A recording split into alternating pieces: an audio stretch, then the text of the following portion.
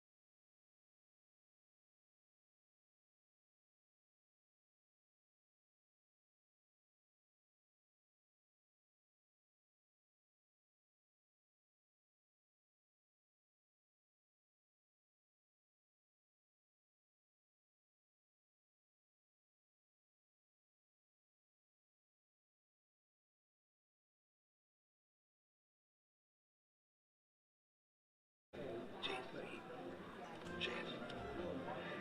Per arrivare a un posto sono arrivato io. Servono fondamentalmente due cose. Una un'intelligenza sopra la media. E se permetti, quella non mi manca. La seconda è una pratica sfacciata della simulazione. E pure su quello. Sopravvita, no? Signori, su questa chiavetta c'è la prova regina che l'amante della vittima sta mettendo su tutta la linea. Capo, buongiorno, tutto bene? Ecco, l'intenzionato a dichiarare che non era a conoscenza della gravidanza della Capasso.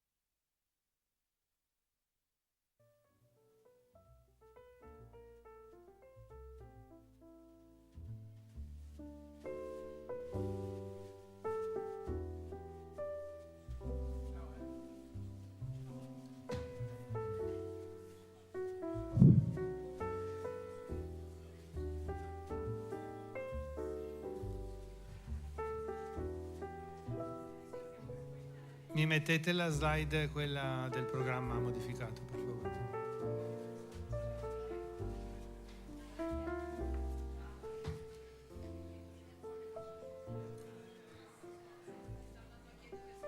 Ok. Siamo a posto con lo streaming.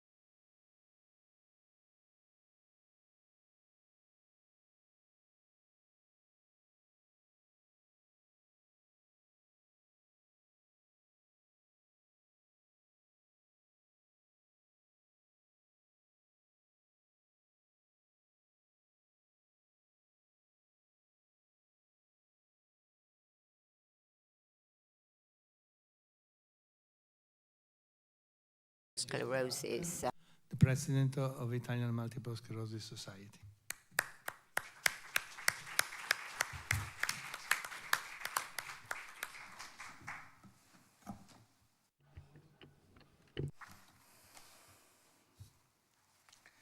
Metto gli occhiali perché Let me put on my eyeglasses because I'm getting old. Buona giornata a tutti. A good day to you all, and a good day to those who are here and those who are connected. A year has elapsed since the last Congress of our Italian Society, but this is a year that has brought news and new paths in multiple sclerosis. I will never stop saying how honored and pleased I am to welcome you on the first opening day of Italian Society as a president of IMS Society, but also as a person, as a MS patient. This year, the Congress of our foundation is based on use of data as to drive future treatments. This theme must be taken into account in terms of data sharing, but also as access and free circulation of data. And in order to address concerns and questions of MS patients and to pave the way to pharmacological and rehabilitation treatments. A contribution from all becomes very important. The contribution of researchers, of MS patients, and institutions, making sure that we share new data. We have new programs to advance technology. This means that we will contribute, we will all make our contribution so that there will be the right information while having data confidentiality. And this is aimed at increasing our knowledge to improve the quality of life and development of new treatments. Science unites data coming from different different sources. First of all, we have data coming from patients, MS patients. In this ecosystem, MS patients and their family members play a very important role in guaranteeing the right balance between the right to privacy and scientific innovation, obviously including technological revolution. But in order to do this, we have to provide the right information with respect to new technologies and protection, relevant protection. And we have to become partners of institutions so that data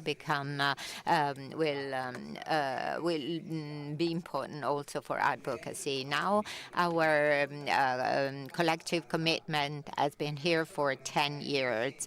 And as an MS patient, I realize that my contribution is valuable at this time of great change, and I feel the duty since I'm part of the Association Multiple Sclerosis. I want to reassure that people living with this disease will have the necessary treatment, and it's important, therefore, to have data on this treatment. I would like to thank all the researchers that, with their commitment and their passion, even in these difficult times, represent can provide answers to all these people who are looking for an answer to their question. Thank you very much, and I wish you success of the proceedings. I want to remember Giancarlo Comi. He was here with us last year, the same meeting. He passed away last November at the European Charcot meeting. It was important for our MS community, not only at international level, including European Charcot level, but also Progressive MS Alliance, our International Federation of Multiple Sclerosis Societies. And he was a recipient of the Charcot Prize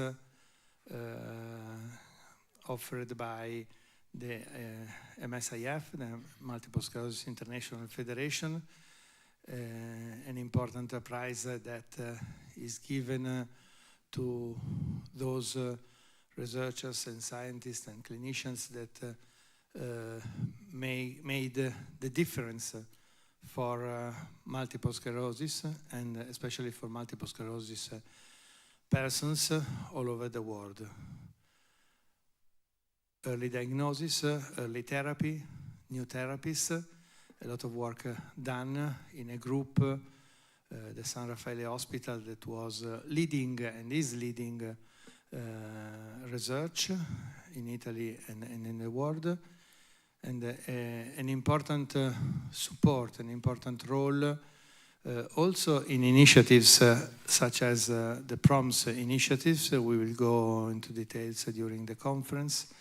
The importance of the data, and especially the role that persons with MS can play in research as actor of the challenges and the success that have covered more than 40 years of development of our research, our approach to the illness, our answers to respond to the unmet needs also that can change the lives of the persons with MS. So I just wanted to remind the role that Giancarlo had in our community, and also the role he had in the development of our Italian MS Foundation, that is the foundation of Italian MS Society, dedicated to research, and is one of the main actors of our international movement. And he was also co-leading the Progressive MS Alliance. We will cover this issue later on. So thanks, Giancarlo, for all what you have done and all what you have done for all the MS community, the MS young researchers in Italy that now are spread all over the world and helping research along with all our colleagues of all over the world that are working in our ACT streams, in the other streams, and in our MS societies, scientific committees. Thank you, Giancarlo, for what you have done.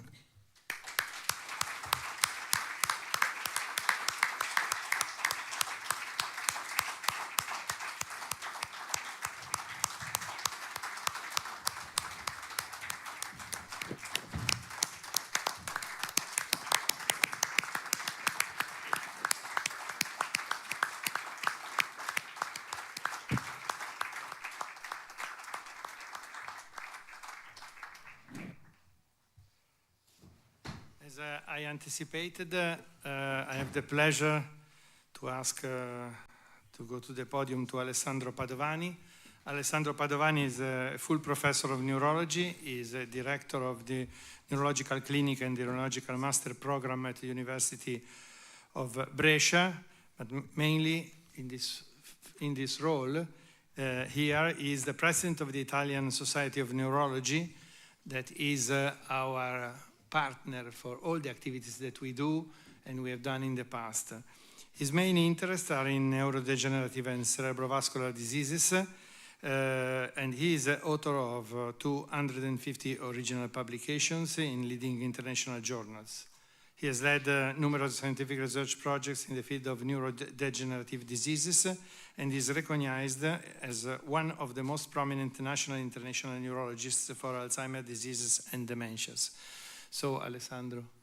Well, thank you, Mario. Thank you, Paola, for inviting me on behalf of the Italian Society of Neurology.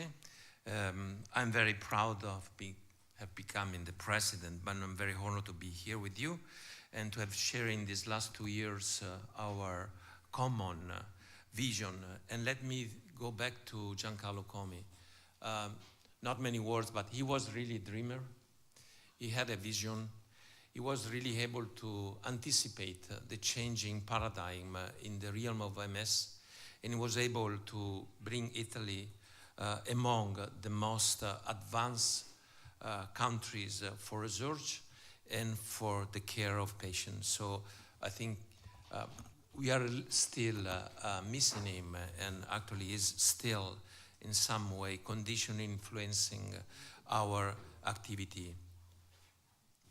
Now, as a specialist in neurology and as a president of the Italian Society, I had to make a sort of a change of my posture, taking into account all the realms of neurology. And no doubt, MS is one of the most, let's say, innovative field. And through what has been done in the realm of MS, has in some way influenced and conditioned the advancement of many other areas. No doubt that the advancement in knowledge about the neuroimmunology of many diseases has been possible just because of the knowledge in the field of multiple sclerosis. So when we talk about data-driven approach, obviously we are not limiting our attention to MS, but looking at MS, because in MS there has been a lot of interest, a lot of investment in what we call now data-driven approach. It has to do also with other diseases like Parkinson's disease and Alzheimer's disease as well, and many other neuroimmunological disorders.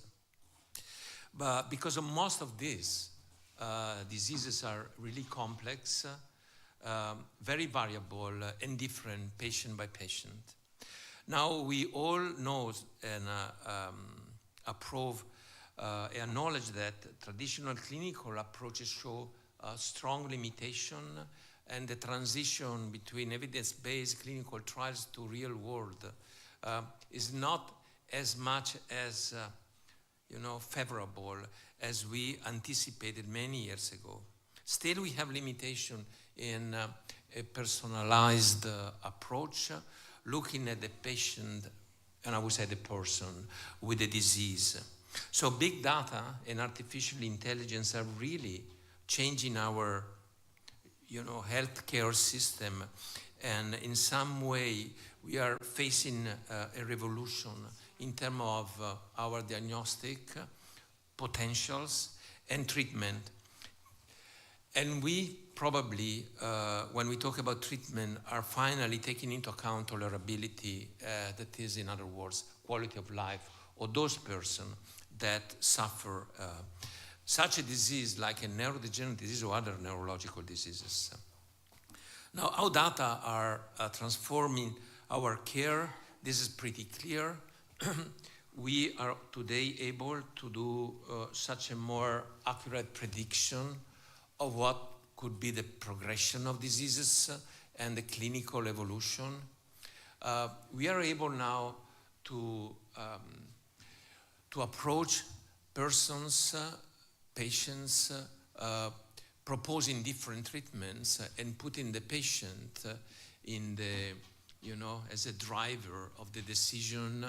And we are today able to, allow a constant patient monitoring in a remote way, in an automatic way. So what we are facing and what we should look for is how to transfer, to educate a new generation of physicians to this revolution. And still, I understand that this is really difficult, but neurology, also the university side of neurology is making their contribution to this transition. So definitely machine learning models are able to give us such more accurate information about the prediction of progression, and this in MS is really important, not only across stages, but since its early stages.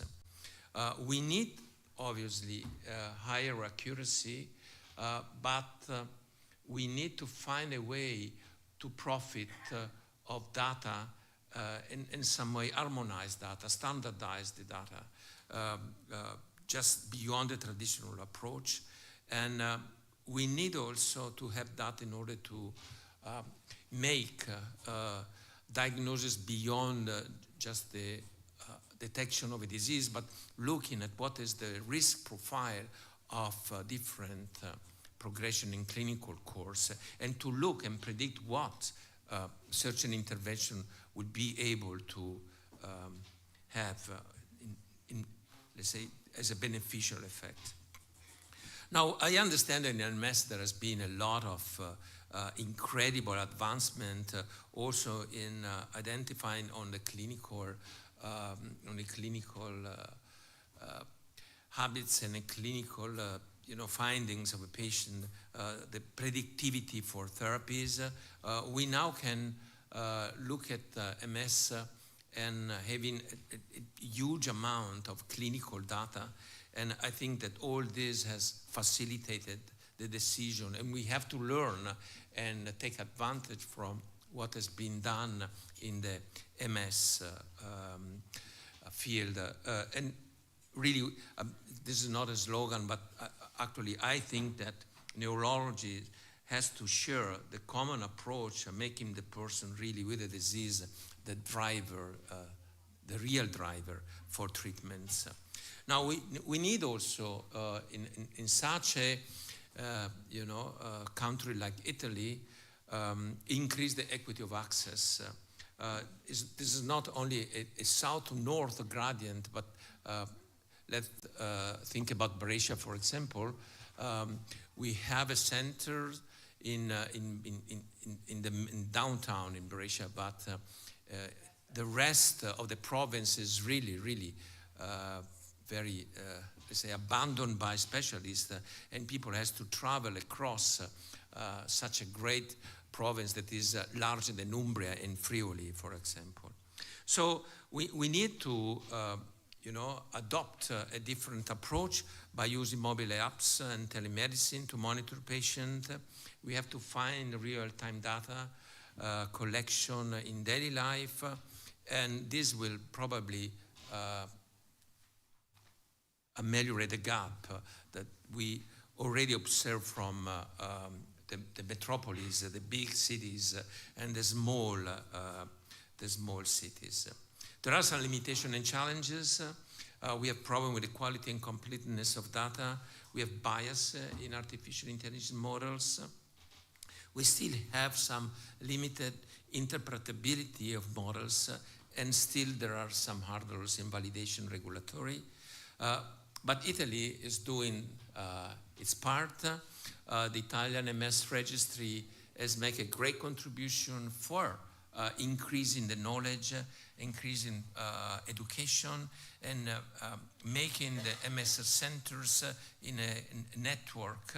And this has been the way for centralized collection and clinical data, and we have to look at the Italian MS registry in order to copy for many others fields, and I'm talking about, for example, Parkinson, ALS, and many others. We now have some real-world evidence, and we understand that adherence to drugs, for example, reduces relapses. And I think that the Italian MS registry, and I thank the foundation for having been one of the most strong contributors to the realization, is a model, not only for national, but also for European policies. So when we talk about the national agenda, I understand that there are so many issues in the healthcare system, and we are facing many problems, not only economically talking, but also for the organization of different regions, like in Italy, has their own system, and it's really difficult to go across all the regions. But we need to invest in interoperable infrastructures. We need to ensure transparency and fairness in artificial intelligence models. We need to increase our efforts to educate and training healthcare professionals. This is going to be a great chapter, but we don't have time for going here. But at the end, I think that what we need to do is to increase the promotion for a public-private collaboration. So data-driven are already transforming our neurological care, not only in MS. We need a national strategy to improve equity and innovation. And I think we have a long way in front of us, but we at least, even thanks to Giancarlo and the foundation, we need to lead the way for using data to preserve the brain of tomorrow. Thank you for your attention.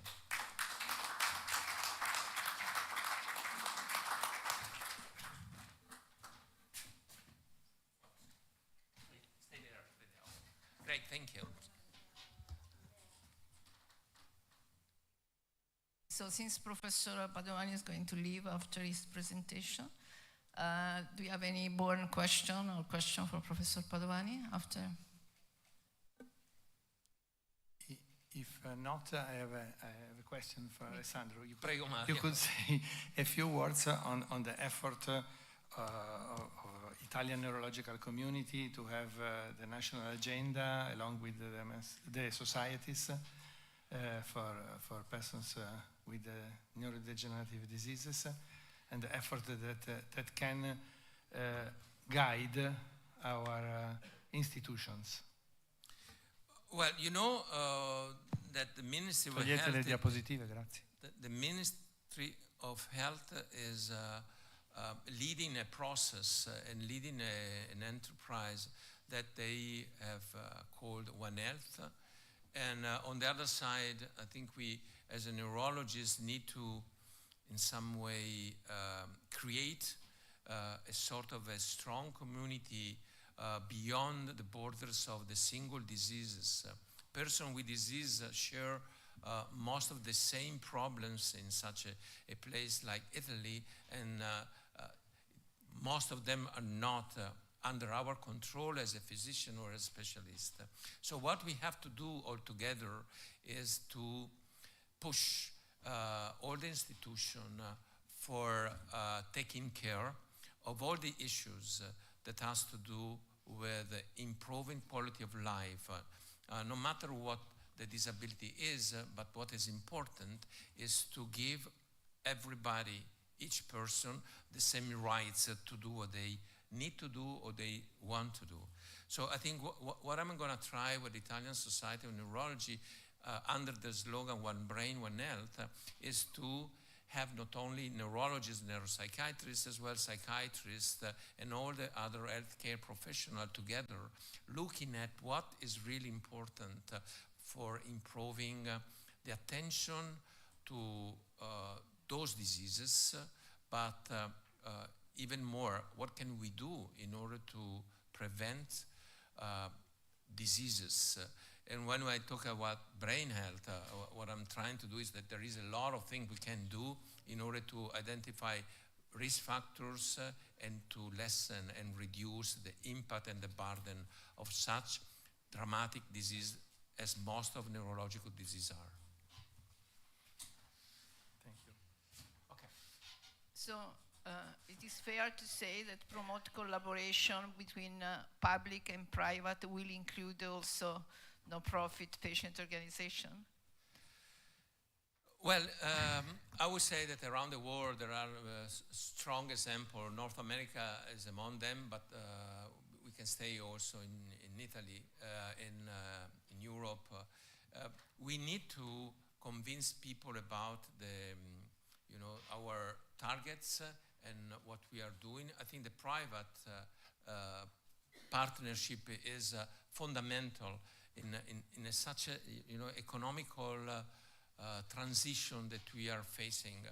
Italy, among the other countries, has some particularity, and this has to do with the increasing aging society that characterize our country. Now, in such a perspective, we have to change our paradigm, but this cannot be done by the public system as well.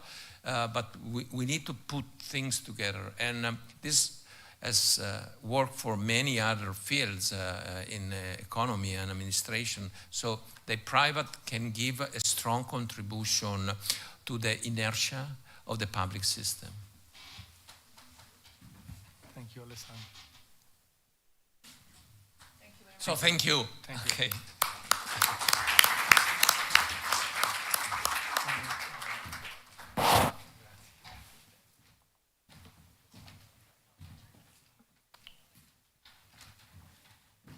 So it is my pleasure and honor now to introduce Professor Mario Alberto Battaglia, that is the president of Italian Multiple Sclerosis Foundation and chief executive officer of Italian MS Society. And Professor Battaglia will present the contribution of Italian MS Society Foundation and MS Society to meet the challenge of a data-driven future to cure MS. Professor Battaglia. Thank you, Paola. It was already disclosed my first slide, that is this one. Most of you were present last year, so maybe you recognize you in the picture. Of course, this year we will have another picture for remembering what is our community, and we used this picture also in a place where you will see soon. As you already know, anyway, we can repeat for those that are listening also from distance, we are MS Society and MS Foundation, and we work, of course, together. We work together in an activity that can be summarized in 3 words: rights, research, and persons. Of course, we have been celebrating since many years ago the MS Week, and in the same week, on the 30th of May, we celebrate all over the world the World MS Day with our MSIF. This year we will be going again in the Sala della Regina, in the Parliament, where Parliament members voted the end of last year the engagement of the Parliament and the government for all the priorities of our agenda. And of course there will be many events all over Italy. I just remind the monuments that have red light in the evening of the 30th. Of course, I just want to underline, and today maybe is the day to remind this, that we fund research through a tax system that is called the 5 per thousand. And just today, this morning, it was published the new list of donors, no, not the list of donors, the number of the donors with the taxes that raised 11,000 in the numbers, 11,000 over the ones that were already there last year. This means more money for research because, as you know, we devote all the 5 per thousand to fund research that you conduct. Of course, we have launched a few days ago, 2 weeks ago, the new call for proposal, where we have put the photograph of all the MS research community since last year. We fund research all over Italy, of course. There are regions that are receiving more money, but it depends from the centers and the quality of the researchers that are there. But we also fund research in Europe and in US. Also of Italians that are working there, but not only Italians. During the MS Week, we will be presenting as all the years and all the days of the years the Charter of the Rights that we rewrote 5 years ago, the agenda, and on the 30th in the Parliament we'll present a barometer that is the data that demonstrate what we have done against the priorities, what we have realized with all the stakeholders. The agenda, I just remind you, is covering 4 missions, including research, the third one, but also the care and the inclusion and information. So we are working all together with all the stakeholders on this. We are here as MS Society since 1968. The foundation started in 1998. But there are a lot of numbers today, as it was already reminded by Francesco Vacca. We will celebrate in 2 days the 10 years of our register that was quoted by Alessandro Padovani also. But the first regional register started 20 years ago. That means that we have still the effort to cover with regional registers all the regions with the institutions. Just to remind you that 40 years ago, we decided to have the research fund, 39 years since the beginning. So these are just the dates that could be reminding us how is important the work that we are doing, including the work on the data, the sharing of the data. That will be one of the topics this morning and this afternoon, demonstrating how important are the data. You have seen this picture in the program of the conference. That can remind many things. It can be the person in the middle and all the data covering the needs of the person. Can be the light at the end of the tunnel, as Rita Di Montalcini was saying many years ago. We are near the end of the tunnel now, and we know from research and from clinics, and so this is important, data-driven. Remembering, there is a missing number. We are covering, as a MS Foundation, we are covering extramural research projects, programs, fellowships, and infrastructures, also through the call for proposal. We have intramural research covering areas of rehabilitation, public health, and responsible research, innovation, research models. We had an investment, the number is missing, but is 8.7 million euros in our budget that were invested in 24 for research, and now we have more than 100 projects going on, and we had in the past 20 years a number of publications and an average impact factor that is quite high. As you remember, you have seen these slides many times. We cover not only the innovative research to the call for proposal, but we have special projects. We have projects that are driven by our MS Foundation, and we have a lot of international projects that we cover. I want to remind you, but maybe you remind perfectly that the first three lines of the agenda that we wrote together, researchers, clinicians, and persons with MS, for the Agenda 25, were using the word prevention. That means primary, secondary, and tertiary prevention. And in this line, if we consider only these three areas, we are covering research at an higher level. And if we go to use artificial intelligence, you can see that the research that we do is dedicated in Italy to these issues as well. We have a lot of interdisciplinary research covered by this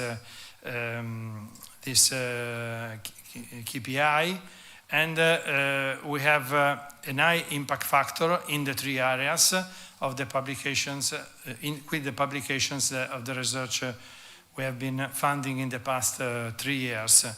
As well as we have in the media, we have a higher coverage of the research we do.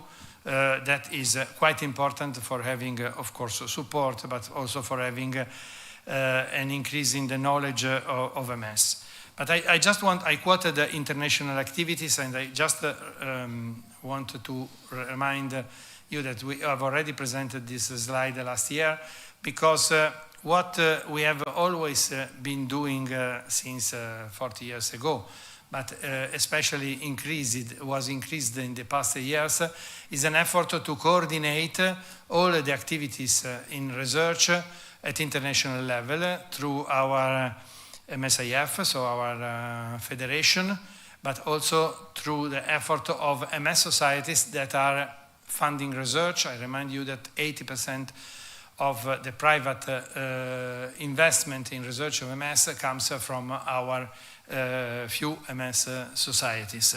And we decided to have a global research strategy. You remember that was published twice, a document, Pathways to Cure, on this global strategy. And the three keywords are stop, restore, and end.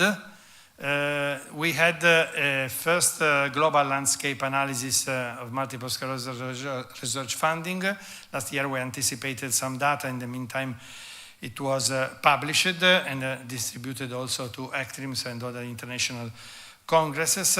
This means that we have to check as each society what we cover. You can see the global portfolio, how it's divided. You can see the Italian society portfolio, including infrastructures that is well balanced. At international level, it was pointed out that we don't have enough investment in ending MS, so primary prevention. But I just want to remind the importance among the projects of data infrastructures, as we do. And you remember that we presented in the left part of the slide the effort that we have going on, we are doing to put together all the data that we are collecting in the different initiatives, starting from the register, the INI project, the genetic databases, and the PRO databases. Of course, this is an effort that is going on, and we will be discussing this, but because it was not covered enough, the end MS area, the MS societies, under the leadership of Canada and Australia, started a new initiative that is called Prevention, and there will be a strategy, a common strategy. There will be funding in this area available for researchers all over the world. So a big effort, because we want to end MS. Of course, you are perfectly aware of what is going on with the Epstein-Barr virus research, the European projects. We are also supporting, participating as MS Foundation to those projects, and I think that Italian researchers have given a big contribution. Going to Progressive MS Alliance, the initiative that we launched 12 years ago, the activities is going on, and this is important. Of course, there is a big effort of 5 MS societies, along with our federation and our other societies that are supporting, and also companies. But you know perfectly that what we do is to try to answer to the unmet needs of progressive MS persons, and of course they are in the first line in participating to the priorities and to the activities that should answer, of course, to basic research questions, but also improve well-being. We invested, we MS societies invested in the past year an amount of money in new research projects, but we have also proposals for experimental medicine trials, and this is another project that is going on.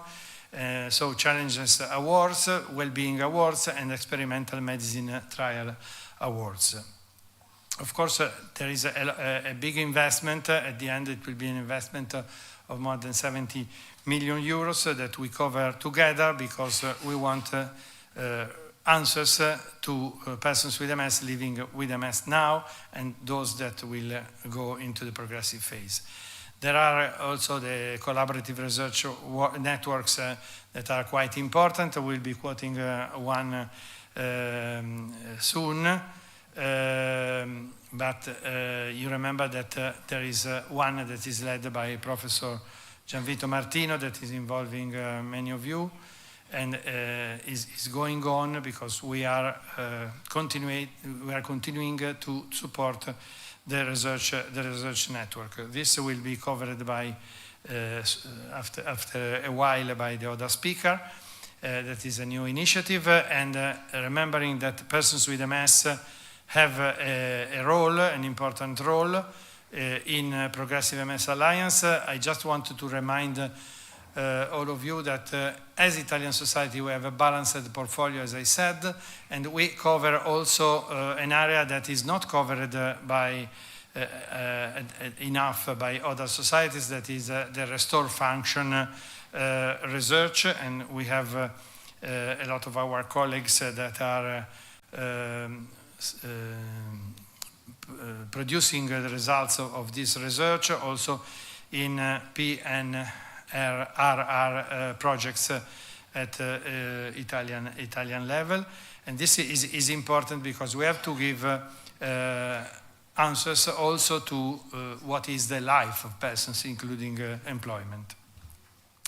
Regarding the involvement of persons with MS, you should be aware, but I just remind you that we started to have an engagement coordination team, we call ECT, where persons with MS are giving the support through the Italian network of persons with MS.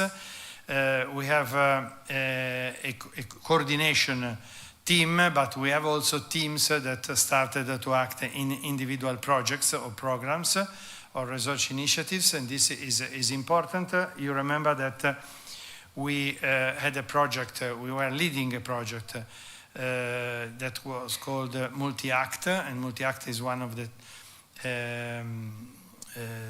names that you find quite a lot in this topic, because we have been teaching through our experience, and we are involved or promoting the involvement of persons with MS in international projects, including Progressive MS Alliance, MS Care Unit, PROMS, and European projects. Yesterday there was one of the meetings of one of these projects here in this place. Of course, for us is important to move on this issue, and if you have seen already the call for proposal, the rules, you know that persons with MS and caregivers will be involved in the evaluation of the projects that you will be presenting. There is a specific area of the forms that will be written in Italian language, where you summarize clearly the project so they can be evaluated. The persons with MS and the caregiver can evaluate this, and we ask also you to prepare in advance, when you present your proposal, a draft of press release if you are financed. You remember that Multi-Act is going on as an activity that is leading other activities, and one of the issues that we are pushing on is the involvement of persons with MS in scientific writing. And you know perfectly that this was one of the conclusions in the project, but it was also a reality in all the initiatives and the publications that were prepared within the PROMS in a participatory governance where all the stakeholders have to play an important role. Finally, I just wanted to remind you that we are acting as actor in not only in the media, but in all the activities that should involve all stakeholders. The last one we did was participating in the Fondazione Praga initiative that started some years ago through the initiative of Giancarlo Comi. We had our meetings. Alessandro Padovani was with us, and also other societies of neurodegenerative diseases were there, each one covering his area, but also presenting through an exposition what is the effort of all the community for all the illnesses, especially underlying that we have a common path for all neurodegenerative diseases where we can drive the change for brain health. So this is an important issue also, because we need the contribution and the support from all the citizens.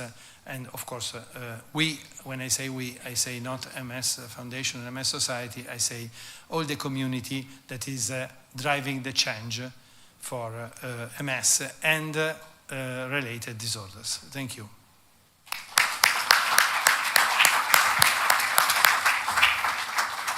Thank you very much, Professor Battaglia. We'll take the question at the end of this session. And it's now my pleasure to introduce Powell Sciaboda. Powell is a close friend of Italian Multiple Sclerosis Society and its foundation. He's founder and director of Neurocentury, a brain health policy hub, as well as senior fellow for neurotechnology at the International Center for Future Generation, senior advising fellow at the European Policy Center, and senior advisor for brain health at FIBRA. He's co-founder of the Brain Capital Alliance and member of the board of the advisory of the Euro-Mediterranean Economists Association. And he was the founder also of eBrains initiative that had a lot to do with data-driven future to cure diseases.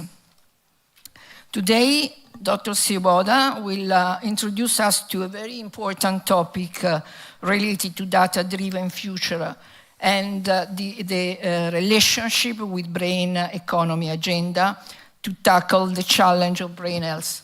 Paul? Thank you very much, Paola, for this extremely kind introduction.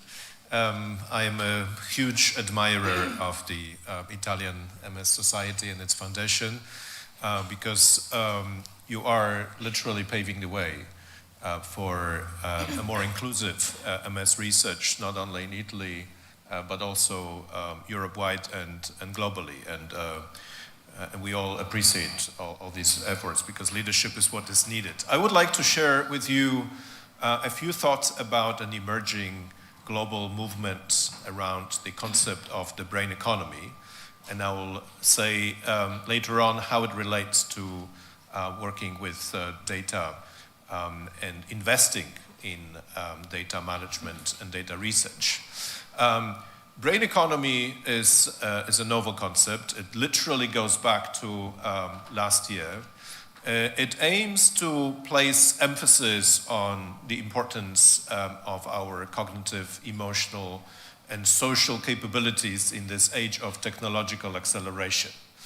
So it is a response to what is happening with regards to technology, but it is also an effort to invest in the centrality of the brain on the public agenda.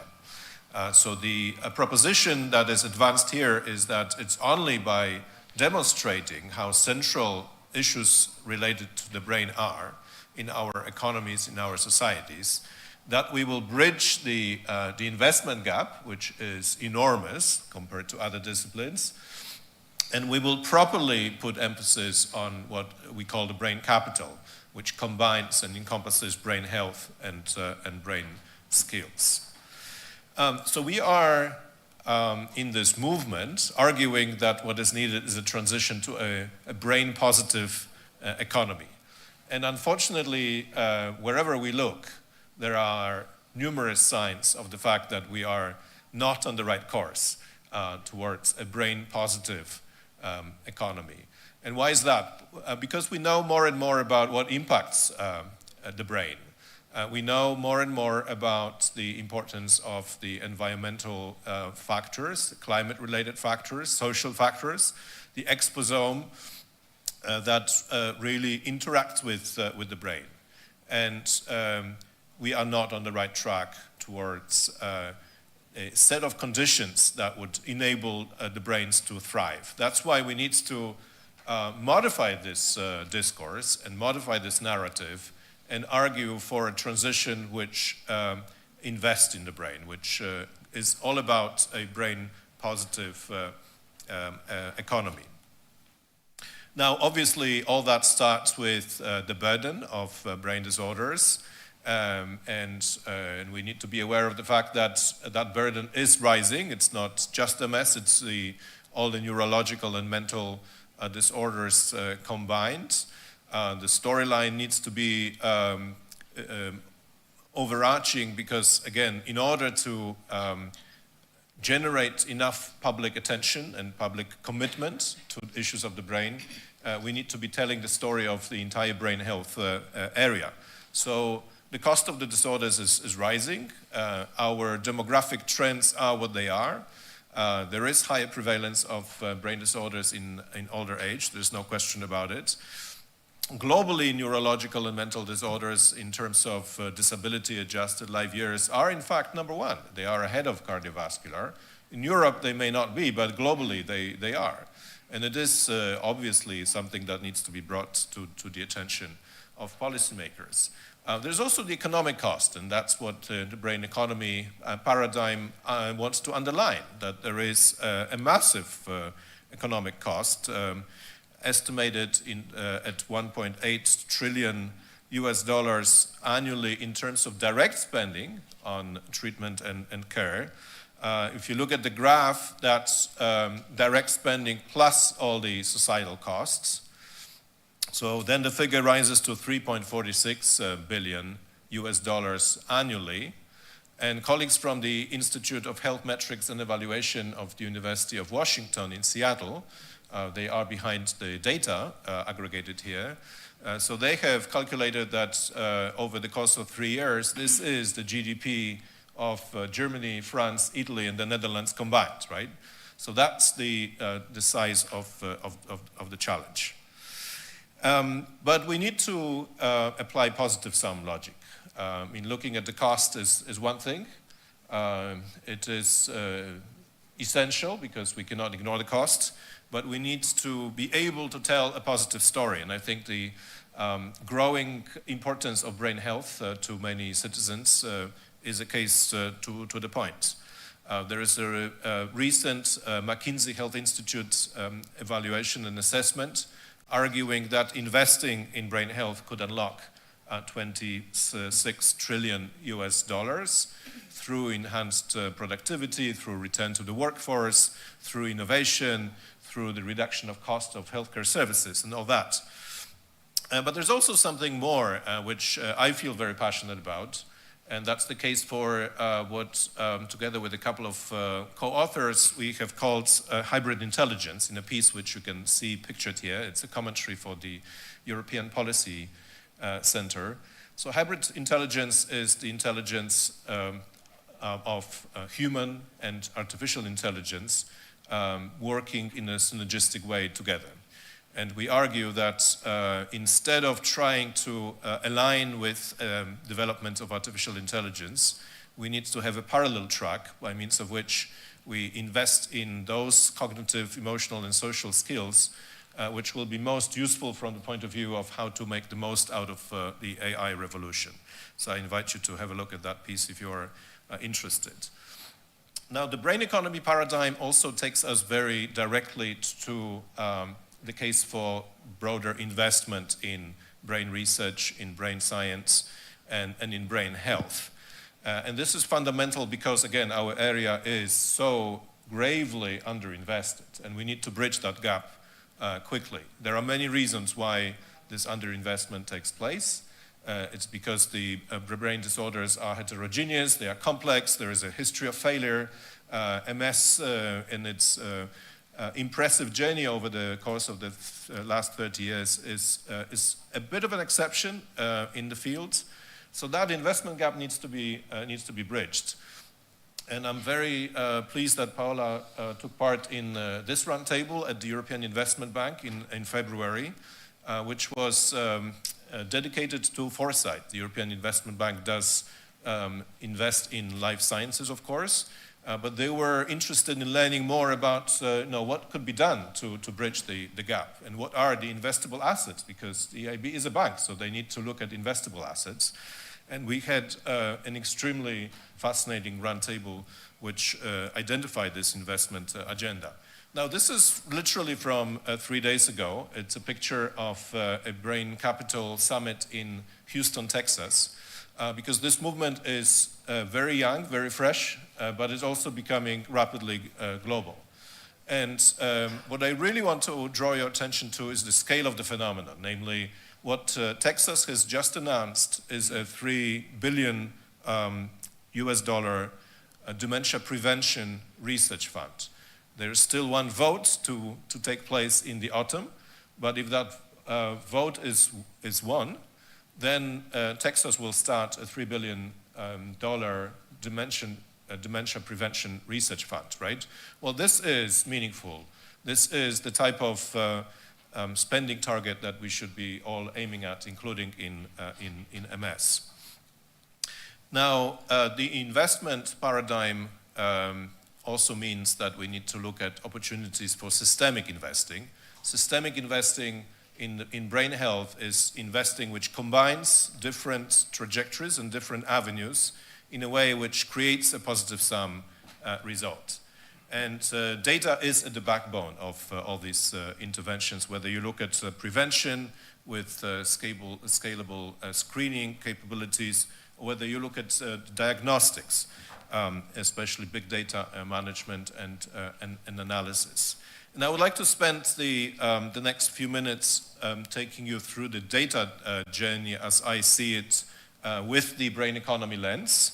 So for me, it's all about scaling personalized prevention, diagnosis, and therapeutic approaches. And for that, we increasingly will rely on the brain health tracking approach. And this approach will enable risk stratification to start with, because we need to address interventions to the patients who are most exposed. We'll be able to quantify brain health in a more comprehensive fashion, not only on the basis of single individual markers. We'll be able to better anticipate also the pathology and its progression, and move offensively into risk reduction programs. And I'll come back to that in a second. In Europe, we have a very impressive groundwork which has been done in the initiative that has been a flagship in the European Union, the European Health Data Space. And that initiative is now ready to be used. The legislation has now entered into force. Also, the European Health Data Space pilot project has now completed its work, and all the deliverables are, as of a couple of weeks ago, on the website. So what they have done is an impressive range of work analyzing the available metadata catalogs. Because the beauty of EHDS, European Health Data Space, is that you will need one single data request in order to obtain the data sets you need for your research from different sites around Europe. That's the theory. The pilot has been about preparing the infrastructure and all the groundwork in order to make it also a reality in practice.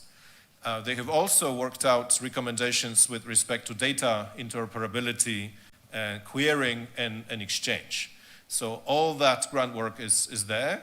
Of course, there is now a non-negligible task of incentivizing researchers, incentivizing research teams to benefit from this infrastructure and approach.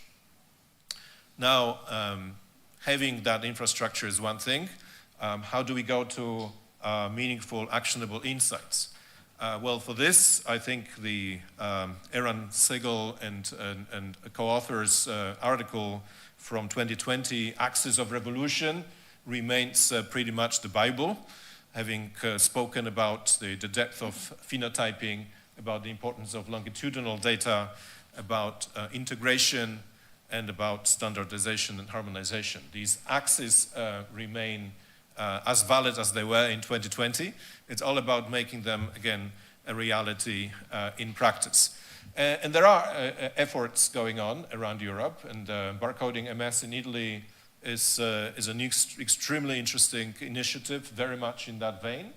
To give you another example, there is the Clinova Consortium in France, Germany, Switzerland, and Luxembourg, which is creating also a federated learning method to develop more accurate models. And the focal area is very much on MS. So that is an example of deep phenotyping also being realized in practice. There is a growing readiness to also apply AI techniques to clinical trials.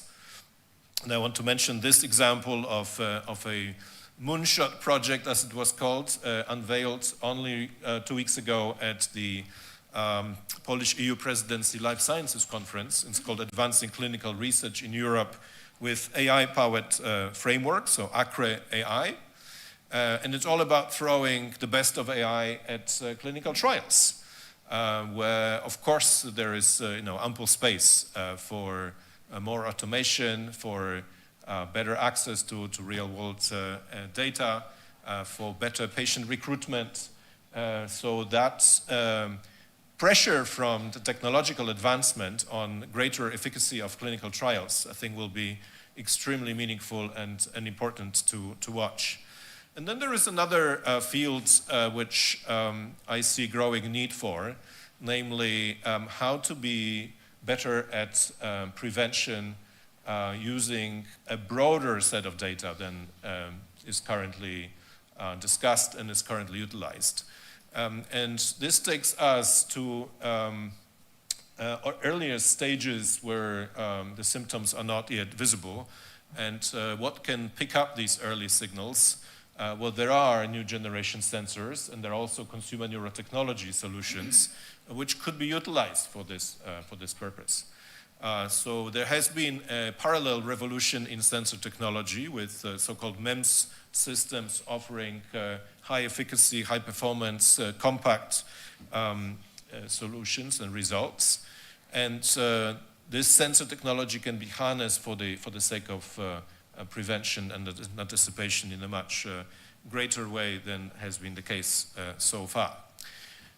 Data opens way to collaborations. I think we have seen how collaborations are central to any meaningful advances, and I want to give a couple of examples. This comes from colleagues at the Elixir research infrastructure.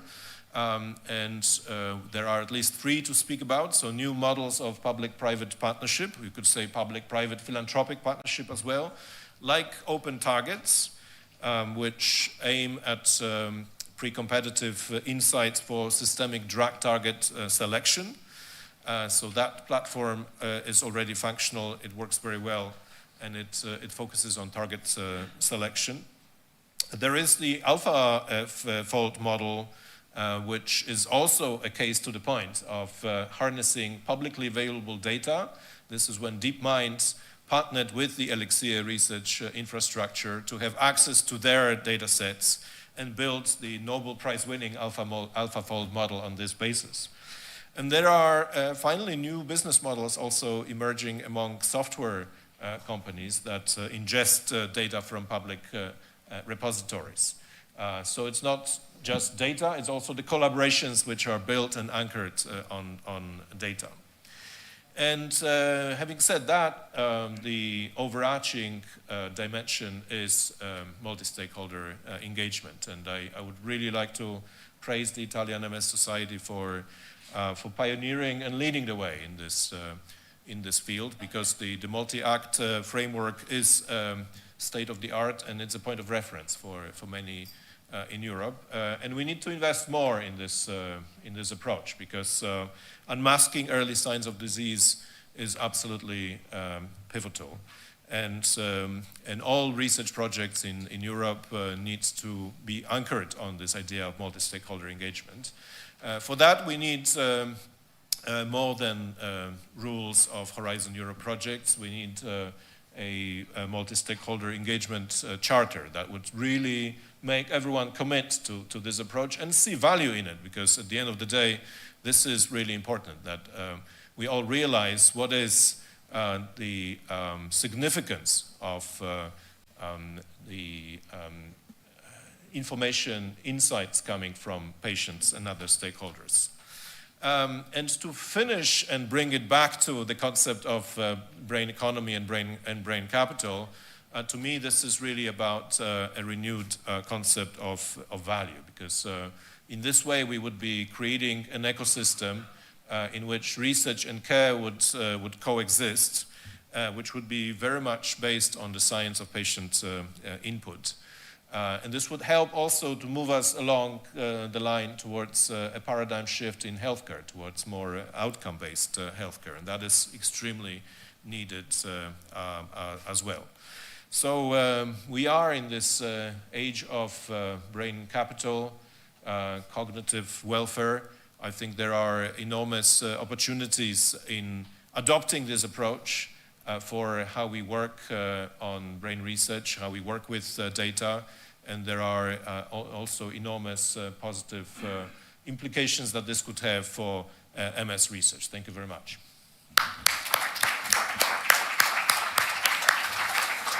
Thank you very much, Paolo, for this inspiring presentation. And it's now my pleasure to introduce our next speaker that will be online. So, Dr. Timothy Cozzi. Good morning, Timothy, and thank you very much for your early start. We appreciate.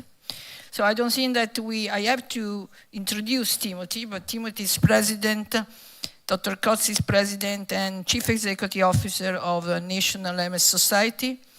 He previously served as chief of U.S. National Society Advocacy Services and science officer. And so it's really a pleasure for me to have Tim with us today. And I think that speaking about the brain economy and brain health, what Timothy is what Dr. Cozzi is going to present is very relevant in terms of being an effort moving towards a biological-based description of multiple sclerosis disease course that I believe will be also very relevant to what we have just heard.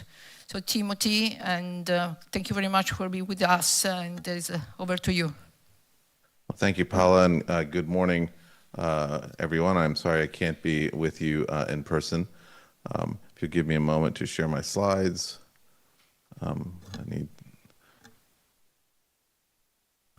Just need the technicians to give me slide sharing privileges.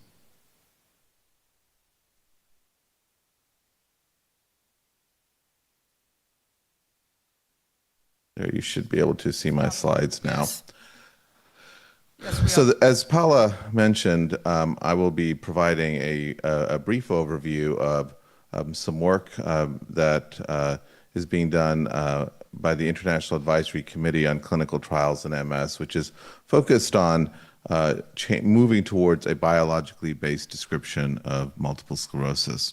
I think this builds nicely on the work that we just heard about the need for there to be an emphasis on a brain health economy, and the information I'll share over the next few minutes really focuses on how we can move towards a biologically based description of multiple sclerosis and the implications of that for our community. Now, this work is really the work product of a working group that was established by the International Advisory Committee on Clinical Trials in MS, which is a jointly sponsored international committee supported by the European Committee for Treatment and Research in MS and the National MS Society. Here you see the working group that has been charged by the committee with developing a more biologically based disease description for multiple sclerosis. It's chaired by Professor Alan Thompson, who I know is known to many in our group, and consists of an international group of experts in the field. Now, the reason for this is rooted back in the very earliest descriptions of multiple sclerosis. This was a paper that was published in 1996 defining the clinical course of MS, which was an effort led by Professors Fred Lublin and Dr. Stephen Reingold, then at the National MS Society.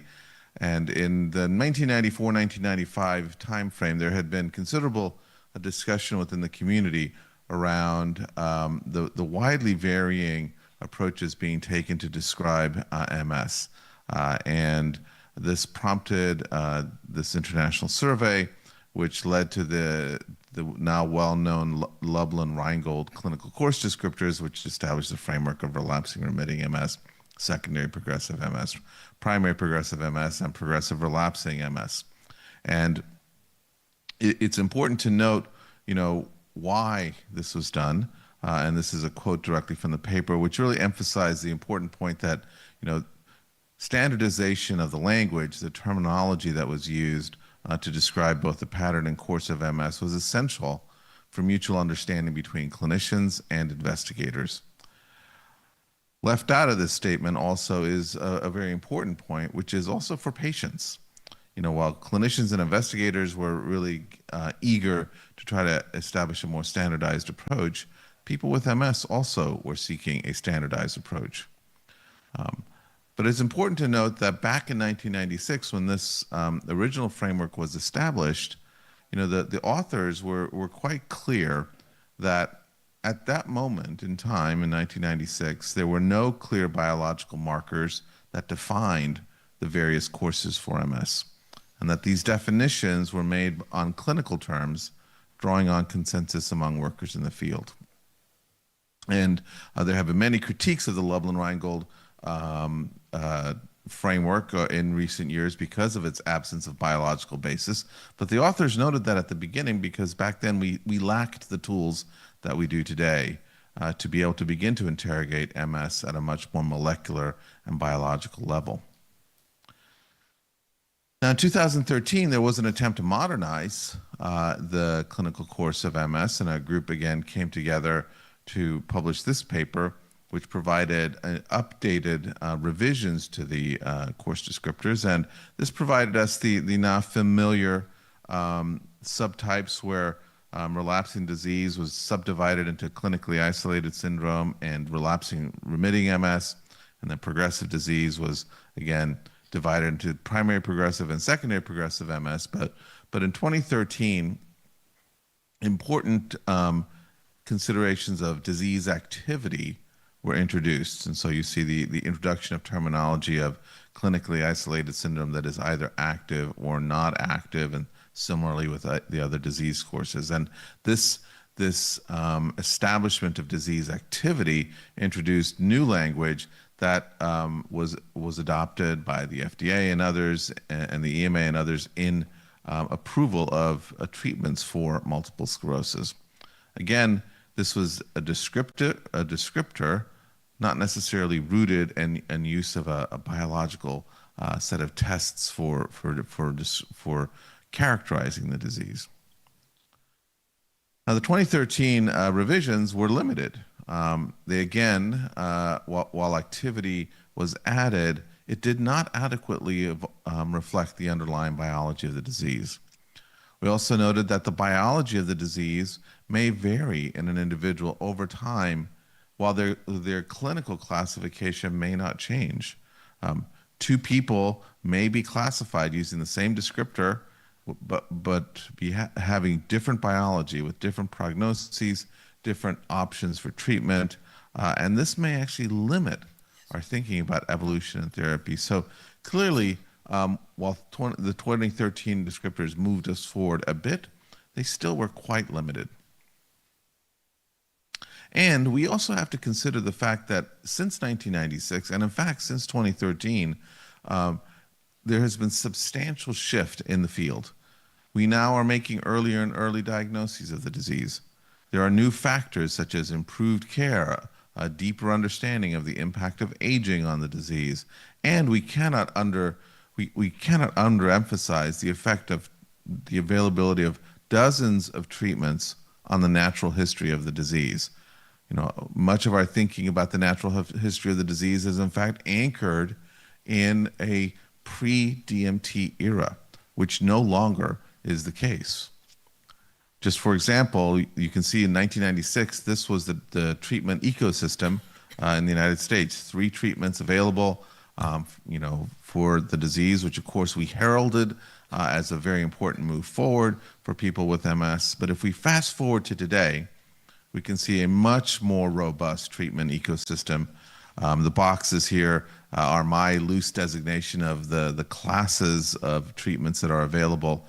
And it is a robust treatment ecosystem, which also is having an impact on the natural history of the disease. And so it places great emphasis on why we need to continue to look at how we describe the disease and move from these clinical descriptions to more biologically based descriptions for the disease.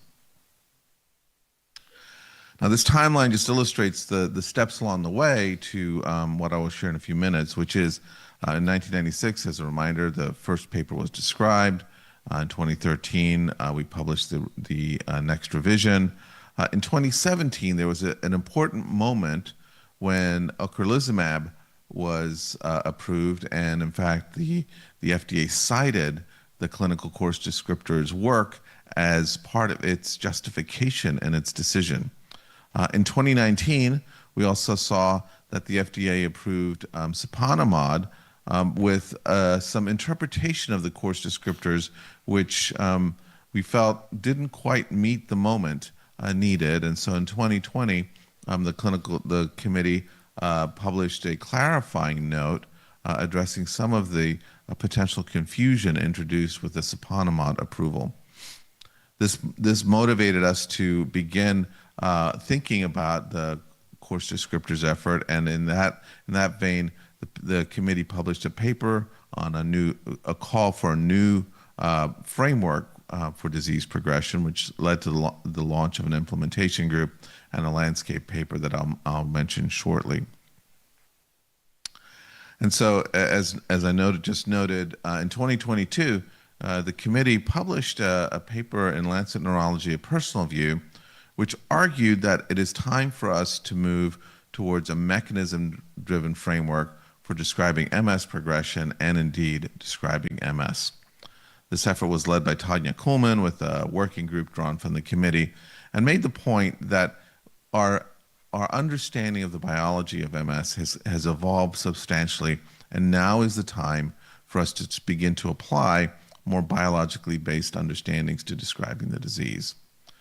This is an illustration from the paper which just illustrates both the pathological substrates, but also the tools we have available for understanding these disease mechanisms. And so I'll draw your attention, for example, to the upper right, where you can see meningeal infiltration, which can be described pathologically, can now be seen with gadolinium-enhancing imaging, or the possibility of using PET imaging to understand diffuse white matter inflammation, or the possibility of using neurofilament light chain monitoring as an indicator for acute axonal damage.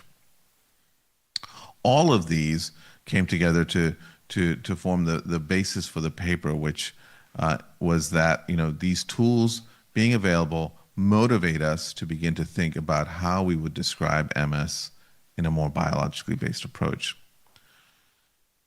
And it's important, as illustrated in this slide, to consider that our understanding of MS has moved beyond just the injury mechanisms. And all of this must be taken into account when we start thinking about describing MS biologically. On the upper left quadrant, you can see the injury mechanisms in the red, which are often have been the focus of a lot of our efforts, and we have a much more refined understanding of the disease based on injury mechanisms. But there's more to that picture. We have to contemplate the importance of compensatory mechanisms illustrated in the green, of repair and remyelination. We have the aspects of brain reserve, which introduce another element that's shown in the blue quadrant. And then there's the emerging perspective around the impact of biological aging on the disease and the disease course.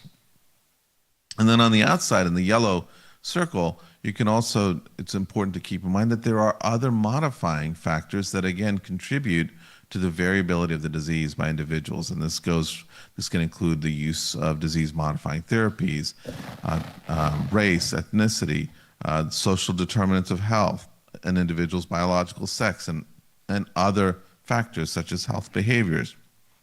All of this comes together to introduce complexity, but also give us opportunity to develop a more granular approach to describing the disease that is both timely and relevant to the patient. Now, this cartoon just serves to illustrate the various steps along the way to a clinically manifest disease, and you can see that we now are beginning to understand, and I know in this meeting there will be discussion about the fact that we can begin to identify individuals at risk of the disease earlier. That's the blue diamond. We also know that we have greater ability to pick up the disease right after biological onset, as seen in RIS cases, but also in issues moving into the prodrome. All of this illustration serves to say that our way of thinking about MS needs to begin to be rooted in describing these steps at a moment in time in the individual patient in front of the clinician.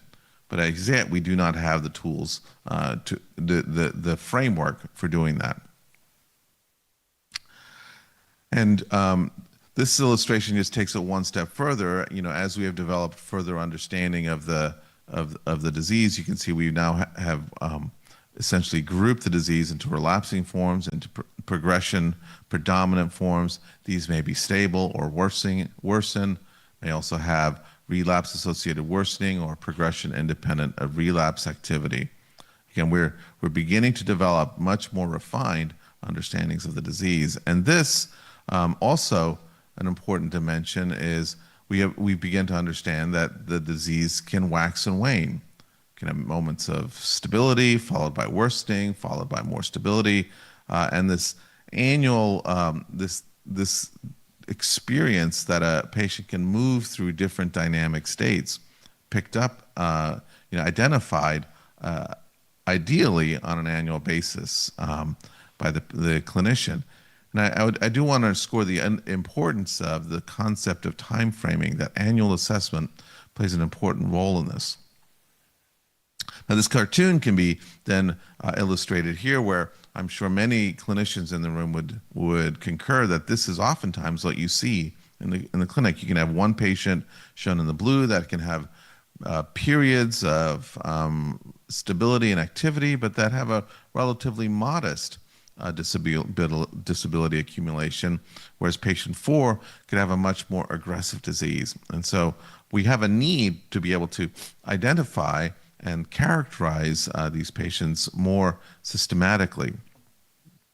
And if one were to take all of these and try to create a composite cartoon, it would look a bit like this, where you can see disability accumulation over time in the blue line, periods of stability and worsening, but then punctuated by these different elements of relapses in the red circles, relapse-associated worsening in the orange circles, moments of repair, which we can't quite detect yet, in the green stars, and then potentially appearance of both reversible and irreversible PIRA.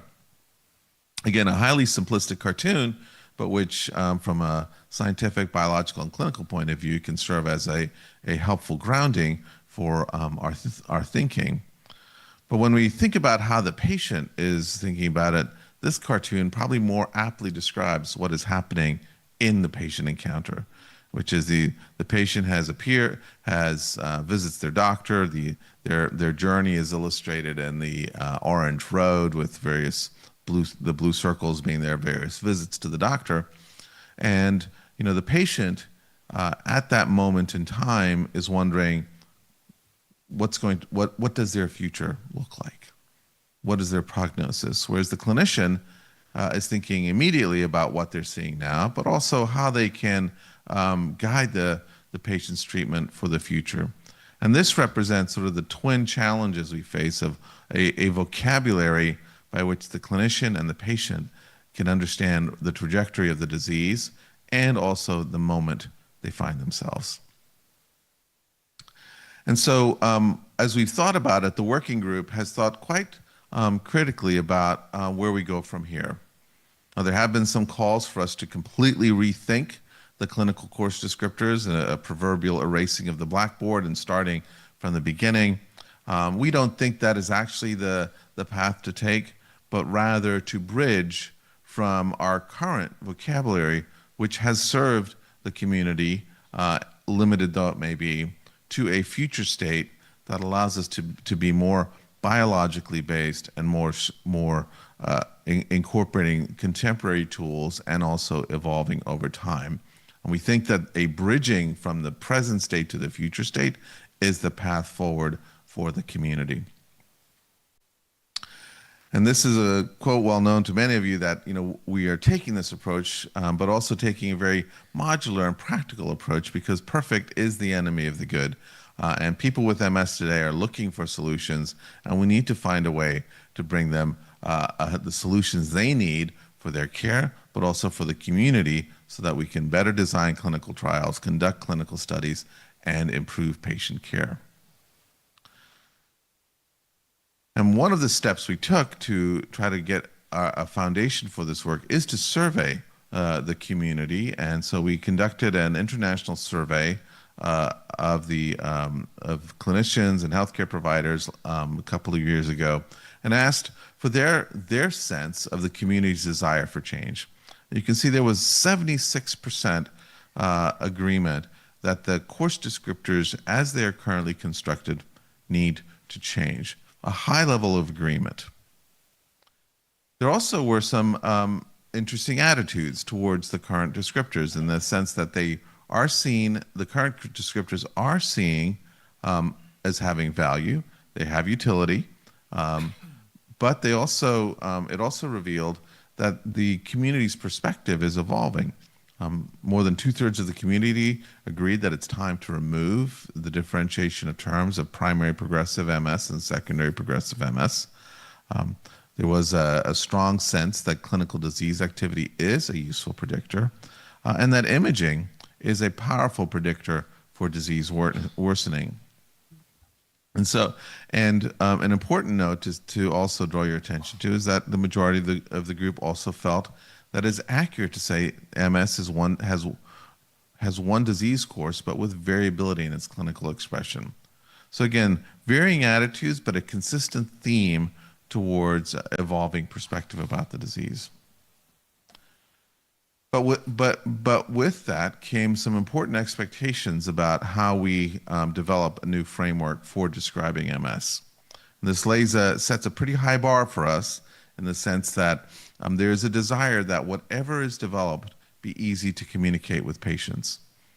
Whatever the flaws of the Lublin-Reingold course descriptors are today, they are easy to communicate, easy to be understood. There's a desire that we have a similarly easy to communicate framework. There's also a strong desire for clinical validation, for its ability to guide clinical trials, that it inform treatment decisions, inform drug approvals, and importantly, also be something that payers and health technology assessment organizations can use.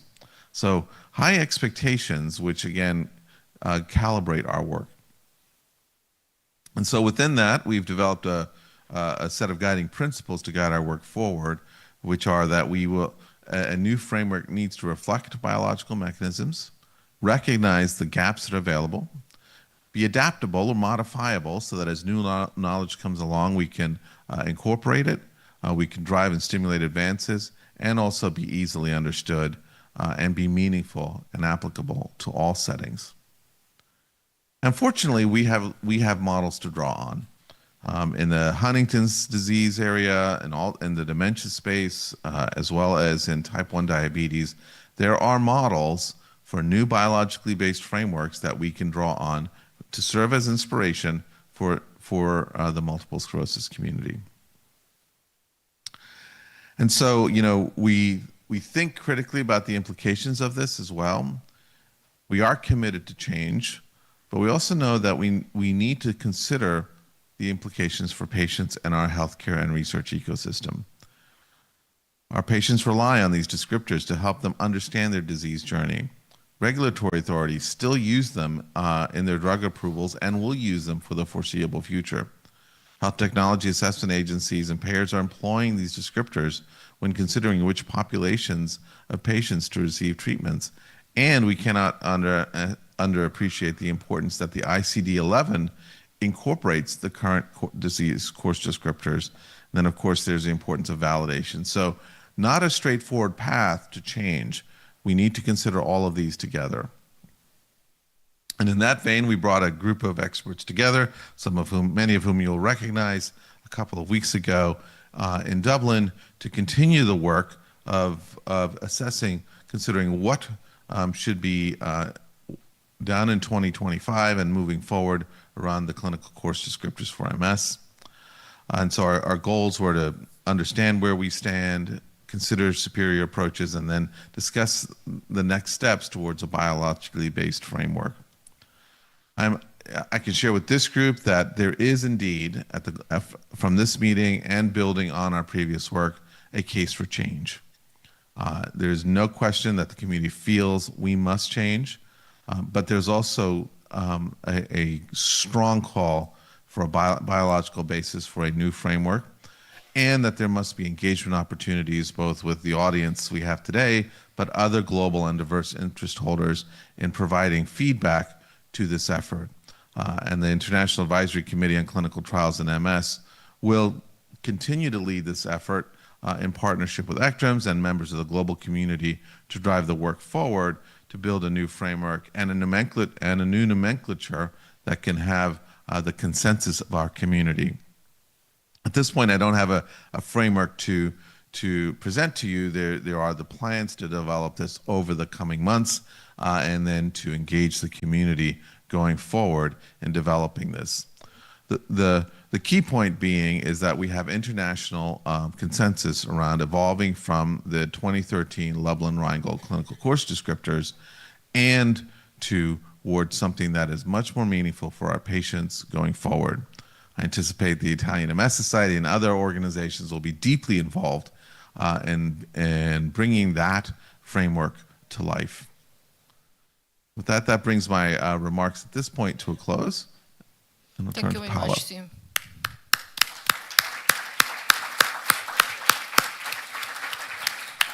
Thank you very much, Tim, for this comprehensive presentation. I wonder if, since Tim then has to leave, if you have any question for Tim regarding this process, ongoing process, very important ongoing process, very relevant to, prevention and early phase of the disease, before we move to the next presentation.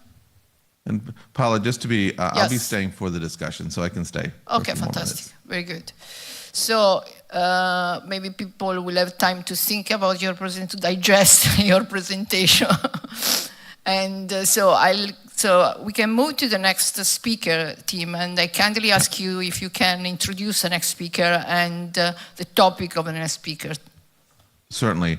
So I'm pleased to introduce an important topic, and our next speaker, Professor Gaetano, Dr. Gaetano. Her presentation will draw on and provide an important update from the work of the International Progressive MS Alliance, which Professor Battaglia had presented earlier, and specifically a new clinical and imaging data resource. This initiative, which I'm happy to announce, is a direct outcome of a Progressive MS Alliance supported project which gathered and federated large data sets from pivotal clinical trials that had been conducted in both relapsing and progressive MS. The original project, led by an international team consisting of Dodd Arnold and collaborators from around the world, was federated these data systems in order to be able to use imaging as a tool for predicting progression. In their effort, they gathered data from 16 phase 3 clinical trials, which included more than 15,000 subjects, and clinical data from 223,000 visits, along with the neuroimaging data and MRI from 57,000 of those visits.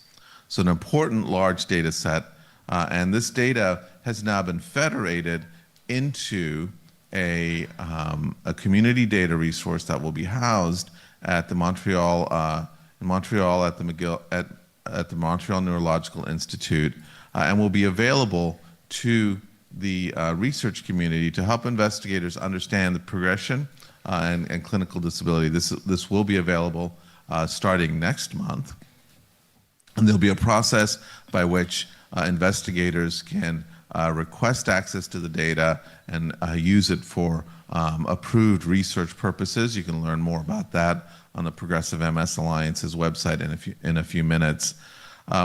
Before I introduce Laura, just to emphasize, and that this is the result of a comprehensive collaborative effort between academic investigators, the Progressive MS Alliance, and also industry. We would not be able to house this data resource without the strong collaborative effort of the companies that represent the industry forum of the Progressive MS Alliance. And so I do want to take this moment to thank our industry collaborators for contributing these, but also finding a way to ensure that there can be data sharing across this platform in a way that is really one of the first of its kind in MS. So with that, I'm happy to invite Laura Gaetano, who is a team leader at Novartis, who will be providing an overview of this community data resource. Thank you, Tim.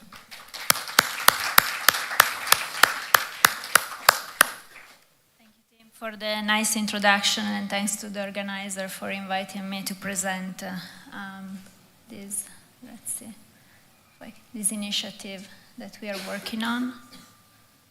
Let's see if we can get the slides.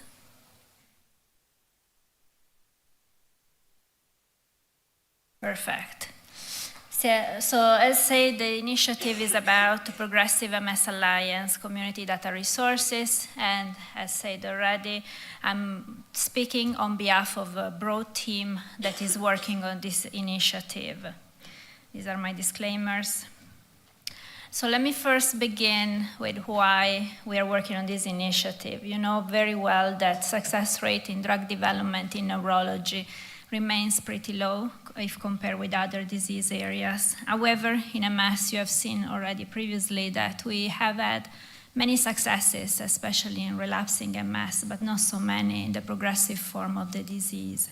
So there is definitely the need to continue to invest in understanding better the pathophysiology behind progression, to understand if there is a biomarker, it's a single biomarker or a composite biomarker for predicting progression, and if we can measure any sign of a treatment effect as early as possible, and other topics like this. So this was exactly the rationale that led the International Progressive MS Alliance some years ago, as mentioned by Tim earlier, to sponsor a project led by McGill University and Doug Arnold that was called Epitome, Enhancing Power of Interventional Trials through Optimized MRI Endpoint, Identifying a Biomarker of Disability Progression for Use in Clinical Trials. The main goal was simple, maybe, or not so much, was to develop the next generation MRI markers for disability progression that could be used as a primary endpoint in a phase 2 trial for progressive MS. And to date, thanks to that particular project, as mentioned again by Tim, McGill and Doug Arnold were able to collect many MRI scans and clinical data out of more than 14,000 MS patients from industry partners and from patients that participated into observational studies in academic centers. So if we talk only about data collected through clinical trials, this is the list of the clinical trials that are currently in the McGill University, and I'm sure you recognize all these names. So those trials are, yes, from either primary progressive MS patients or secondary progressive MS patients, but if you see, you can also spot a couple of trials in relapsing form of the disease, like, for example, Opera 1 and Opera 2. So we are talking about roughly 12,000 subjects, right, that participated with over 50,000 MRI visits, and for each MRI visit we have like multiple sequences, so imagine how many MRIs at this moment are in the McGill University. And then we are talking about roughly 200 clinical visits all over the world, of course, because these are worldwide clinical trials. So you can imagine how rich this data set is. And the objective of the initiative we are working on is very simple. So we would like to share these data sets with the whole community to join forces in biomarker discovery, to tackle unmet needs in progressive MS especially, but also in MS in general. There are key aspects that need to be considered when we are talking about data sharing, and this is what we are currently, we started and we are currently discussing within the team. We are talking about governance. Data anonymization is definitely critical, and how to access the data. If we start with governance, we discussed many frameworks on how we can manage and give provision and give data access. In the end, we decided for a pretty lean approach where we have only like 2 bodies.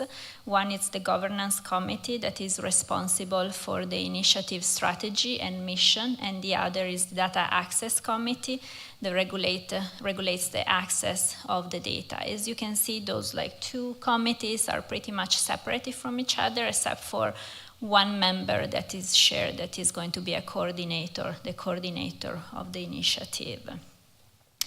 If we talk about data anonymization, you can imagine that these data sets are coming from many sources, right? And so they could have a different level of anonymization.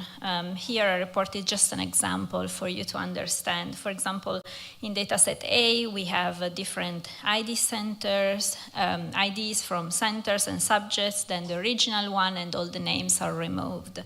But the rest stays pretty much the same. In dataset B, for example, again, different IDs, the names are removed, and also the birth date are removed, but then the age, for example, is the exact age of the participant. In the last dataset C, age is no longer a number, but it's a range, and then all the visit dates are essentially shifted by a certain amount. So you see that we have a different level of anonymization, so our objective is actually to harmonize this level of anonymization. So before any data set can enter in this community data resource, CDR, we would apply certain level of anonymization based on the initial anonymization that was done at the original source. So in this way, we are compliant with the few standards, so with the standards that are available for data anonymization, and we are able then to share this data set broadly with researchers. So in terms of data access, we could have potential different approaches. We discussed about data sharing itself, so really the physical transfer of the data to the researcher. Data can be handled very easily in this case, can be applied any type of algorithm, but of course we need to talk about data privacy, protection, and data anonymization.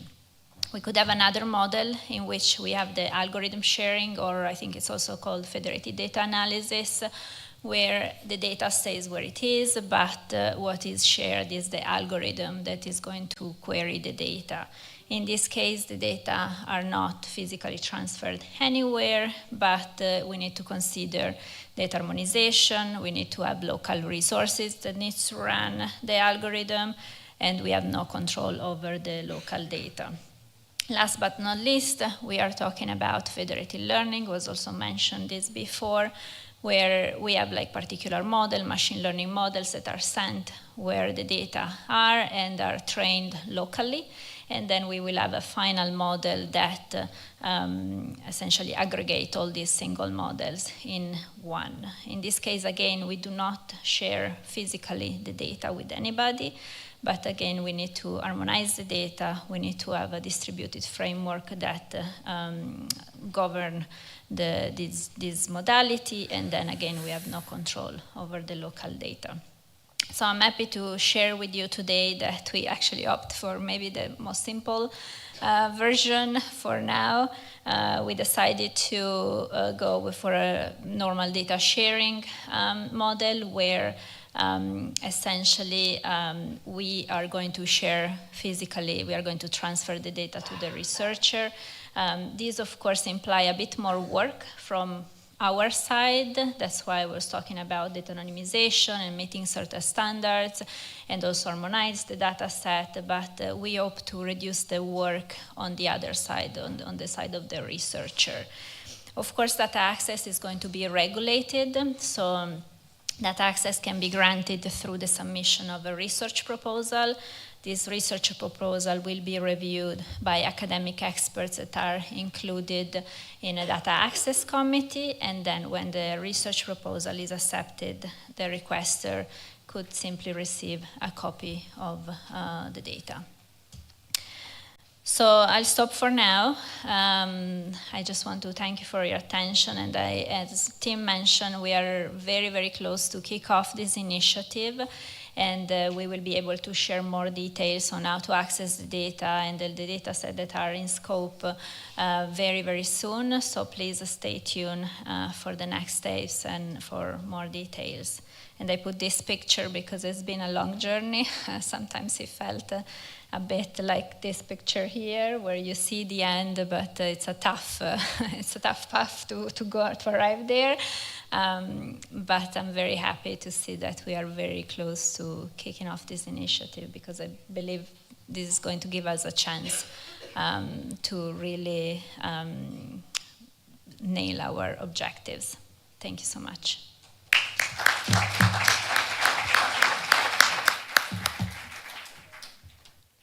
Thank you, Dr. Gaetano. After quoting in the previous presentations the importance of imaging for the description of MS, we move to the presentation on data-driven future to cure MS and related disorders, neuroimaging brain health, by Massimo Filippi. I invite Massimo to come to the podium. Massimo took his graduation in medicine in 1986, a specialization in neurology and neurophysiology. He is currently full professor of neurology at the Vita Salute San Raffaele University in Milan, a director of the residency school in neurology, and president of the bachelor degree in physiotherapy, and principal investigator of the Neurotech Hub at the same university. He is chair of the Neurology and Neurorehabilitation Units, director of the MSS Center, and director of the Center for Alzheimer and Related Diseases, and director of Neurophysiology Service and Neuroimaging Research Unit at the Scientific Institute San Raffaele Milano. He is also visiting professor in the University of Belgrade and Düsseldorf. And his research activity has always focused on the definition of the mechanism leading to progressive accumulation of irreversible physical disability and cognitive impairment in various neurological conditions. And as a director of Neuroimaging Research Unit, he coordinated the MRI acquisition and analysis of several large-scale international MRI monitored trials of MS, and is author of 1,690 papers published in peer-reviewed journals, and is editor-in-chief of the Journal of Neurology and associate editor of Human Brain Mapping, Radiology and Neurological Science. And in 2001, he was awarded of the Rita Levi-Montalcini Prize for his outstanding contribution to the study of MS, and he is first of the top 10 most influential authors in MS research in the past 70 years, as published in Frontiers of Neurology. So Massimo, up to you.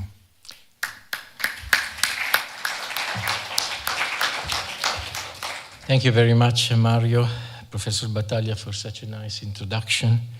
Perhaps a little bit long, but this is as you said, I graduated very many years ago, so I'm an old guy, so I had time to do something during my life. So the topic today is, Professor Padovani said that I am a dreamer, so he likes more songs, and John Lennon. I like more human rights, and Martin Luther King, so I say I have a dream. And in the next 15 minutes, I would like to share with you my dream. So these are my disclosures, which are pretty long, but absolutely non-influential to the presentation and in general to me, because I tend to fight with all these people, so they don't like me much, so no conflict of interest. So this is the basis for the setting up the scenario for the discussion. I think that we all talk about personalized treatment and medicine for our patients, including people with multiple sclerosis. But precision medicine, is the basis for personalized medicine, and precision medicine is another way to say data-driven approach in order to understand, in our case, how to make a diagnosis of MS, how to pick up the prodromal phase of MS, how to define the onset of progression, and how to treat progression. So there is a large bunch of areas that need to be assessed, and I will try to be helped by artificial intelligence, since we are in a period in which human natural intelligence is deteriorating pretty fast. My first dream is to pick up the biological phases of MS, which has been already addressed by Tim Coetzee. So I think we should think like our friends in Alzheimer's disease world, in which they built up a framework to detect the biological phase of the disease. Neurological diseases are two phases disease, so we have the luckiness to have a long period of biological phase in which we might intervene really fast in order to change the trajectory of the disease or even to prevent the onset of the disease. On the other side, we are unlucky to have very severe conditions that we can't pick up very early. So my idea is to build up a framework for biological diagnosis of MS in which we have outside to inside inflammation, and we already have markers to detect this, the old, very old markers from MRI, for instance. At the inside compartmentalized neuroinflammation, again, we have already many markers for that, including the old oligochronal bending. So in the future, my dream is to have a fluid biomarker, like we have in Alzheimer's disease, which can be done on plasma, in which we can make a survey of an entire population every year, like for old men like me with PSA. And if you have increased this index, you will go through additional exams in order to pick up the biological phase of the disease before the disease is clinically manifested. And I think this is the real window in which we can change completely the fate of the disease and fight MS in a way that we can beat it. What can we do now? We can just get closer to that. And we have several revisions of the McDonald criteria, which brought us to be able to detect not the disease in the biological phase, but at least in the very initial phase, with an average of 3 months between the moment in which the person with MS knock our doors and the time then we can say this is MS. And of course, this is reflected also by the most moving towards the left of the treatments that we can give so very early in the course of the disease. As you know, they're going to be published the new revision of the McDonald criteria, in which there are several aspects which I have summarized in 3 chapters. So one is increasing specificity, another one is to make all people able in any regions to get a right access to the possibility to be diagnosed. But for the sake of this discussion, there is an introduction of a move towards a biological diagnosis of MS with the inclusion of radiologically isolated syndrome in the scenario. And this is reflected already by studies which have done already, using in this case artificial intelligence in order to define characteristics which are in imaging which are suggestive of MS compared to other conditions that might enter in the diagnostic workup of people with MS. And this is just an example, but this is based again on machine learning, which is something prehistorical in terms of artificial intelligence. We just heard about that today. I will show you something new a little bit in a couple of minutes. This is again artificial intelligence in order to show you how we built up, Mara Rocca built up criteria in order to separate MS people for other inflammatory neurological conditions or non-inflammatory neurological conditions. Again, this is based on our pre-knowledge of the disease and the work of artificial intelligence. And you can see that with a few criteria, you can separate pretty well and get a diagnosis of MS, which is more sure, more certain, in a very short period of time. So we are getting closer to the biological phase, to the dream. Point 2, another dream. The other dream is that, as we heard already, we have tackled the disease in a very phenotypic way, let's say like this. But behind phenotypes, there are different mechanism-driven events that should be understood and for which we should have correct biomarkers during life, possibly even in the biological phase, in order to detect MS, which is not just inflammation in demyelination, it's also axonal degeneration, mitochondrial injury, oxidative stress, and so on, as Hans Lassmann pointed out a few years ago. So this is the other aspect. We should be able to detect all the mechanisms that lead to a severe MS over the years, possibly before these events overcome the point of no return. And this is the dream. What can we do now?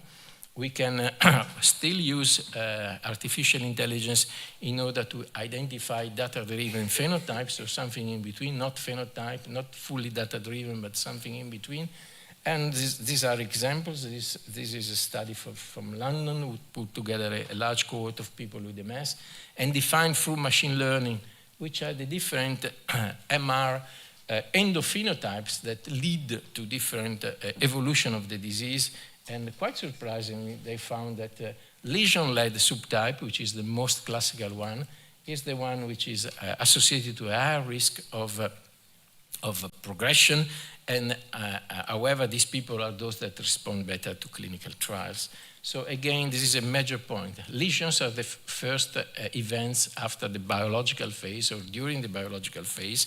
And again, this readdresses the point that we should act early if we wish to beat MS. Another approach to tackle with this issue is to have multi-parametric approaches, including not only the brain, but also the spinal cord, and also the ability of the brain, of the human brain, to respond to tissue injury. So we shouldn't focus only on the destructive aspect of the disease, but also to our ability to respond to the damage caused by the disease. And again, in this case, artificial intelligence can help us. This is again work by Maro Rocca. You could see that by using a deep learning approach, you are able to detect with 2 years in advance better the risk, those people who will progress both from a locomotor point of view and from a cognitive point of view. As you know, artificial intelligence is a big problem. It is a black box, so we don't know which parameters the machine looks at in order to make the classification. And in this case, the classification made by the machine was much better than the one provided by expert neurologists. But we were able to open the black box, and you could see that again lesions are very important. And it seems that the machine learned to use lesions around the ventricles, cortical damage, and infratentorial damage in order to define those people at high risk to evolve more rapidly. I'm going to introduce the third dream, and I'm going to get close to the end. And so the issue of tissue damage in MS is the fact that we have MS causes an accelerated brain aging. This is a study done within Magnims a few years ago, in which we were able to show that comparing the chronological age with the brain age established on the basis of different MR parameters, people with MS on average had a biological age of their brain which is 10 years more than their chronological age. This went up to 13 years in those people with progressive MS. And this is associated to the biological age, the brain age is strictly associated to a more rapid evolution to progression. So tissue damage in MS translates into an increased brain aging, and this brings us back to the issue of brain health in all neurodegenerative conditions, which is even more early in people with MS because they age faster in terms of brain damage. So all of this should lead us to a main point that has been reflected by the Italian community, as shown in this paper, that we should treat early and using high effective therapies. And just to show you something related to MRI, you could see that if you act early and you treat early with high efficacy treatment, brain atrophy stabilizes. So this is, which is the basis for accelerated brain age.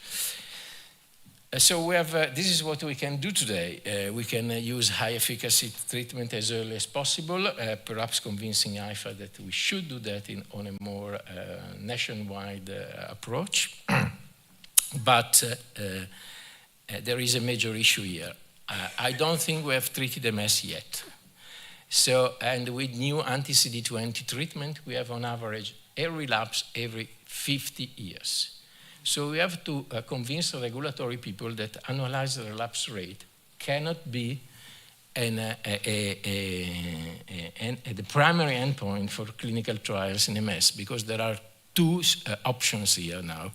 Either we change, and MR might be very helpful in this, our primary endpoints for clinical trials, or we assume that anti-CD20 have treated MS, or if we wish to advance research, we have to find something else. And I think that is rather incredible that we still use annualized relapse rate when relapses are not seen anymore. You should inform Professor Padovani about relapses, that we should treat something else, and that we should use different clinical endpoints for future clinical trials. Otherwise, we stop research in MS. And this is an editorial in my journal, so no referees. You know, I don't like democracy. So, but anyway, having said that, we have to think in a more smart way, the way we run clinical trials here, where artificial intelligence can help us and meet with neuroimaging. And this is a very complex study which came out in Nature Communication in 2022, and with a large number of patients. And what they did, I tried to distillate the take-home message, is that using artificial intelligence, they were able, by using several clinical trials, to find people that have specific characteristics to respond better to some mechanistical treatments. So we have data already, if we just put them together, in order to understand which patients might benefit most by given treatment. So we should design, even if we like to keep annualized relapse rate, which I strongly disadvise you to do so, but we have additional strategies in order to run trials in which we enrich the population using artificial intelligence in order to be successful, or at least to say this drug works, this doesn't, and so to advance research. And I said to you before that machine learning and deep learning is something which is prehistorical in terms of artificial intelligence, because now we have generative artificial intelligence. So the system is ready to invent something without our human input. And this is just to show you how generative AI can be coupled with neuroimaging in order to change completely our data sets and to allow us to advance research dramatically. So this is just a few examples. Don't ask me how generative AI does so, because I have just a modest human natural intelligence, and I told you that it is fastly deteriorating already. So, but you can use a 3 Tesla scanner to produce a synthetic 7 Tesla scanner, so to have a bigger microscope to understand what is happening in the brain of people with MS. You can use non-enhanced MR in order to produce a synthetic gadolinium-enhanced MR, so saving money on the one side and preventing people to be injected with something that, with an external substance that can be, have side effects. On the same side, however, having information on disease activity. And finally, you can use plain, modest MR in order to generate synthetic PET myelin content map. So we have already data, and we can build up 7 Tesla data, PET data, without doing really PET data and 7 Tesla data. You can imagine this in terms of saving money, saving time, saving energy of the people with MS, saving privacy, and so on. And it is just an example which is on that line, which is from the Italian registry, but it was led by Professor Pietro Iaffaldano, that I choose this just by chance. I realized today that I made the right choice, as always, without knowing. This is an example that you can take people from the Italian registry, quite a bunch of people with all the data set in place, and you can create a synthetic data set based on this data in people that don't have, for instance, MRI. And you create a much larger data set in which you can run research that might give you results which are unexpected, which cannot be found in smaller group of people without all the data sets.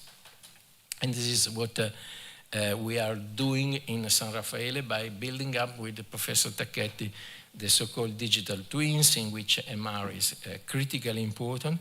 A digital twin is based on the data that we gather from large data sets of people with MS to create someone who is virtual but has the same characteristics of the real-world patient. So it's a digital twin that can allow us to run trials even without having the placebo group now, because we have the digital twins, just to give you the idea of what this can be, what can represent in terms of the advancement of research and burden of research on the shoulders of people with multiple sclerosis. And this is also translates into economical health impact, because if you use artificial intelligence, you can pick up NEDA4, you see in orange. These are the undetected NEDA4 people using artificial intelligence. This is what the undetected NEDA4 people without using MR, or with just visual assessment from assessors, from researchers. So it's true, you have some false positive, but you reduce the amount of people that can have a rapid switch to a more aggressive treatment much earlier, and this is translating to economical advantage, which is estimated around $2,000 per patient annual cost. So there is also an impact on an economical term, which is roughly, I guess, very important in this period of time. So this is not a very big platform as the one that industries just showed a moment ago, but this is an academic platform which started very many years ago thanks to the work of ourselves and the Italian MS Society, Paola Zaratin and Mario Battaglia especially. And this is the advantage of this platform is that now we have almost 4,000 people and a lot of MR exams. This is also open to public, based if you just send protocols. They will be reviewed, and as already many papers came out, others will come out. And the advantage of this platform is that you have data also not only on brain atrophy, as I guess it is the case for that larger database that you showed, new lesions, gadolinium-enhancing lesions, that is the typical trials setting. Here you have diffusion, magnetization, transfer imaging, functional MR, resting functional MR, and so on. So you can have a larger view on a more mechanistic aspects of the disease that we discussed before. So, yes, I have a dream, and yes, we can. Thank you very much.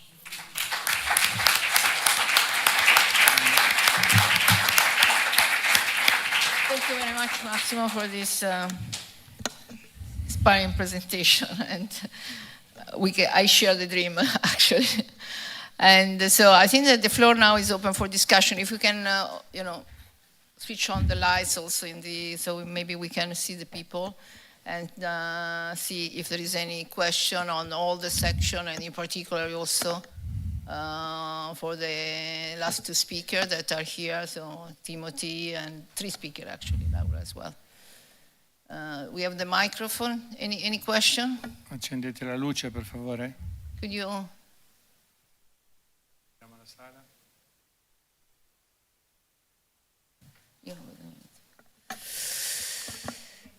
Yes.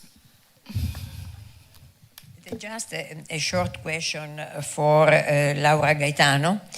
I would like to know how you are addressing data harmonization among the different data sets, because we are doing something like this for the harmonization of data coming from the big MS data network from different registries with observational data. And we are creating a common data model with a dictionary for each variables and so on. Yeah, this is a great question, and I think Doug Arnold will be the best to answer that. But essentially, Doug and his team already did a lot of harmonization when they collected the data some times ago. For example, the variables are derived roughly in the same way. So when we're talking about confirmed disability progression, for example, they started from the EDSS assessment, they started from the same window, and so on. With the clinical trial data set, I think we are a little bit better positioned than with observational data, because roughly we have, EDSS visit every 3 months. EDSS is defined and perform roughly in the same way. MRI, when we are talking about this basic sequence, we are talking about always the same sequences. So maybe it is a bit less work than what you are doing at the moment, but I would say it's a big effort also in this case. And the point is that when we will be able to share all the details, we will be also able to share all the details in this harmonization procedure that took place. So then everybody that received the data will be aware of what has been done and how they can use the data afterwards. But yeah, maybe we can discuss more the details offline. Yeah, thanks. Is there a data set, a complete data set? It's going to be, so it depends on the request. So people can request just a couple of trials, for example, they are interested. Or they can request the whole data set, or can request only the patients that are over 60, for example. Yeah. And then all these subjects will have harmonized, to a certain extent, of course, data. That means names in the sequences, they're all the same. Visits are labeled similarly. If you want to use confirmed disability progression as derived by Doug Arnold and team, it's derived in the same way. Things like this, essentially. Yeah. Of course, these data are limited to randomized clinical trials. Absolutely, you can ask for patients with age between 18 to 15, no more, no children. Yeah. So observational studies can complement these data. Absolutely. So we are working for this reason. No, I think they will be clinical trial data set and observational study will definitely be complemented, as well as what Professor Filippi was saying. From clinical trials, you will get basic MRIs. From observational trials, you will have way more MRI sequences that are useful to understand better the pathophysiology. Yeah. Thank you. Thank you. In the meantime, I don't see raising hands. I have a question for Massimo. That is linked to what was just discussed, and that is one of the efforts that we should have is to collect MRI imaging also from a lot of centers and not just from research centers. So what can we do for having this big data available on neuroimaging in the future. Okay. Thank you very much, Mario. As you know, it's a very already complicated business, as Laura Gaetano said. When we spent several years with legal people, privacy issues, and sharing data agreements and so on. So I'm impressed that Douglas Arnold is so clever and able to do this in a few moments. It took a few years for us. And it's even more complex if you move towards the direction you said. So we have, I guess, I think we have just two strategies. One is to educate people to do right clinical assessment and right MR imaging, which is an effort which has been also put in place by the new new diagnostic criteria. The other one is, as I showed before, is to use artificial intelligence, so we can get. As you know, our INI database is only 3 Tesla scanner.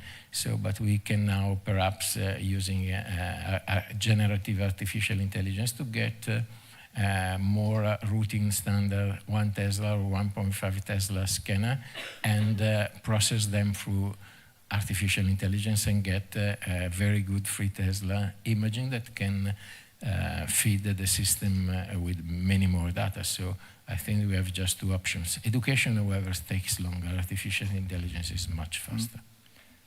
Thank you. Just a quick question for Tim. You quoted, of course, the involvement of FDA in the timeline. So I think that we can say something in involving them in what is going on now. FDA as a MS society and FDA, but of course we have to do the same with EMA. Certainly, thank you. And we agree, Mario, that engagement of regulatory authorities is quite important because the words they use in their approval statements have great impact on people. And so at one level, I can say that the US FDA is still very engaged and interested in hearing the perspectives of people living with particularly progressive forms of the disease where they see significant unmet need. And at the agency's invitation, the National MS Society will be hosting what is called an externally led patient-focused drug development meeting, where the FDA will hear directly from persons living with particularly progressive forms of the disease about their needs, what they see as the future and the gaps, and also we will have an opportunity to have a discussion related to the course descriptors and what it means to move towards a biologically based form of the disease. I do think, as you note, this isn't just limited to the US.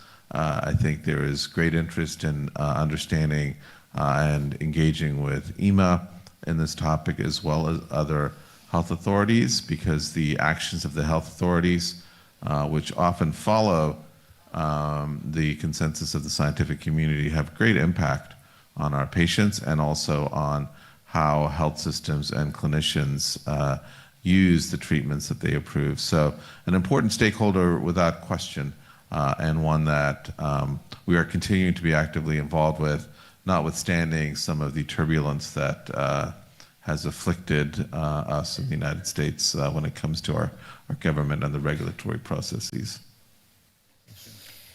Other question? Yes. I'm Alessia Di Sapio. I have a question for Professor Coetzee.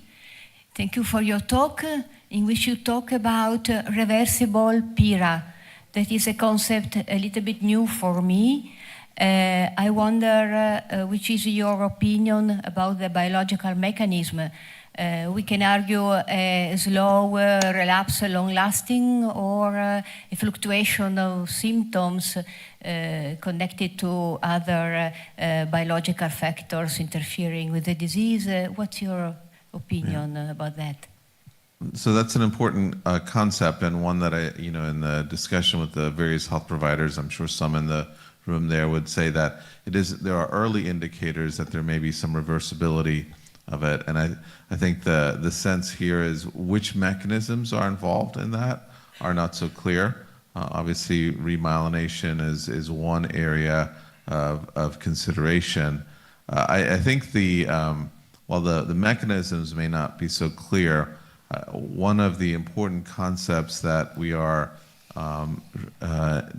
aiming towards is this notion that patients are not in a static state, that they can move between different dynamic states, and that the biological processes are dynamic. And that's an important shift in the language and the thinking, because one of the challenges with our existing course descriptors is they leave an impression of it being a one-way journey for the patient, and concepts of reversible PIRA, while still needing to be biologically clarified, serve an important reminder that the disease is dynamic and that patients can move through different aspects of the disease, and is actually a more hopeful message for our patients. Thank you. Other question? What? No, is it technical one? Go ahead. Go ahead. Technical one, I mean, the question. Yes, the question is just to answer the last question, because I think that it depends on the time to confirm disability progression, because there are several papers that demonstrated that the disability progression, also the PIRA, may be confirmed at 3, 6, 12 months, and so on. The number of confirmed disability progression reduce if the time is longer. So I think the concept may be linked to this point. Thank you. I have a question for the three speakers, because as we heard from Dr. Cozzi, we are thinking about the new clinical, descriptors, and there is a need to do this, to meet the brain health and also brain economy.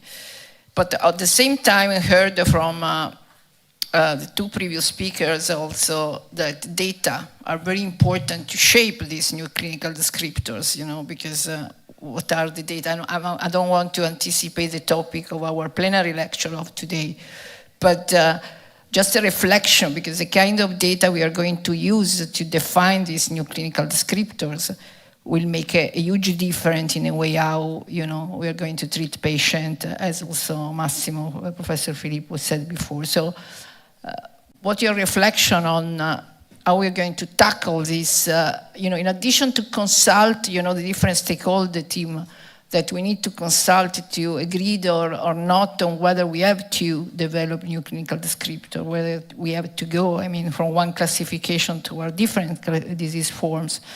What will be the approach that we are going to use to support, these new clinical descriptors in terms of data-driven approach to treat and to cure MS.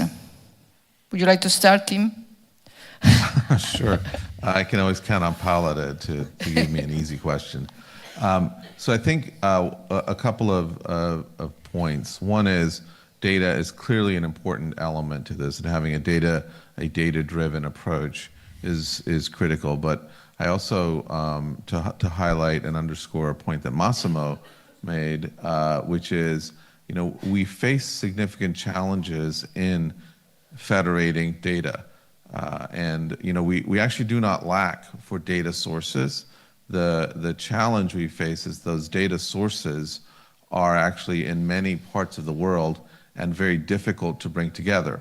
The community data resource, for example, that the Progressive MS Alliance has harmonized is just 16 clinical trials, but a very large effort to harmonize, to bring together, and to put into one centralized repository takes considerable time, effort, and expense to be able to make available. And to Professor Troiano's point, it also is a very limited data set in the sense that it is clinical trials, not real world data. And so I would say, Paula, there are a couple of twin challenges. One challenge is, how do we federate data in a world where data sharing is increasingly challenged by regulatory and laws and concerns about privacy? And so we need to find ways to federate data at scale, but in a way that is also privacy preserving and doesn't require creation of centralized repositories, but rather federation of data. Data can stay where it is located and contribute to a federated learning ecosystem. So one challenge. The second challenge then is understanding and linking what we're seeing in the data to biological outcomes in the patient at both a system level, but also at an individual patient level, and making that something that a clinician can use quickly and easily.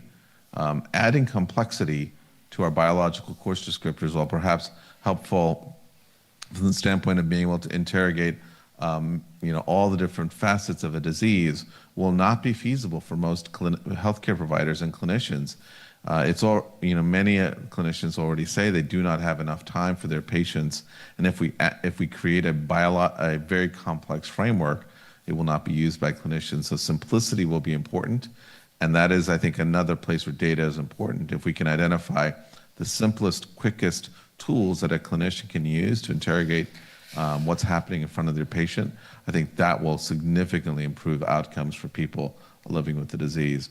But again, to come back, I think the challenge we have is not having data. We have lots of data. The challenge is finding ways to federate that data in a way that's privacy preserving and doesn't require us to create very large repositories that are hard to maintain. Instead, we need to find a way to keep data in place and also incorporate real world data so that we can actually have it maximize the input from the patient experience. Thank you, Tim. Massimo, would you like to comment, sir?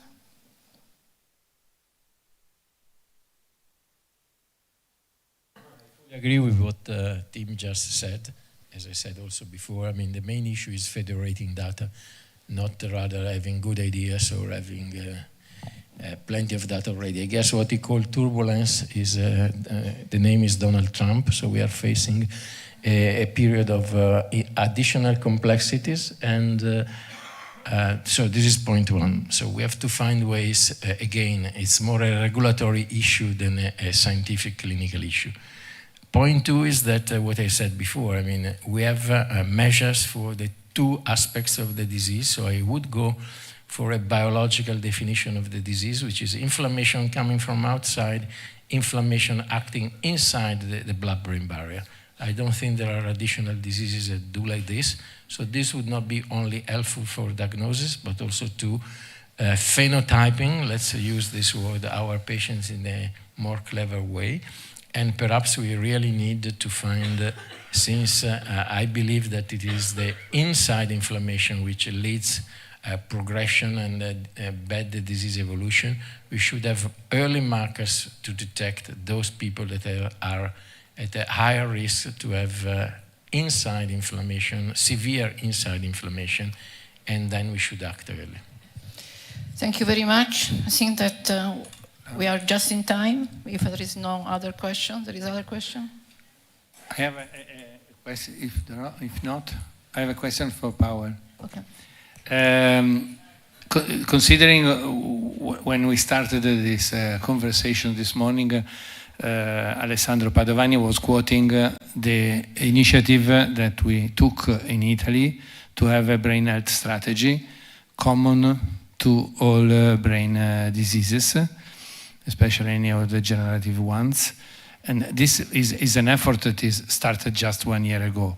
We have a strategy by WHO that is quite an important one, but I think that European countries have not yet moved towards the activities that they should do for a national brain health strategy. So I think there is an effort that should be done at European level towards those governments, and this is important. Of course, as Alessandro Padovani said, it is in Italy an initiative of neurological and professional societies and patient societies, and not the initiative of the government. Of course, we hope that the government will move. So what is your opinion on what could be done at the European level? Yeah, thank you so much. It is an excellent point, because we need to have a strategy in the brain health area holistically, because many brain disorders are interrelated, there are comorbidities, there are a lot of issues to address in conjunction. So a strategy is definitely needed, which would address that holistically. And it should be European, because we need the benefit of the scale. I think I heard that in between the lines of all the presentations today. And it's only going to that European level that will enable us to get to the scale that is needed. So multi-country trials are needed, and a lot of infrastructure for that exists. I was quite amazed by the bottlenecks that have been identified today as well. I mean, they shouldn't be the bottlenecks in 2025, right? If legal issues are the main challenge, not scientific ones, then we clearly have a problem to address. I think there is a lot of again promise that comes from the European health data space. A lot is ready for take-up. It's not the end of the road, because these are recommendations, right, for the different data infrastructures to follow through. But the concept is well designed and it's well intentioned. So perhaps the next step should be to see how an MS related data project could become a use case of the European health data space. The pilot project had a few use cases, but none of them was in the brain field. I think we need one in the field of brain research, and perhaps in the field of MS, in order to test these mechanisms and see how this can be worked out much better. Otherwise, each project, as we heard from Laura, will need to go through that process of coming up with a strategy on its own, right? I think that's where we can save a lot of time and resources. Thank you, Paul. On the other end, MS is global challenge, and the federated approach, need to be tackled probably, at the European level, but also globally, and to be representative and to make sure that we will make choice based on the global picture and not only the European one. So this is another level of complexity. And there is a role for our non-profit societies, because of course we can do a lot. We discussed this in the prevention initiative first meeting. Just Tim quoted the work that we can do that is related to all the diseases and not only neurodegenerative ones. And we need also to tell to the population all over the world that we can change with the good primary prevention the future, and this will be an economy issue, of course, for the future. So, thanks for. If there is no more question. So let me thank all the speakers for this very interesting section. And just an information. You remember that we showed the picture in the beginning of last year.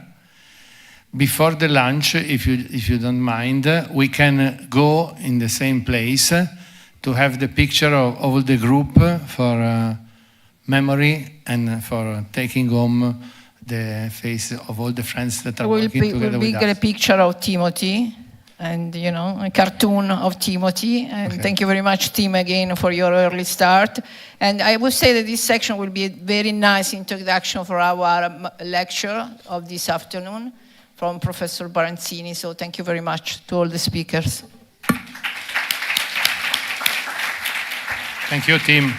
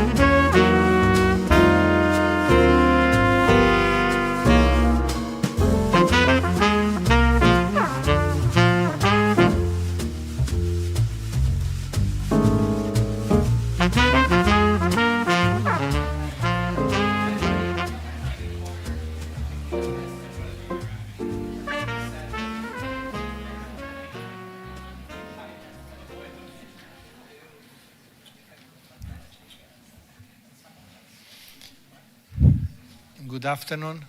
I think we can start. Okay.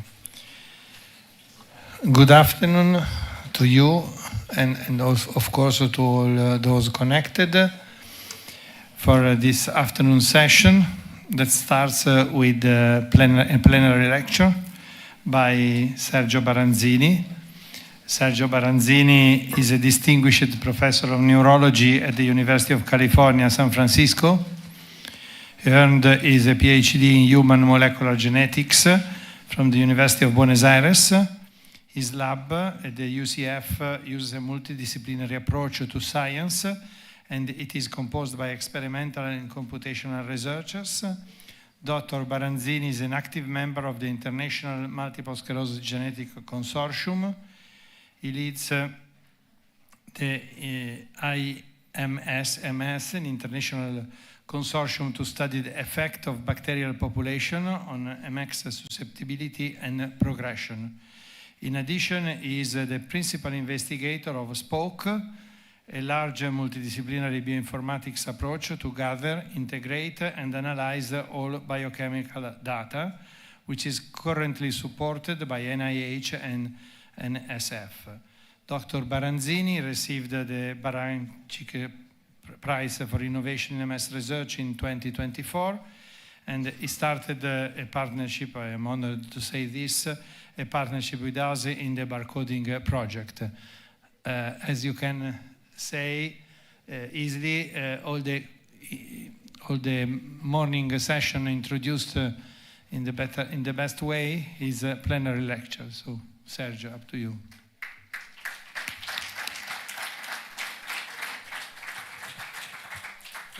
Thank you so much, Mario, and thank you, Paola, and thank you to the Italian Federation for the invitation. It's fantastic. I'm deeply honored to be here, and it's really fantastic to be back in Italy, where I feel really at home. Every time I come here, I feel welcomed and like almost one of your own. Except one time I was called a fake Italian, because I don't speak very well. But I'm really proud and honored to be here with you today. So what I wanted to do is I think that the topic of the session is data-driven science, particularly focusing on MS. And this is something that I've been thinking for, and my team and my colleagues have been thinking for quite a long time. And in addition to our work in the laboratory and our effort in genetics and cut down, I didn't touch anything. In addition to our efforts in genetics and in microbiome science, we've been looking very, very deeply into the issue of how can we integrate all the information that we and others are generating. My thought is that we're not going to be able to solve a complex disease like MS from only one perspective, from only one aspect. No matter how deep and how good that perspective is, we'll have to integrate multiple dimensions and multiple types of information. So today, what I wanted to do is to really, since it's a long talk, I took the liberty to do a little bit of an introduction for everybody into what it is that we're talking when we say this is a big data issue, or this is information, and this is knowledge. So let's start from the very beginning and defining these three concepts. So as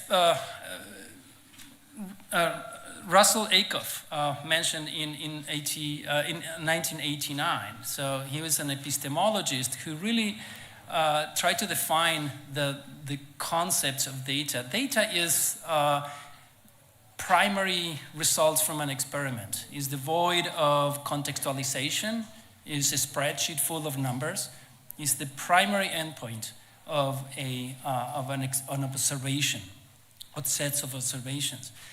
Then we have information. Information could be, it's always derived from data, but not all data becomes information. Information is when we contextualize data, when we synthesize multiple experiments into only one assertion. This happens if this happens. This correlates with this. But in order to be able to make that statement, then you need multiple pieces of data.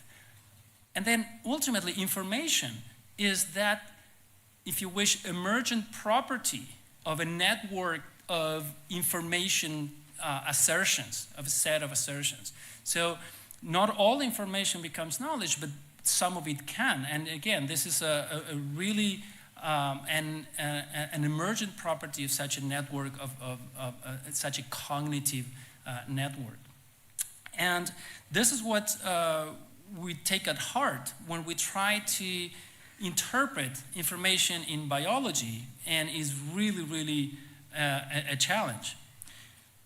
In order for us to understand how challenging this is, I would like to, and this is something that I do frequently, to go through a brief history on information and storage, starting from cave paintings.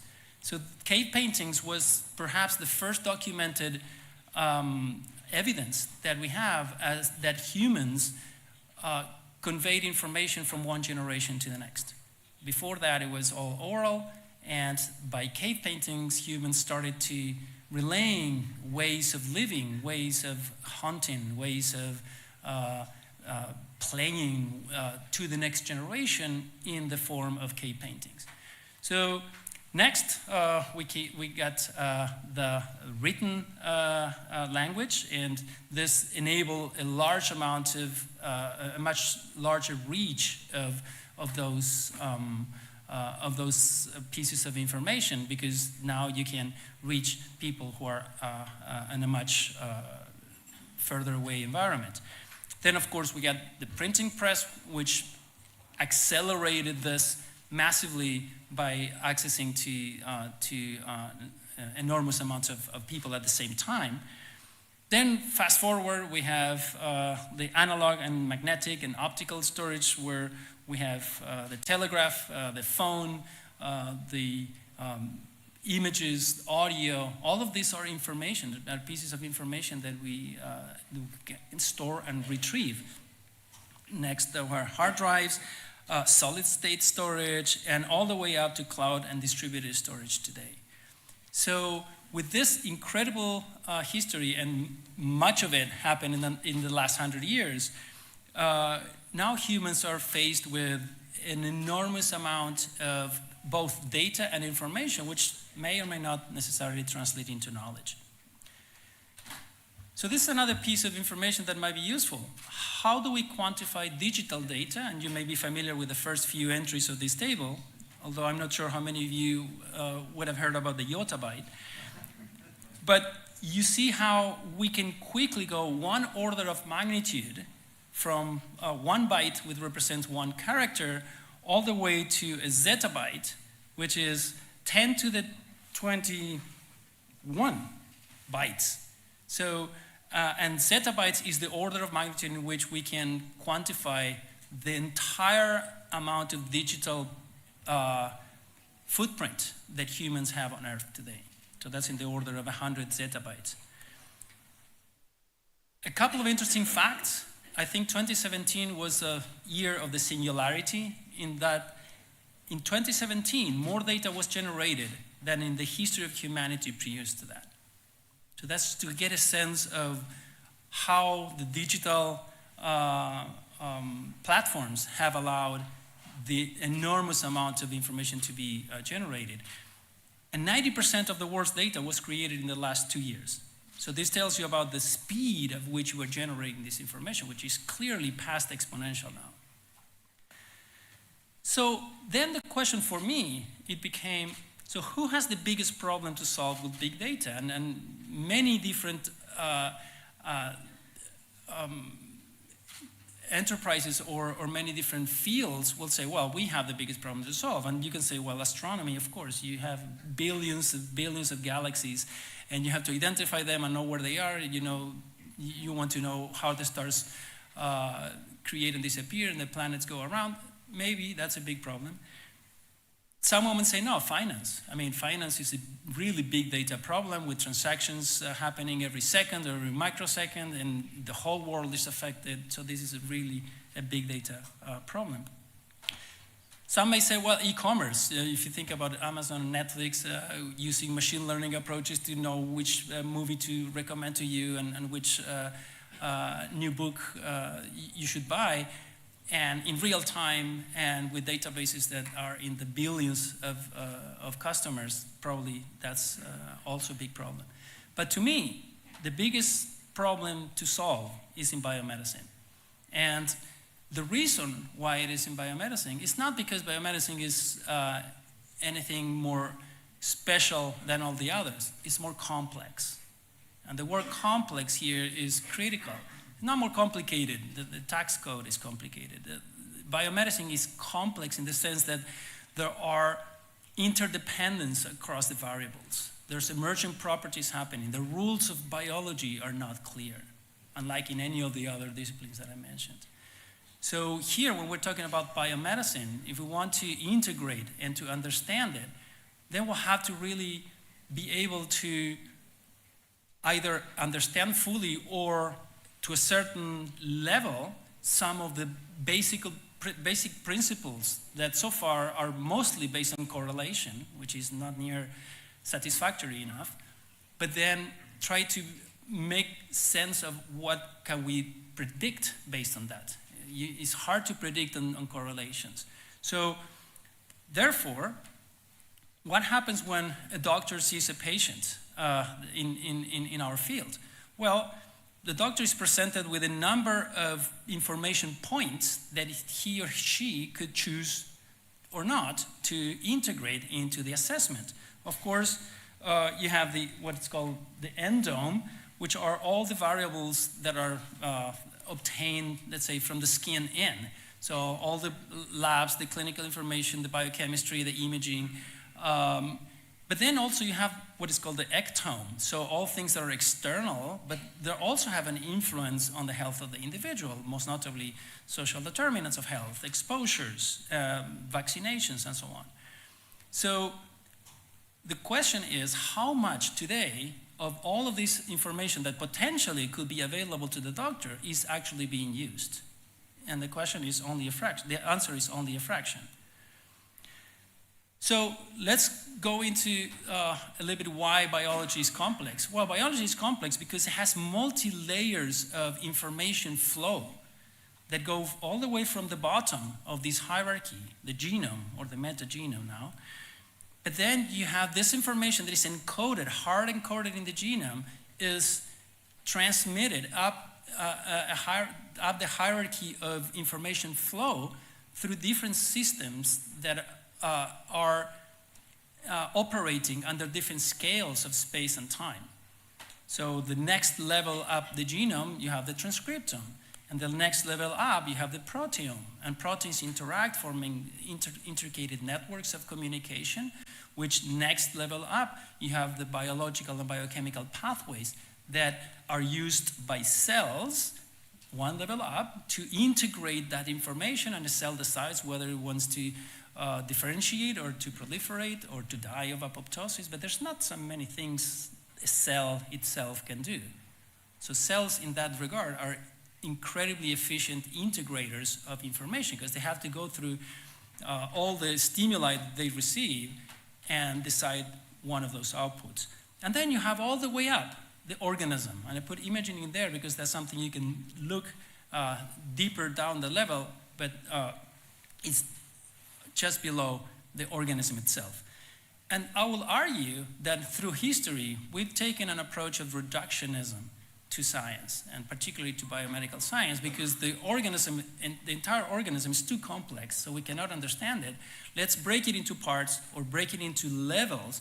So let's create disciplines that are molecular biology or biochemistry or cell biology or physiology. Physiology is probably one of the earliest attempts at integrating things in medicine.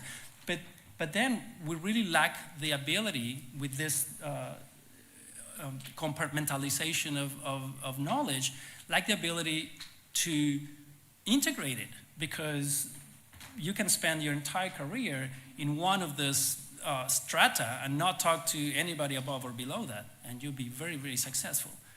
So, but again, this is a complex system that it spans at least 4 orders of magnitude in space, 5 orders of magnitude in time, and I think it's about time that now in this generation, in the 21st century, where we have most of our information digitized and computer ready, to use computers to help us integrate. So, and this is the kind of complexity I'm talking about. This is just a metabolic map. So imagine this at every level and try to integrate. So there's no human that can do that. This is where the concept of hybrid intelligence was brought up earlier today. I think this is one that we humans will benefit enormously from computers. Computers don't forget. Computers don't make mistakes. We make mistakes. We forget. So what is one possible solution? And I'm not claiming that this is the only one, but one possible solution to the problem of there not being a computer-ready, semantically apt system that can understand and integrate information is what is called a knowledge graph. And knowledge graphs have been developed in many, many fields, particularly in e-commerce. They were originally developed for user recommendation and customer service purposes. But more and more recently, it became obvious that these are very useful strategies because they are organized. They follow ontologies. Ontologies are semantic descriptions of entire fields organized into and harmonized into logical connections. So these ontologies enable and allow different types of concepts that represent the same object to be aggruppated into the same object itself. So with this approach, what we created was a SPOKE, a biomedical knowledge graph, that is essentially a database of databases. So there's no human input here other than downloading a database. But we did this 55 times. So we've downloaded 55, and now it's probably more than that, databases. There are specialized databases curated by the experts in the world, the experts in each field.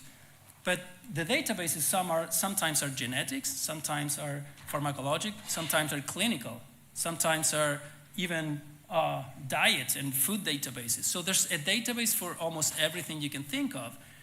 The question is, how can you navigate from the global information that you get from one database to the next? So this is where we came in, and we have a team of medical doctors, bioinformaticians, mathematicians, and computer scientists who work together into creating code that will choose the databases to incorporate, will download those databases, and will link them, and will make this graph available. This graph today contains about 35 million concepts linked by about 150 million relationships with semantic meaning. That means that for any particular triple of node, edge, node, there's an assertion to be made, and that has provenance and it has explainability. And you will see these two words coming up again. So naturally, as a concept like a knowledge graph has many different applications, and in biomedicine, it has an enormous amount of potential. And these are some of the applications that we're involved in through collaborations with many other groups in the US and elsewhere, and including also a commercial partnership. So today I'm going to just focus on a couple of them. The first one will be on drug repurposing. So naturally, the concept of drug repurposing is, can you make use of a drug that has been already approved for an indication? Can you repurpose that for another indication? And naturally, the high bar is, well, a clinical trial needs to be done, but all the preclinical information, the safety and so on, doesn't need to go again. So this concept was the one that inspired this work that I'm giving you here. So this is just an old version of Spoke, and what you can see is that we deleted all the connections between small molecules and diseases. And these are all the paths that one could identify that goes from small molecule to diseases, but deleting the original ones. And the question was, can we reconstruct what are the correct pairs of drug to diseases based on reconstructing paths in the graph? So this is the recipe, of which we don't need to go over all the details, but the idea is that we fitted a machine learning model going from millions and millions of possible paths to the ones that were the most likely, and we converted these into probabilities, and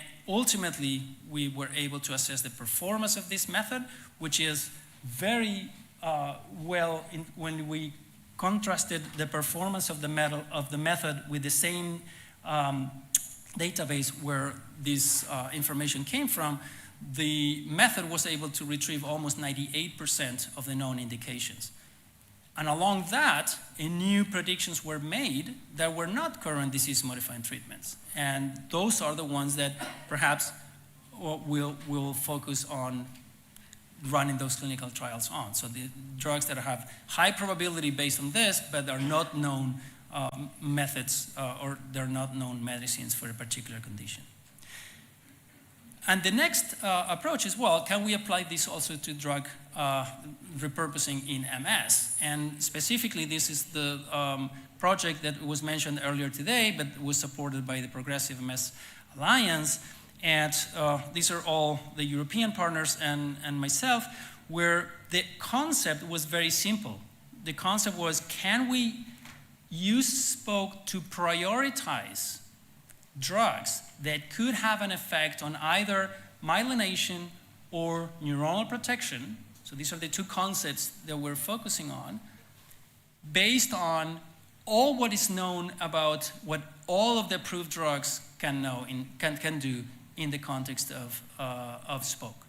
And then once we reduce that space from, let's say, 2,000 to a few hundred, then those drugs could be tested in quite sophisticated phenotypic assays, cellular assays, animal models by the other team members, and therefore these can be done on a targeted rather than unbiased way, because some of these methods are quite involved and they cannot be scaled to do it in thousands of drugs. So the concept was, let's use Spoke to reduce the possible number of drugs, and then let's test them in this more sophisticated assays.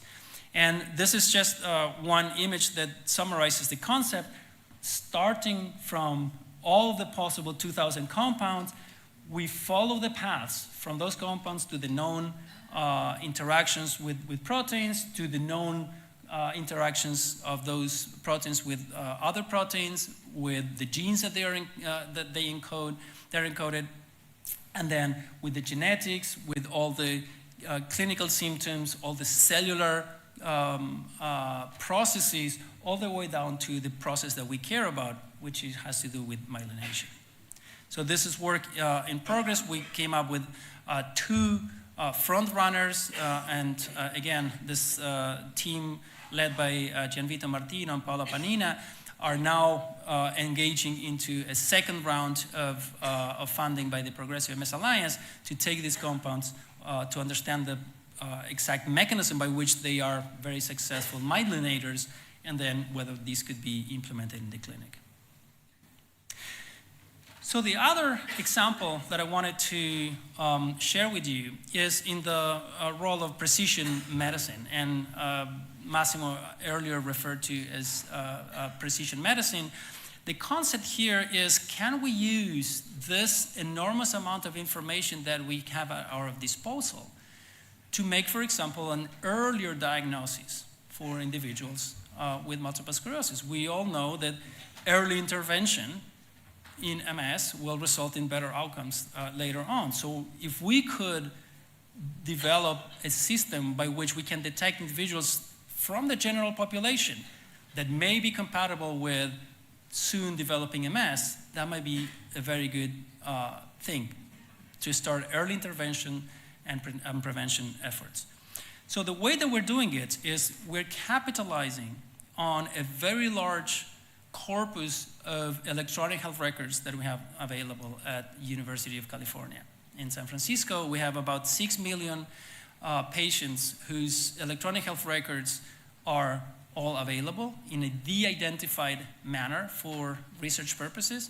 And then we can extend this from San Francisco to the entirety of the University of California system that is about 17 million patients. So this is a very, very large corpus of data. And what we did is we developed an algorithm to what we call embed or represent, if you wish, every individual patient in the context of spoke. So what this means is for a particular patient, and depending on the type of assays that, and tests that have been done for that patient, we may have genotype, we may have many lab tests, we may know where the patient lives. We may have, of course, the diagnosis, medications, may have microbiome data. This is thinking about what's coming for us. And some of these concepts can be one-to-one mapped to spoke. And then we can use machine learning and graph theoretical approaches to expand the signature from the starting point to the rest of the network so as to create literally a barcode for that patient. So what this information tells us is the weights of each of the nodes in the network corresponding to the initial entry points for that patient. And with this, you can figure out that we can get one barcode per patient. So we have 6 million barcodes. Then what we can do with those 6 million barcodes, I'll tell you next. So this is the way that we're doing. I don't know if this video will show appropriately, but imagine this is, no, it's not. Okay, so what I'm trying to show you here is how we can go from a network representation, which with millions of nodes is very difficult to visualize, to something that is more, yeah, the animation is not working. Something that is more visualizable, which is a pseudo-colored two-dimensional map of an individual. So what this represents is we're using a trick in bioinformatics that is called self-organizing maps, which help us distribute the nodes of the network into pixels of an image, and then color that particular pixel with a color that is proportional to the number of nodes that are for which information is flowing in the network. So in other words, we can obtain one image per patient. And then we can obtain one image per disease, because we have thousands of patients with the same disease. We can obtain images at the disease level. And in this case, what I'm showing is more than 100 different diseases. So the maps of more than 100 diseases compared to, oh, sorry, this is individuals. I thought the animation didn't work. This one works. So those are patients, this is the disease. And in this case, this is a concept, just a proof of concept study where we analyze 4,000 patients with the diagnosis of post-traumatic stress disorder. And then when we condense all that into the PTSD map, then we can compare it to all of the other diseases that we have in the database. And in this case, you can see the top 10 most similar diseases, and each of these is based on thousands of patients. We can see that the map of PTSD is very similar to the map of individuals with bipolar disorder or schizophrenia or dependencies, alcohol dependence and panic disorder and so on. There are some others that are less interpretable, but nevertheless interesting, and we can dig deeper in them. The most opposite disease, atopic dermatitis. So very few similarities. In fact, they're almost opposites. But the nice thing about these maps is they're fully interpretable. So unlike regular machine learning approaches like Massimo spoke earlier, this is not a black box. We understand exactly how these colors are performed. So this is a clear box approach, because we know that if this map is like this, so we know exactly which are the nodes of the network underlying each of these pixels. So we can dig deeper and we can zoom in. And in this case, we can see that the top pixels describing the map of PTSD individuals have to do with nicotine consumption. And nicotine is linked to nicotine dependence as a disease or as a condition, and nicotine dependence is linked to a number of genes that predispose to nicotine dependence and so on. And here are some of the side effects of the use of nicotine. So we can know exactly why these maps are the way they are. So why the next step is, okay, let's move this into multiple sclerosis and see whether we can represent our population of MS patients in a visual, graphical way that we can dig deeper and understand why the map is the way it is. And in this case, we used the UCSF-only population of MS patients, about 5,000 of them. And what we tried to do is, can we identify different maps for the different disease subtypes? And so what you can see is that for individuals with primary progressive MS and secondary progressive, relapse remitting, and CIS, they'll have very similar maps, but yet there's still differences. And when we ask which one is the pixel that most differentiates this for subtypes, well, this is the pixel, and we will look at, okay, what's underlying that pixel, so which are the nodes. So first, this is just the statistics showing that this is indeed the pixel that contains the most information. And when we look at what's underlying that pixel, well, these are the nodes of the network that are underlying that pixel that separates mostly the relapsing from the progressive patients. And when we look at what are the connections of those pixels, these are enriched in genes that are associated with nervous system diseases. So individuals with primary progressive disease have information flowing through the network leading to genes that are normally associated with other neurological diseases. So this doesn't mean that we're solving the genetics of those patients, but there's some truth into the big data analysis only from electronic health records. We're not using any genetics here. This is only from electronic health records that can point at and expand our knowledge about what potential causes could be. So the next thing that we try to do is, with MS patients, is can we find pixels that correlate with EDSS? And again, EDSS is a single number that is present only in the nodes of these individuals. So we don't have that information. We here used only the structured portion of the electronic health record. So EDSS is not part of our input. What we try to do is, okay, if we know the EDSS and we create different maps according to the EDSS and we use that as a training set, can we then identify a pixel that correlates with the EDSS? And this is the pixel that correlates with EDSS. And you can see that, again, from only information from lab tests, medications, symptoms, and comorbidities, we can estimate an EDSS of that individual.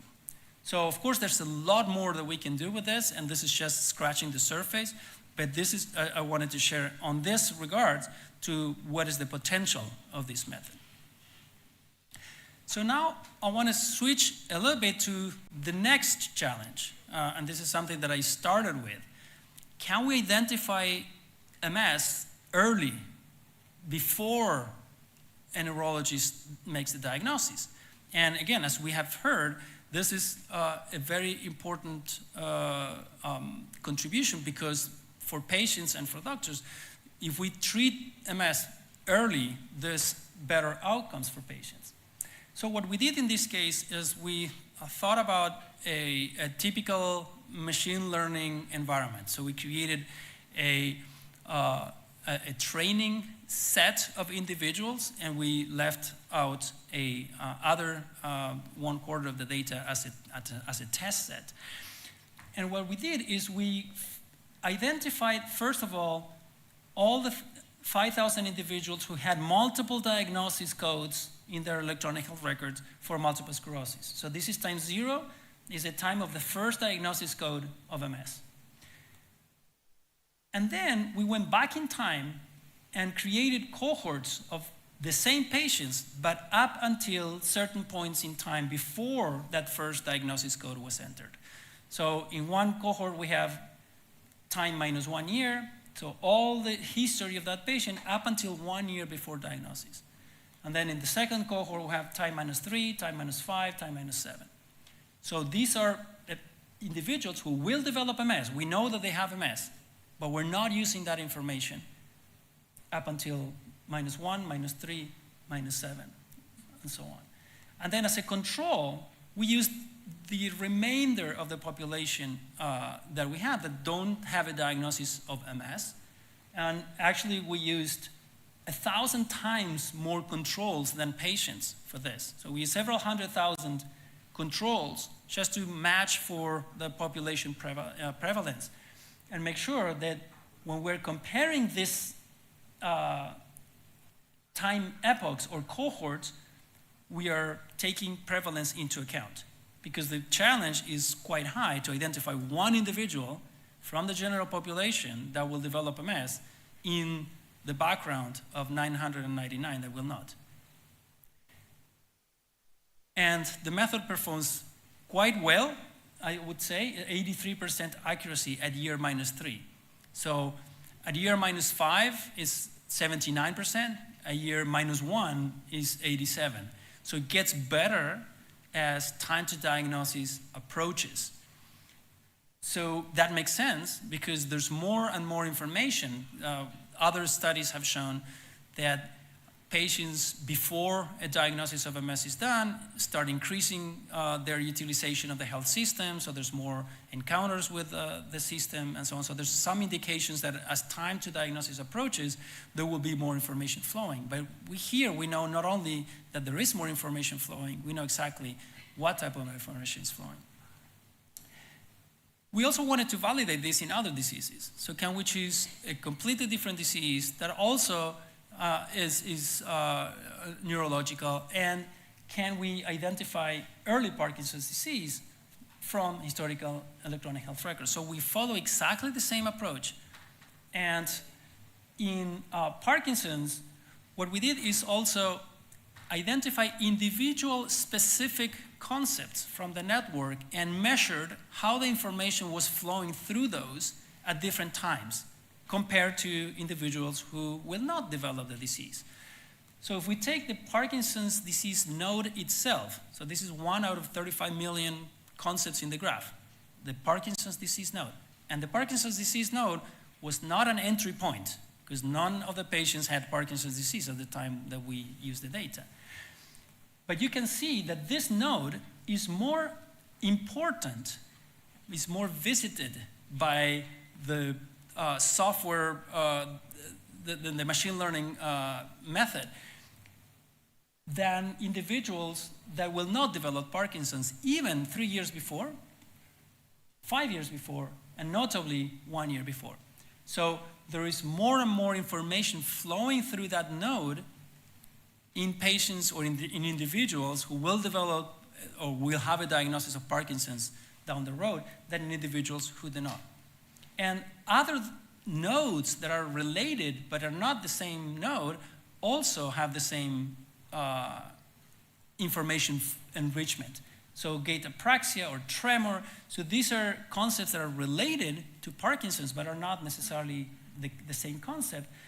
And you can see how, again, so this red line that represents the multiple comparison and the p-value threshold for these individuals being statistically significant, statistically different from individuals who will not develop Parkinson's. On the other hand, and as a control, we use 3 or 4 concepts that have nothing to do with Parkinson's disease. And here we can see that there's no difference between the importance of that node or how frequently it is visited by the information flow of that node in patients versus individuals who will not develop the disease. So they don't have any more earaches or fever than individuals who will not have Parkinson's. So this is, again, a digging deeper and looking under the hood of this machine learning approach that this graph approach allows us to do. Again, the performance of the models is around 75 to 80%. This is probably not great for implementation in the clinic today or implementation in the real world today. But remember, this is only using the structured portion of the electronic health record. So we still haven't gotten into the nodes. We still haven't gotten into any specialty data sets such as genetics, imaging. So there's a lot more that can be improved in these models. There's a lot of room for improvement. But with this, what we wanted to do was also to validate against a neurologist. So what we say is, okay, if we give a neurologist 100 records from patients, 50 of which we know will develop Parkinson's and 50 that will not, and ask the neurologist to make a diagnosis right then with that information, only using that information, the neurologist did not do better than the model in a year 5, 3, or 1. The model did always better than the neurologist. So again, it's highlighting the fact that the system is picking up information and connections, relationships between those variables that might not, might have escaped the regular clinical background with those that the neurologists have, with those pieces of information. Naturally, this is not the case in real life. The neurologists will have access to, of course, all the other parts of the electronic health record. But if we only look at that portion, then the system is doing better. So now, where are we going with this, and what are the next developments? And I want to share, I mentioned that our system doesn't have yet, or the one that I showed you before, doesn't include genetic information. Well, now we're starting to play with that. So how about if we generate a profile with only using the electronic health record data and creating the spoke signatures alone versus utilizing only the genetic information and creating an embedding only from the genetic information, so from the natural predisposition to diseases. And then we play with the concept of merging those two and ask the question, is the combination more informative than the sum of its parts? And for this, we use the UK Biobank information. It's about 500,000 individuals. 400 of 8,000 are of the same genetic background, so white British population. We wanted, because we were using genetics, we wanted to be as homogeneous as possible. We divided these two populations into a training set and a test set. And the concept was easy, was to use the data prior to a set year and then try to predict the emergence of diseases after that period. So we're using information that was collected before the emergence of a disease for a particular patient and try to predict the disease. We're not using any biomarker or any known marker of the disease. It's just regular tests up until that moment. And the pipeline goes something like this. I'll grossly simplify it, but what we're doing is we're integrating that information into the graph, and then we're training what is called a recursive tree or a random forest, which is an old-fashioned machine learning approach that works quite well for large amounts of data, and make a prediction. And what we wanted to do is, can we gain information if we do this process utilizing the spoke knowledge graph versus creating the same type of prediction without a spoke. So because we can do the same. We can train a machine learning model just with the data without embedding it into a knowledge graph. Do we have any gain in information? And so what we created is a delta area under the curve. And then for a particular disease, in this case for type 1 diabetes, we color the pixel with red or with blue, whether we gain information by adding spoke, or we don't if we don't, it's blue. So when we apply this to a number of other diseases, we see that we gain in most of the diseases. And these are 3 different metrics of machine learning performance. So there's a net gain in the performance of these models when you add a knowledge graph to the machine learning approach.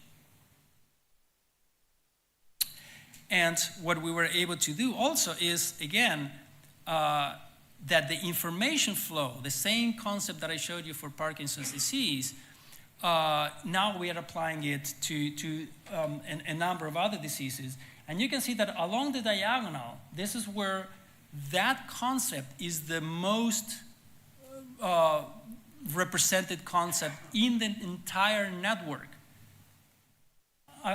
with the exact disease. So this is the disease, this is the representing node. If you see that along the diagonal, you get the main percentile range. So in the case of schizophrenia, we have that the node representing schizophrenia is ranked in the 97th percentile of all the nodes of all the diseases that we have, more than 9,000, and so on. So, and it's natural that it gets a little bit confused with depressive disorder. Sometimes there's common concepts that underlie those pathologies, but you can see that in general the representation is very good along the diagonal. On the other hand, if we only look at controls, so individuals with no diagnosis of any of these diseases, so there's no correlation whatsoever. So again, pointing to the fact that the embeddings into a knowledge graph are of use and are of importance to not only identify these patients, but also to provide an explainability. And then what we can do is something like this. This is what is called a polar plot. But what we can do is we can look at the individual risk for any individual to any of these 25 diseases, which are common in the population. And so you can see this individual is at high risk for schizophrenia and migraine, but low risk to psoriasis, and so on. So, and once you can do this for one individual, why not doing it for everyone? So then we can identify individuals in this quadrant that are low risk for anything. So these individuals, based on their genetics and their information in the electronic health records, are at low risk for all of these 25 diseases, but then you have clusters in the high prevalence or high risk of autoimmune diseases or cancers or cardiovascular and so on. Okay, so we're getting to the end, and in the last part, of course, we have to talk about generative AI, and we have to talk about artificial intelligence and how we're gonna deal with it. So naturally, we started with our effort way before August of 2022, which is when ChatGPT came out in the market and the world changed forever. And I say that seriously. I really think that this is going to be more important than the Industrial Revolution, what it means for the modern society and the future of it. But what we were now in a position, almost a unique position to do, is to fill in that gap of these models being a black box. Because as you may know, ChatGPT and Claude and all this Llama and all of these generative AI models do a very good job, an increasingly better job, but they cannot tell you how they work. Not even the people who invented them can tell you how they work. It's a black box, seriously, and what they have is just a sum of weights and connections that don't mean anything. Literally, this is just a fully connected network that is optimizing weights as needs to do in order to produce an output. Where a knowledge graph in a particular domain becomes useful is that now you can use the flexibility and user-friendliness of this ChatGPT and similar models to enter a question, but then the question could be fed into an extraction portion that will go to a knowledge graph and get expert information that may not be available to the articles and to the source material that these large language models were trained on. Most of this is trained on Wikipedia and social networks and so on. They won't necessarily go to proprietary databases and scientific databases, but Spoke does. So what we created is a method called KGRAG, for Knowledge Graph Retrieval Augmented Generation. What this means is that, again, any user will provide a prompt, and then any of the words in that prompt that match any of the words in the Spoke Knowledge Graph, any of the 30 million concepts, then it will be identified, and they will go to the graph, it will extract its neighborhood of related concepts, and then it will infuse it back into the response. So you will get a different response if you're using the network or if you're not using the network. And let me show you this in practice. So here we have a representation of multiple sclerosis genetics. So this is MS, and these are all genes that have known polymorphisms associated with susceptibility. One of those is a gene called PRXL2B, and the question that we posed is to ChatGPT is this gene associated with multiple sclerosis? And the response was, well, as of my current knowledge, is not. So then we asked the same question, but to the system with Spoke RAG, and now it thinks for a moment, and then it tells you, well, yes, it is, because I know that this comes from a genome-wide association study. So it not only provides the answer, but it provides the provenance, which is extremely important, particularly for biomedicine.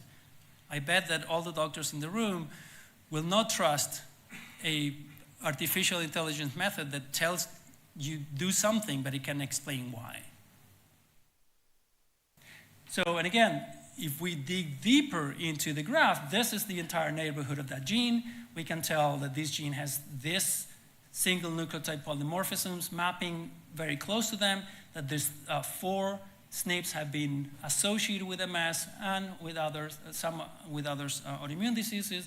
We know also that this gene encodes this protein, that this protein is an enzyme, that this enzyme catalyzes the reaction between prostaglandin and inoprostol, and so on. So this is the entire knowledge around that gene. So imagine this for any concept, any disease, any drug. So, and the one improvement that we did after this is in this particular architecture, KGRAG did not have memory because the user prompt is fed into directly the answer, and it didn't keep memory. But if you add a memory module to this, then what you're using is you are enabling a chat mode. So you can continuously ask questions to the system, knowing that the system will remember what was your last one and what was the response. So this enables things like this, and I don't know if this will work with audio, but I'll give it a try. Okay, this is good that it's both written, but it has audio. So you can see that the system can follow up a conversation. So there you go, thank you. The genes associated with phenylketonuria are PAH, SPR, QDPR, PTS, and PCBD1. Provenance, OMIM, diseases, HPO.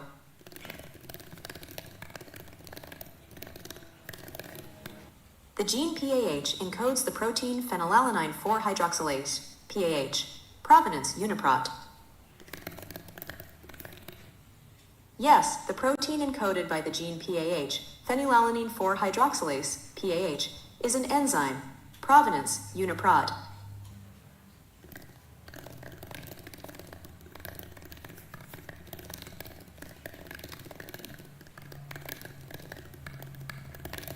The enzyme phenylalanine 4-hydroxylase, PAH, catalyzes the following reactions. 1. Okay, you get the Please picture. note that these reactions involve You get the picture. This is another biochemistry lesson, but it's just a quick demo of how a system like this can be trained and used with specifically biochemical data, biomedical data that goes across scales. So I would like to close with this and present a summary, and then we'll leave a few minutes for questions. So what I've shown you is that knowledge network-based representation is a really powerful paradigm for multimodal data integration. And this is key, I think, for the times we're living in now. Spoke is one of the first in the world of knowledge graphs to accumulate this amount of biomedical data. Machine learning approaches can reveal early warnings or disease outbreaks before too late. We applied this to the COVID pandemic a few years ago. I just showed you that data. It also provides a traceable path to discovery. So it's a clear box approach. So that's a clear advantage over the regular machine learning approaches. Spoke is under continuous development. I don't think it will ever be finished as long as more and more data is being dumped continuously into the public domain. So we're happy to engage with many developers, experts in each of these data fields that can help us and inform us on how to incorporate those new data sets into Spoke. And Spoke profiles, finally, can inform well, this is something that I haven't told you about. The conclusions were there, but we have a collaboration with NASA in order to analyze all of their biological information from the International Space Station. So apologies for this, I didn't show you that, but I'll be happy to offline. KGRAG enables uses of large language models with Spoke. And finally, I wanted to mention that whenever we're using large amounts of data and large machine-generated outputs, we really have to take into account some of the ethical considerations that were pointed out by earlier speakers. And again, apologies, this was meant to be before the conclusions. But of course, there are certain biases in the data that is currently in the digital domain, and as many times in history, we can make mistakes when generalizing based on only the data that we look at. So this is very, very important to keep that in mind. And there's many grim examples of how this has misfired. The big explainability factor, I think I have addressed, and to a large extent is an advantage of these approaches. Privacy and consent, I have mixed feelings about this. I'm happy to discuss this with you offline, but I think, and it was mentioned earlier also, that with the now public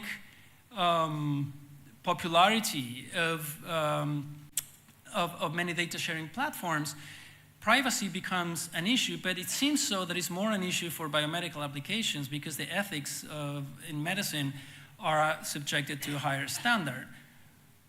However, a dead patient doesn't care about his privacy, I would claim, and many patients will gladly provide their information to researchers if they could make an improvement on their disease.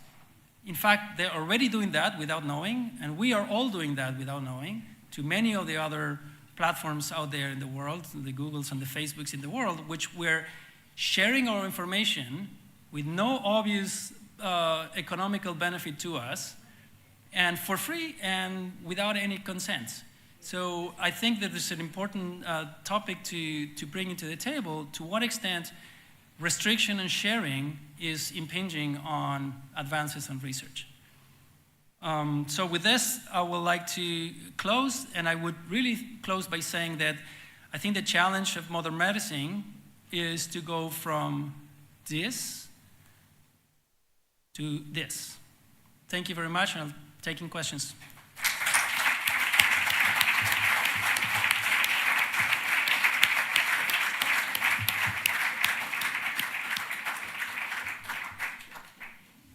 Sergio is asking if you have questions. Do we have the microphone?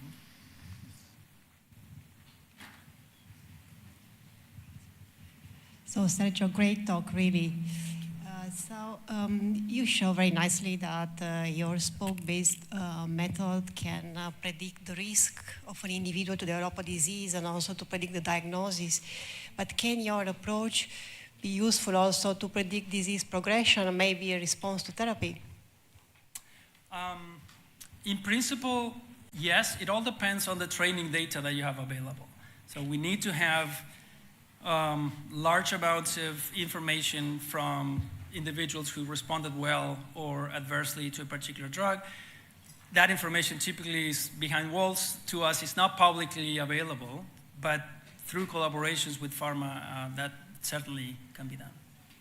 Thank you.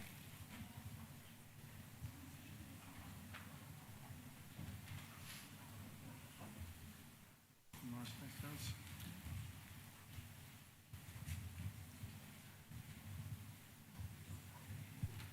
Hi. So coming to the first part in which you make a large virtual screening with Spoke, which imply that you put in the database, every database is possible, and it's a bit linked on the previous question. So if we learned this morning that people that have the disease actually pass through different phases, and the bottleneck of drugs actually in the repurpose is not to find the magic bullet that might be the one or the other that maybe is in the chemical space, but is to rely this pharmacological drug, this pathway to a specific patient. So how this Spoke program can actually help this, which is really the bottleneck in the clinical features of drug discovery in at least the remyelination for sure. Sorry, can you summarize the question then? Yeah, so I got a little bit lost. Yeah, so the point is that we have to, the bottleneck in the drug discovery on remyelination at least is not to find the magic bullet. We have a series of drugs that actually can pass animal test. So the real problem is to join the clinical effect to this drug. So how this program you develop can actually help? Yeah, no, clearly. I mean, the clinical trials still needs to happen. The question is, when you're repurposing a drug, if the tests that you're doing to support the benefit of the drug are sophisticated and are expensive and labor-intensive cell cultures that represent the biological process in some detail, you cannot screen 2,000 drugs. You have to screen 10 or 12. So this is where we're capitalizing on this approach to prioritize the candidates that a priori has the highest chances of succeeding. Then you do the test, but then you have to do the trial, of course.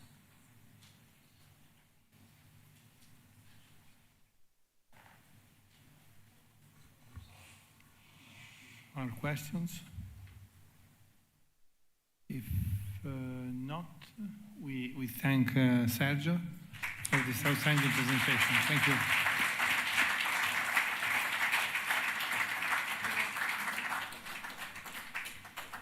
We move to the next session, the session of Rita Levi-Montalcini Prize Lecture, and then the Rita Levi-Montalcini Prize will follow. So I now invite Maria Troiano to give the presentation Advocate for Your Award Multiple Sclerosis Studies Of course, she doesn't need any presentation, but for being equal to the others, I just remind you that Maria Troiani is now honorary professor of neurology at the University of Bari. She was, for more than 15 years, a director of the neurology, neurophysiopathology, and stroke clinical units at the University Hospital of Policlinico of Bari, and head of the Department of Basic Medical Science, Neuroscience, and Sense Organs at the same university. And she was, I just reminded, she was ACTRIMS president in 2012 and 2014, and since 2016, honorary member of ACTRIMS. She is also, since more than 12 years, member of the Scientific Board of European Charcot Foundation and member of the steering committee of the Big MS Data Network. She will be saying this, and since more years, she is the president of the Scientific Committee of the Italian MS Registry and the previous databases.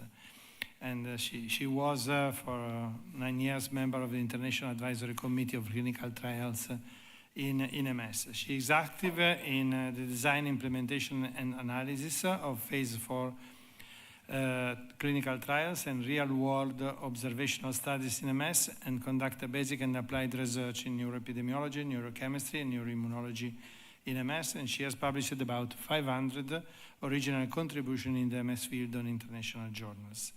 So, thanks for this presentation, Maria. Thank you, Mario, for this kind introduction. I am honored, with pleasure, I will give this Rita Levi-Montalcini Prize Lecture this 2025. This is one of the first times I met Rita Levi-Montalcini in Rome in 1988, about 40 years ago. Really, Rita Levi-Montalcini was one of the most important people who inspired me to get interested in multiple sclerosis research. But as you know, I chose a research that would allow me to maintain a direct contact with people with multiple sclerosis clinical research. I am really an advocate for real-world multiple sclerosis studies because I thought always that big data collected directly from patient history in real life may really contribute to building a data-driven future for personalized care for patients with multiple sclerosis, because observation is important for science. Most innovation in our knowledge, as you know, arises from observing differences in outcomes that may be associated with varying factors in our environment. On the other hand, David Sackett, who is considered the father of evidence-based medicine, stated that the practice of evidence-based medicine means integrated individual clinical expertise that clinicians acquire through clinical experience and clinical practice with the best available external clinical evidence from clinical trials, systemic research. Indeed, real-world evidence does not replace evidence from randomized clinical trials, but it can complement and extend it. Because observational studies can include a large number and a broad range of patients exposed, for example, to drugs, including those patients that are not recruited in randomized randomized clinical trials, elderly people, children, pregnant women, patients with comorbidities, with co-treatments. The follow-up may be longer than randomized clinical trials, allow to discover, for example, late adverse events of a drug, to evaluate change of therapies, different sequences of therapies during the disease course. Allow to compare data between different drugs, but also between different treatment strategies. And finally, they offer a more primary focus on patient-centered and patient-reported outcomes. So, in other words, observational studies can be considered as a tool to verify the transferability of the expert opinion in the context of clinical practice, so to provide patients with real-world expectation on risk and benefit of their treatments. There is an increased use of observational studies and increasing interest in real-world evidence, not only from physicians, but also by other healthcare stakeholders, for example, regulatory bodies and pharma companies. Clinical relevant for physicians are teams that can extend the results of clinical trials, as I mentioned before, the long-term effect and safety of treatment, the comparative effectiveness, predictors of treatment response, also factors that can influence the safety, tolerability, and persistence of a treatment. But regulatory bodies and pharma companies are considering other potential application in regulatory decision making of observational studies, such as the conduction, for example, of post-approval drug safety assessment of new therapies, the conduction of possible prospective pragmatic outcome trials to support, for example, the registration of new drugs, of new potential indication of all the drugs. As you know, the sources of real-world data are several sources. There are several sources, including patient registries, administrative data, electronic health records, biobanks, imaging databases. Anyway, the patient registries remain the most important sources for real-world data. It is difficult to create a national disease registry, but we have succeeded, and I will show you how, overcoming several obstacles. At the end of the 90s, we realized that to answer some questions of this complex disease, such as the evaluation of the natural history, but the change of this natural history due to the new emerging therapies at the time, we realized that we need to work together. By working together, maybe we thought it could be possible to improve MS diagnosis and quality of care. So the collection of longitudinal clinical MRI and lab data started at different MS centers in Italy in the framework of the Italian Multiple Sclerosis Database Network. In a few years, by February 2006, the number of patients collected in this network was above 10,000 MS patients records from 25 Italian MS centers. The Scientific Advisory Board was composed by Giancarlo Comi, Granieri, Rosati, Savettieri, and myself in Italy. This is the list of the first 25 Italian MS centers who participated in this network. Until 2015, the number of patients collected in the network and the number of participating centers increased to 47 participating centers and about 30,000 patient records. During this year, from 2002 and 2015, we published several papers on the data collected in this network. Very important papers because we were able to answer some questions that clinical trials have not been able to answer.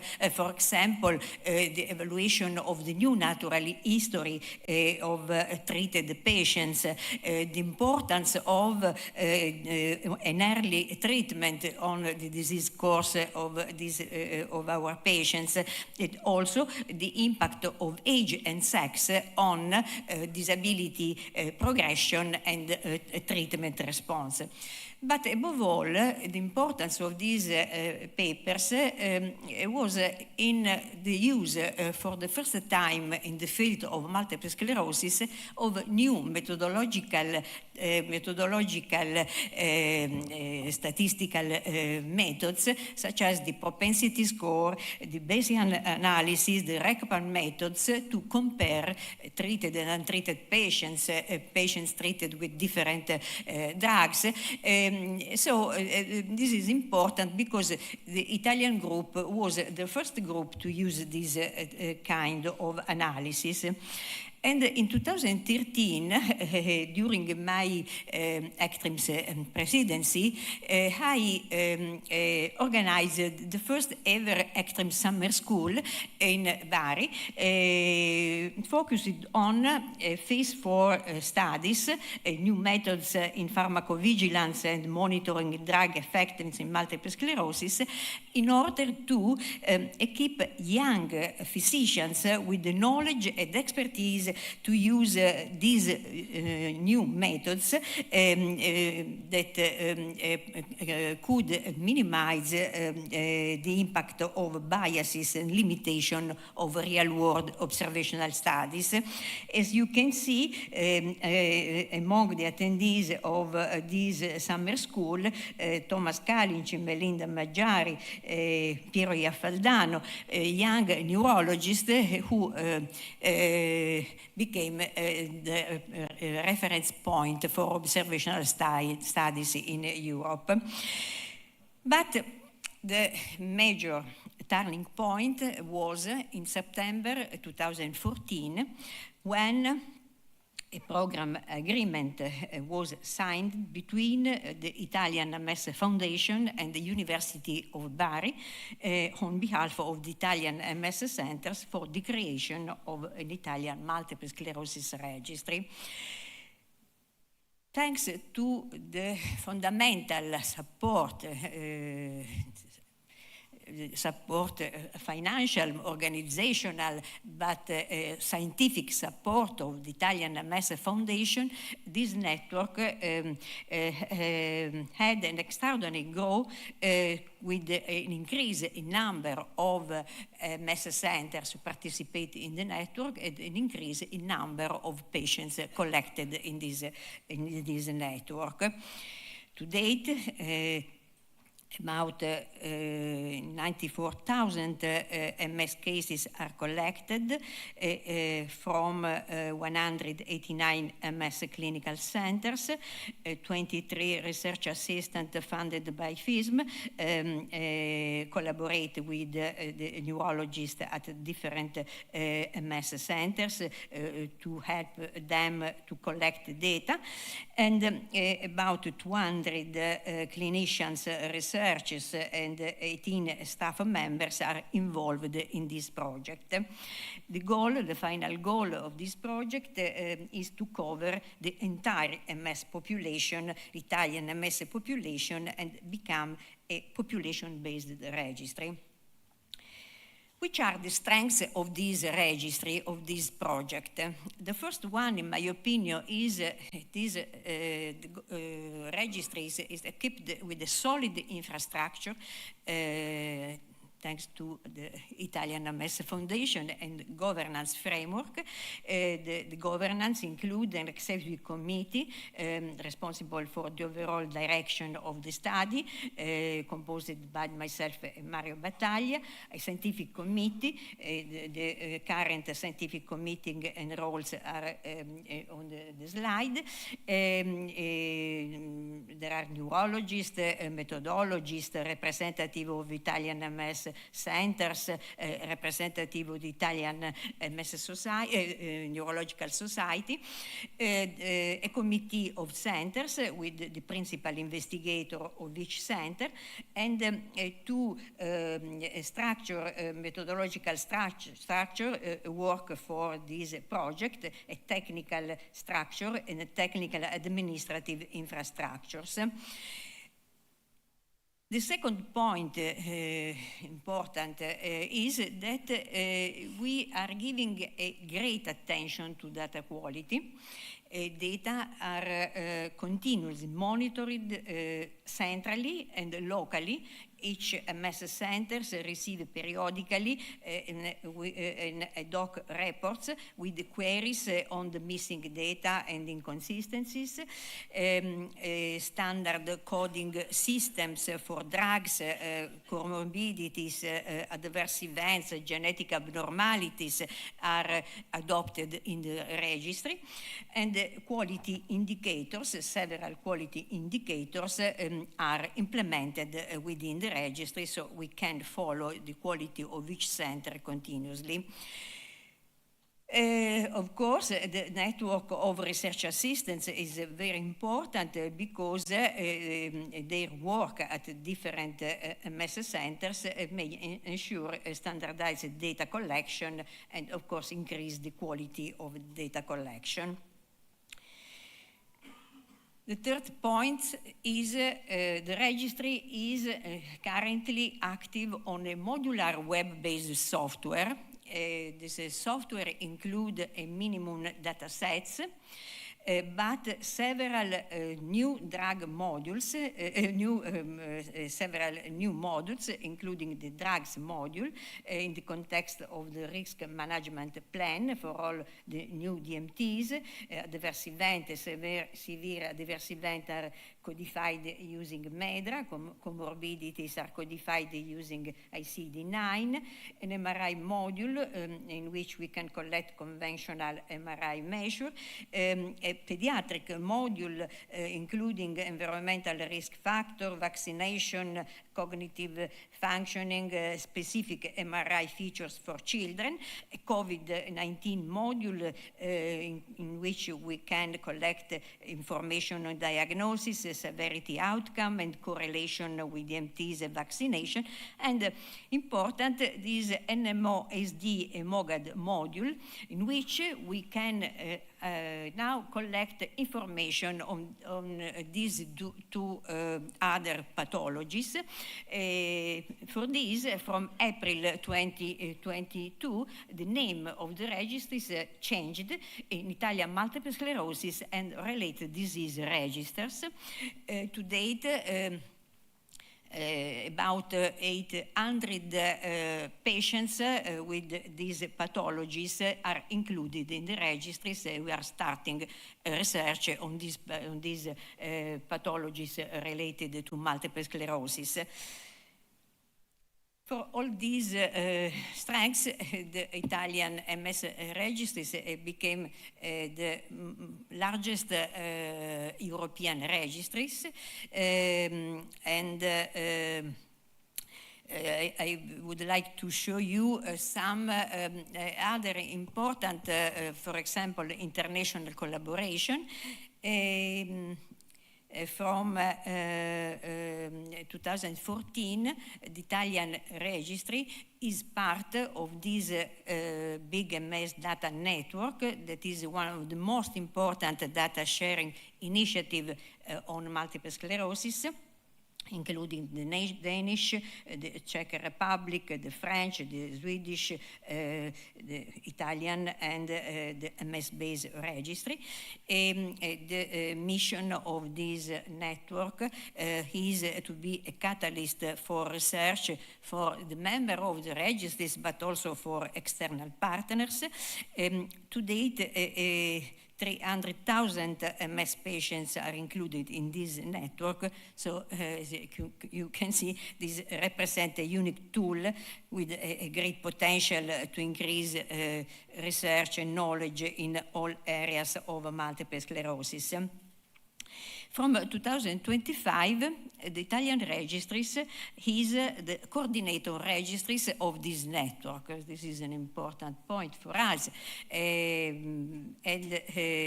We now have general coordination tasks of this network aimed to improve BMSD structure and activities, communication, promotion, funding raising, the quality control activity, and also specific tasks specific for the new PASS studies, post-approval studies.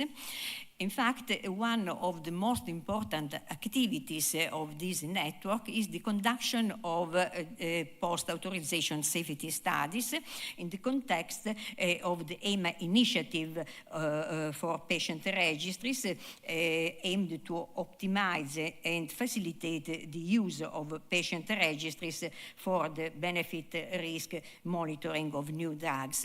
The big MS data network, together with pharma companies and EMA, created a joint protocol that allows to collect specific severe adverse event, pregnancy outcomes, and also safety and effectiveness outcome for each new approval DMT.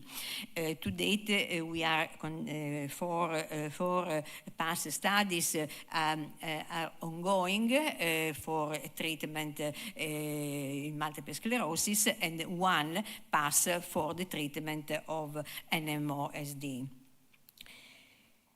The members of this MS network meet every month by teleconferences and annually in person, together with global pharma representatives, so-called PASS forums. During this meeting, we discuss how to maintain active collaboration and the growth of this network, but also to set standards for collection and scientific analysis of clinical data. A qualification opinion has been submitted to EMA, because it is important for each registry for the network to be certified to contribute high-quality real-world data for regulatory decision in PASS studies and also in PACE studies. Other activities of the network that we are now coordinating are the promotion of new academic research projects. In my opinion, this is the most important goal, and the dissemination of new statistical methodologies in real-world evidence research. To this end, we organize periodically statistical meeting, a workshop on statistical methods to address specific real-world evidence questions. In the last meeting, we discussed about the application of artificial intelligence to this large amount of data, 300,000 patients, many thousand variables for each patient, and machine learning and Bayesian analytical methods for predictive approaches to heterogeneous treatment effects in multiple sclerosis. The first 2 meetings were have been organized in Bari. The third big MS workshop will be held in Matera, Basilicata, close to Apulia region, and we will discuss statistical challenges in multiple registry data and predictive modeling and clinical decision support tools. We published in this network these 5 papers, proof of concept papers, that demonstrated that data sharing among these registries and database is feasible. Let's see now the research project that we conducted in the last year based on data collected in the Italian registry. To date, 60 papers have been published and 23 are ongoing. These are the main research areas: descriptive epidemiology, therapy, and short and long-term treatment effectiveness, comparative effectiveness. There is no time to look at the results of all these studies, but I would like just to give you an overview of the main topics we have addressed in the last years. For example, we evaluated the long-term disability trajectories and their change in the DMT era in all the MS phenotypes, relapsing remitting, secondary progressive, and primary progressive patients. The key messages from this group of papers were that there are subgroups of primary and secondary progressive patients with disability, different disability trajectories that progress at different rates and can this result could reflect heterogeneous pathological mechanism of progression. And we demonstrated that DMTs significantly reduce at different extent the risk of disability accrual as expected in relapsing multiple sclerosis, pediatric onset, adult onset, and also late onset, and in subclasses of primary progressive patients with particular aggressive disability trajectories. The comparative effectiveness of treatment strategies was evaluated in different ways in different MS population, in pediatric onset population, in adult onset population, and we compared mainly treatment strategies, early high effective treatments versus an escalation approach.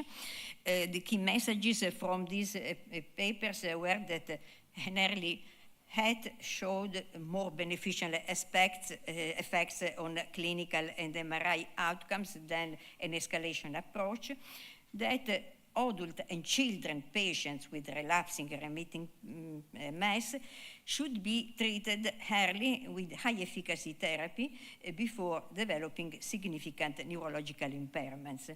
On the adult onset patients, we confirmed these results, but we had the opportunity also to evaluate a large pediatric population together with the MS-based group, the Italian MS Registry and Italian MS Group. This is one of the last paper accepted for publication in which I would like just to show you, we compared 2 groups of patients, 1,000 per group, treated with early HET and with an escalation approach. These patients were followed for 10 years and their propensity score matched. As you can see, the escalation group in blue had steeper DSS yearly than those in AT group. This effect, if you look at the trajectories, not only persisted but continue to increase over time, despite all patients in the escalation group escalated to a high efficacy treatment. This paper also demonstrated a significant impact of an early HET in reducing the global risk of a first confirmed disability accrual event, both relapse-dependent and independent relapse activity in comparison to the escalation strategies. So I would like also to show you this first paper in which we compared not only the effectiveness of the two treatment strategies, escalation versus high effective treatment, but also the safety on a large population of about 40,000 patients that were followed about 8 years. We compared 6 different therapeutic sequences based on the combination of HET and MET moderate effective therapies. But just the results, the most important results, was that the rates of infections were lower as expected in patients treated with moderate effective treatment, but they did not differ between patients treated with an early HET and those who were escalating from MET to HET. Also, the rates of neoplasm were higher in patients who escalated in comparison to the other groups. This is an important result, in my opinion, because it suggests that escalation approach is not safer than an early effective treatment, so may encourage neurologists to treat patients with an early high effective treatment. Finally, this is another group of papers in which we evaluated more and more the contribution of PIRA and RO to the confirmed disability accrual in real life. This paper, we confirmed that PIRA is the main driver of disability accumulation, about accounting for 50–80% of CDI events. But we also demonstrate that this PIRA can occur at any stage of the disease, at any age, and it increases with increasing disease duration and age. PIRA is associated with unfavorable mid- and long-term outcomes in adult onset, we confirmed, but also we demonstrated that is also true for children patients. And recently, PIRA was proposed as a clinical marker of putative onset of progressive phase. Which are the limitations and our future directions? One of the limitations that we discussed today, the new biomarkers on the lab tests, for example, genetic data, neurofilament, cognitive symptoms, patient-reported outcomes are not still captured in the registry. But next.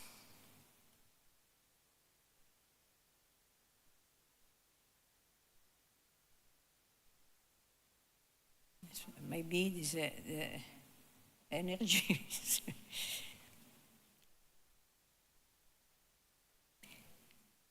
We are working to integrate data in the Italian registry with other data sources, biobanks, genetic, imaging databases, biobanks, genetic and neurodegenerative markers, neurofilament database, with patient, we hope, reported outcomes, administrative database. The first example of this linkage is this analysis, results of which will be presented on Tuesday 29, in which we were able to link clinical data, MRI data from the Italian MS registry with genetic data collected in the Progemus database.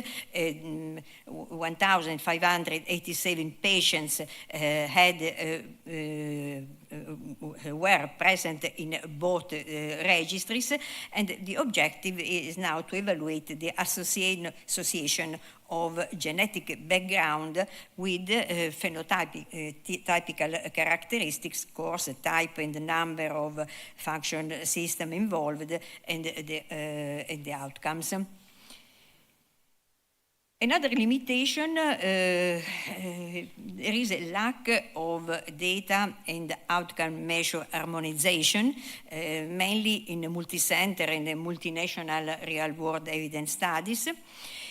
Within the big MS data network, we are working on outcome measures harmonization in order to transform existing data in each registry into the common data model format with precise data description in order to increase our ability to run federate or merged analysis from different registries without altering local data collection procedure so, to be able to conduct large-scale studies.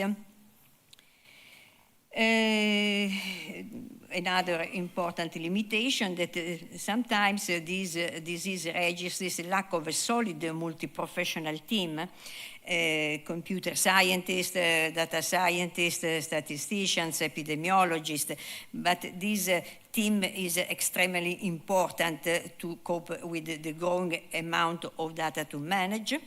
So we are working to build multi-professional teams at national and international level. And the main task of these multi-professional teams is to provide young neurologists and statisticians with skills for designing and conducting the real-world observational studies in general, to improve their capability to use of novel, sophisticated statistical methods in observational studies, and on the use of artificial intelligence and machine learning for enabling a rapid analysis of massive amounts of healthcare.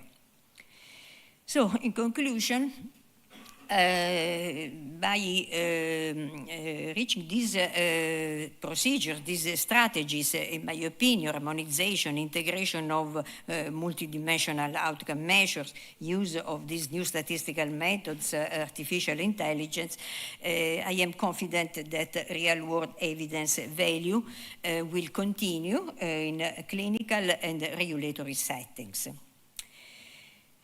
Let me thank now all my collaborators at the University of Bari, neurologists and statisticians, all the Italian MS Foundation staff, all persons with multiple sclerosis for their collaboration, all Italian MS centers participating in this network, all the members of scientific committee, all the research assistants. But let me express my deep gratitude to Professor Mario Battaglia and Dr. Paola Zaratin, who shared my vision on the importance of the creation of national Italian MS registries and believed in this project always. Many thanks. Finally, the emotional thought to Giancarlo Comi, who has accompanied me in many journey of this project. I prefer to remember it during these joyful, happy moments at dinner after my nomination as president of ECTRIMS in Lyon, and in the two last Charcot Foundation Baveno meetings. Thank you, Giancarlo. Thank you, all of you.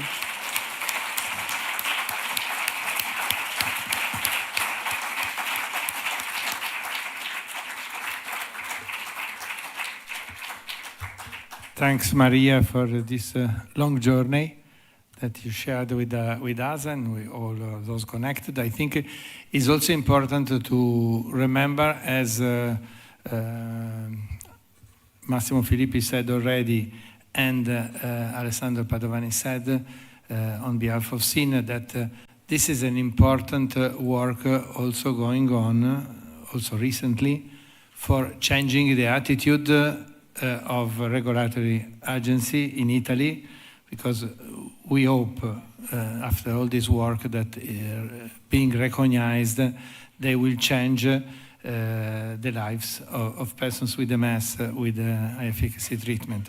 So this is very important, and I say this to all persons with MS and those that are representing them today in this audience. So thanks. We have time for one or two questions.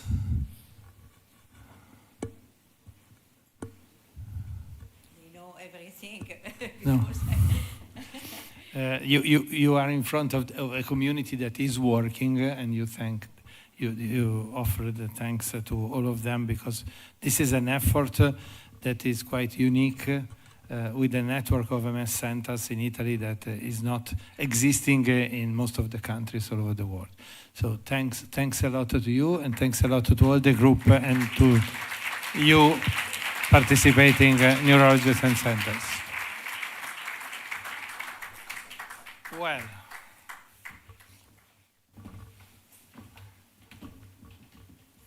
this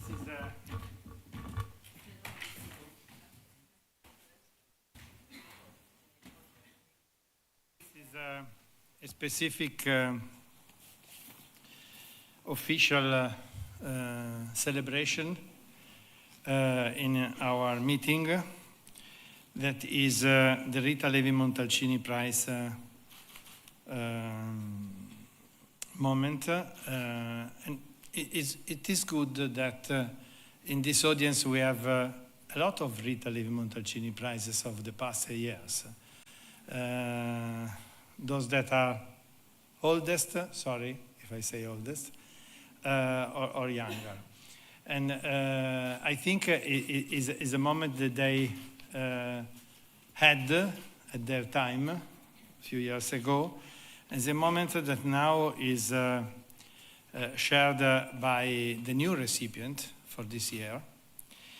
Of course, I say to our foreign colleagues that in the past this was personally assigned by Rita Levi-Montalcini, that is not with us, but shared with us a long time of our history of MS Society.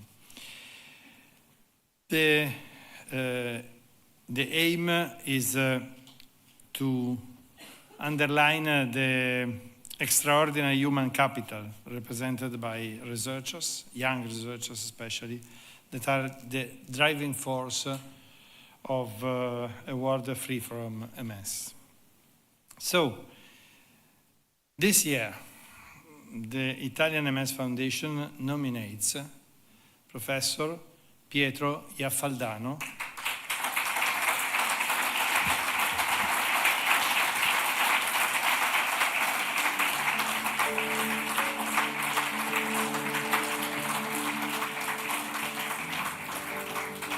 I welcome Pietro, that was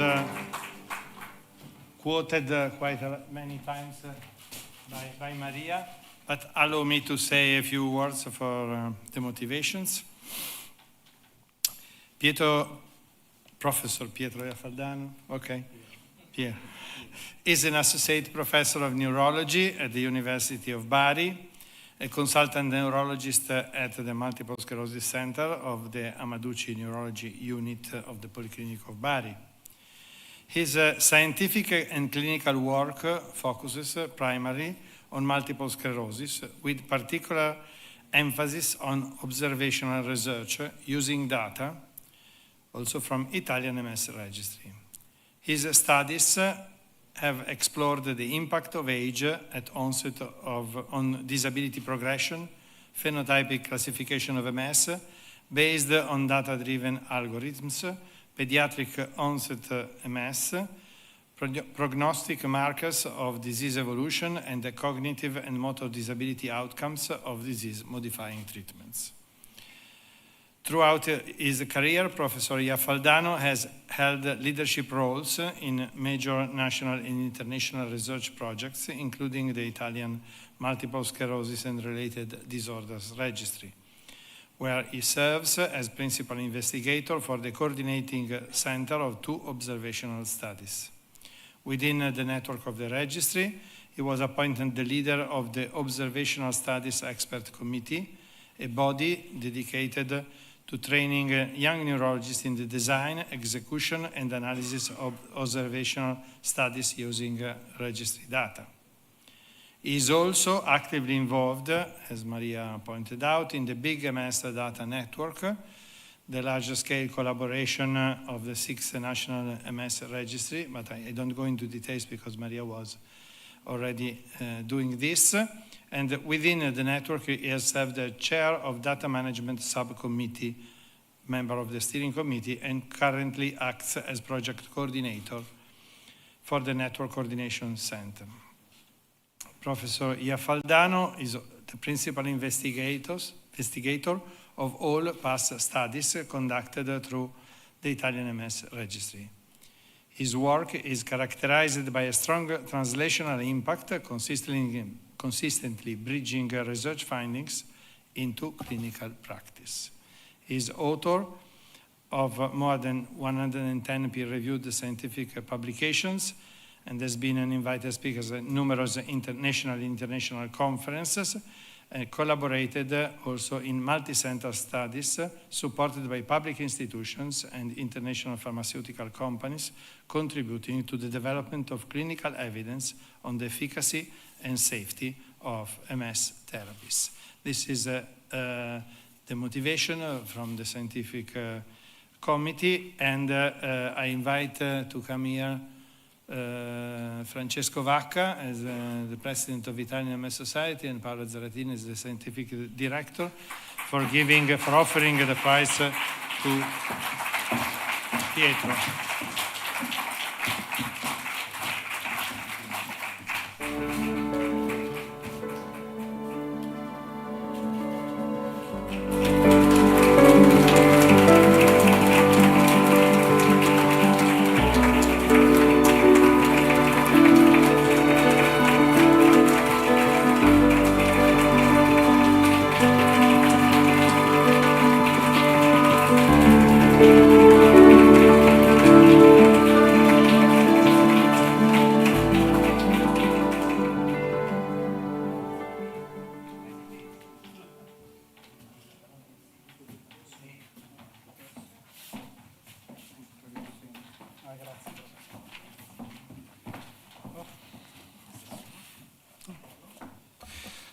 Good afternoon to everybody.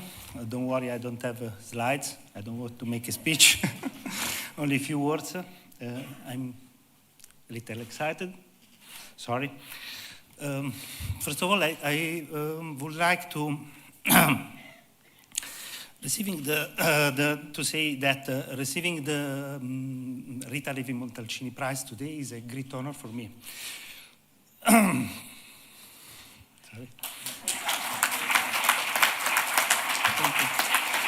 So I wish to share this recognition with all people with MS who place their trust in, sorry for my voice, in research, with the colleagues at clinical centers that who contribute daily to the Italian MS Register, and of course with the Italian MS Foundation, whose support makes this extraordinary project, thank you, possible. I dedicate this award to the power of observational studies. As you have already heard from Professor Troiano, this kind of research through real-world data helps us to better understand the disease and also can improve care of MS. A special thank you goes to Professor Maria Troiano, my mentor,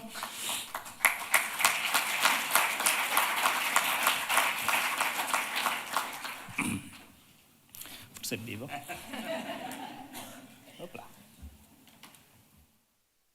Who has guided me with vision, rigor, and I want to highlight rigor, and passion. Let me say that her lecture today, which was entitled Advocate for Real-World Multiple Sclerosis Studies, perfectly captured what I have had the privilege to learn at her side. I'm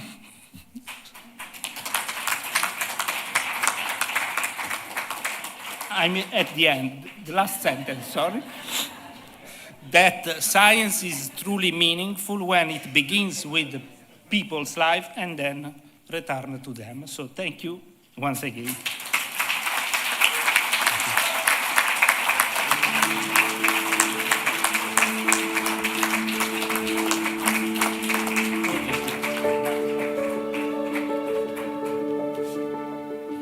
I think that for all those that are older as I do, is a real satisfaction to see how young generation during the years, not only with the Rita Levi-Montalcini Prize, are growing because they will be the future of our research, not only for MS, but also for Italy.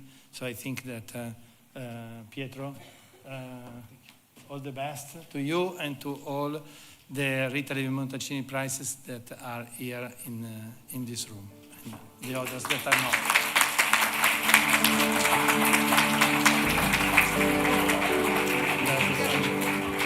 Okay, now you have time for the coffee break, and the next session will start in 20 minutes.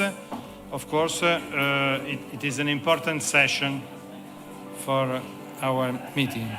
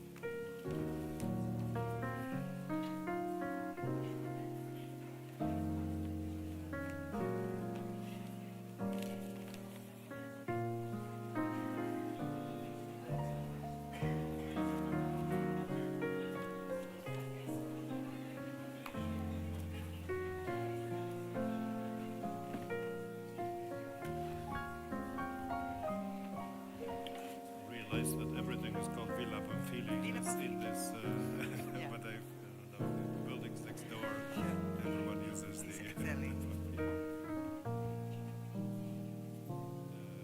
Yes, I think it's.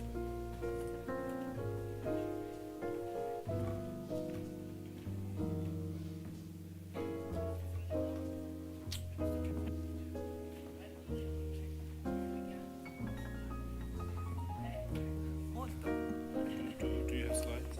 No. No. Slides. Just one. You take it. Okay.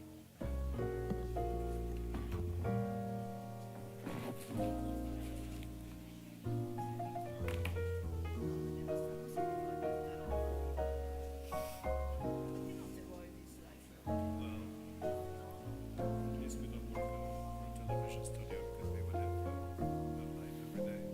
Yeah. Yeah. I can imagine.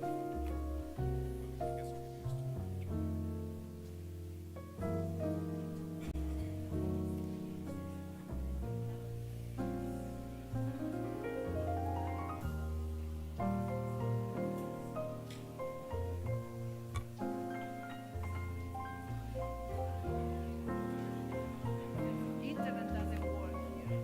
No? It's on and off. And it's a mess because we're trying to add a picture of Giancarlo. It was impossible. Yeah, it's like You should connect to the Wi-Fi.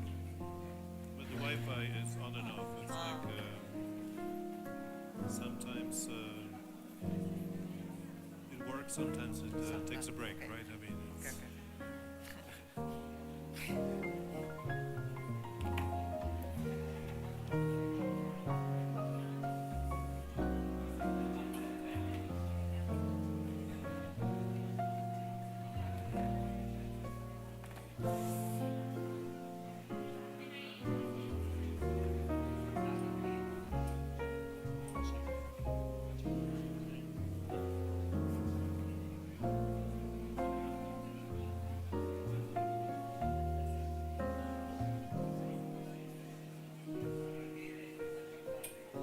Sì, sì, anche lui.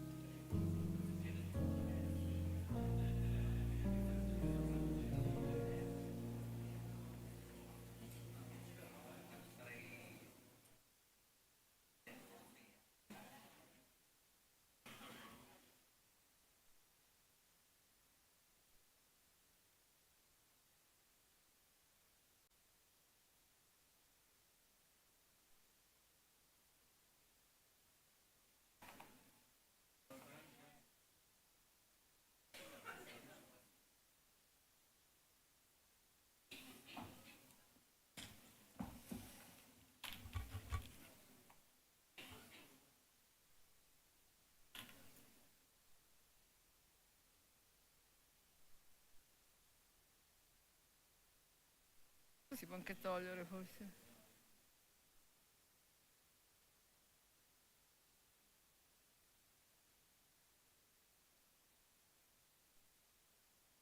high tech.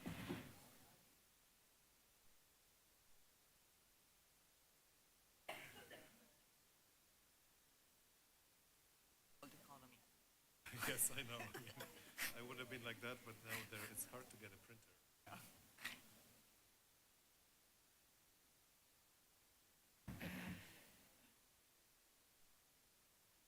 You have the. You have this one.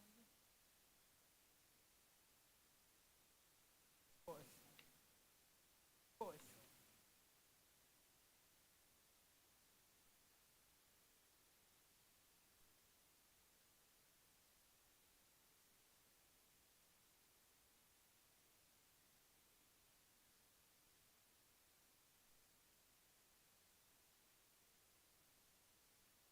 Yes. Of course, no, you have it.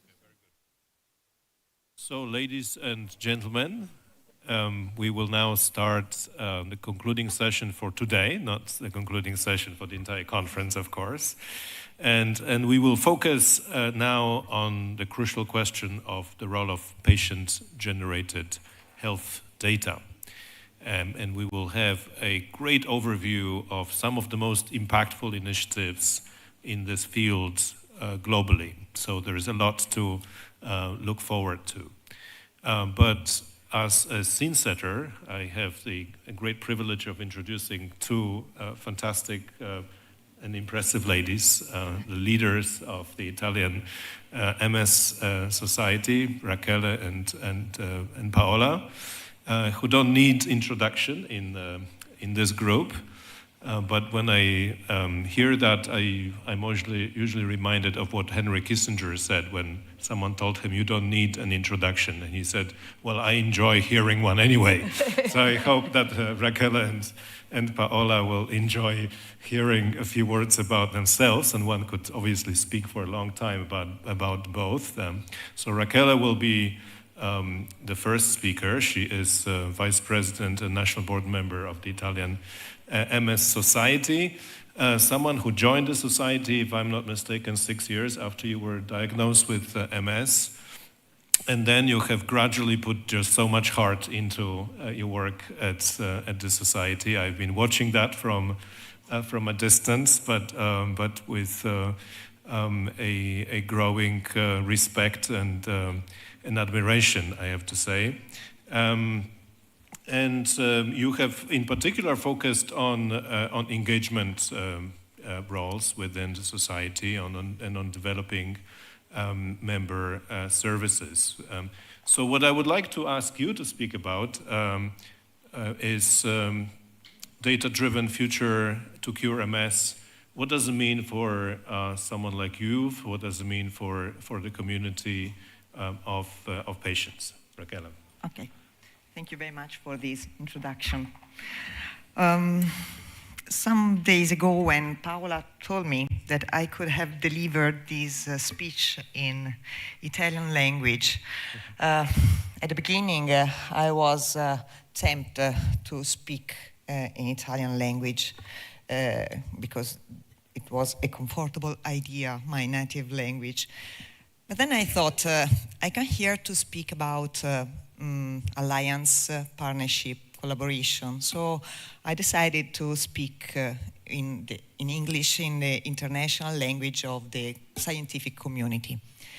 And the second thought was that probably to end this long afternoon of work with my strange English and chaotic English could be a good way to end. And if I see some expressions just like this, probably I'm cautious that at least one goal, I reach at least one goal of mine. Okay, come back serious. As Vice President of the Italian MS Society and a person with MS, I believe that a data-driven future is not only a scientific horizon, it is a civil and cultural revolution. For me and for the MS community I represent, a data-driven future means finally being seen and heard in the complexity of our lives. It means that our symptoms, our experiences, even our silences become part of a shared knowledge system that drives better, more personalized, and more inclusive care. It means that every data point, whether collected through a clinical trial, a wearable device, or a personal diary, becomes a piece of the puzzle that leads us toward a cure, toward a more human healthcare system. But this future must be built with us, not just about us. The data we generate are powerful tools, but only if we, as people with MS, and are active participants in deciding how they are collected, used, and why why not interpreted? A data-driven future also means equity, because data can reveal disparities, highlight unmet needs, and help shape policies that are responsive and fair. We are not just sources of data. Please remember, we are partners. We bring the context, we bring the meaning, we bring the human perspective that numbers alone cannot explain.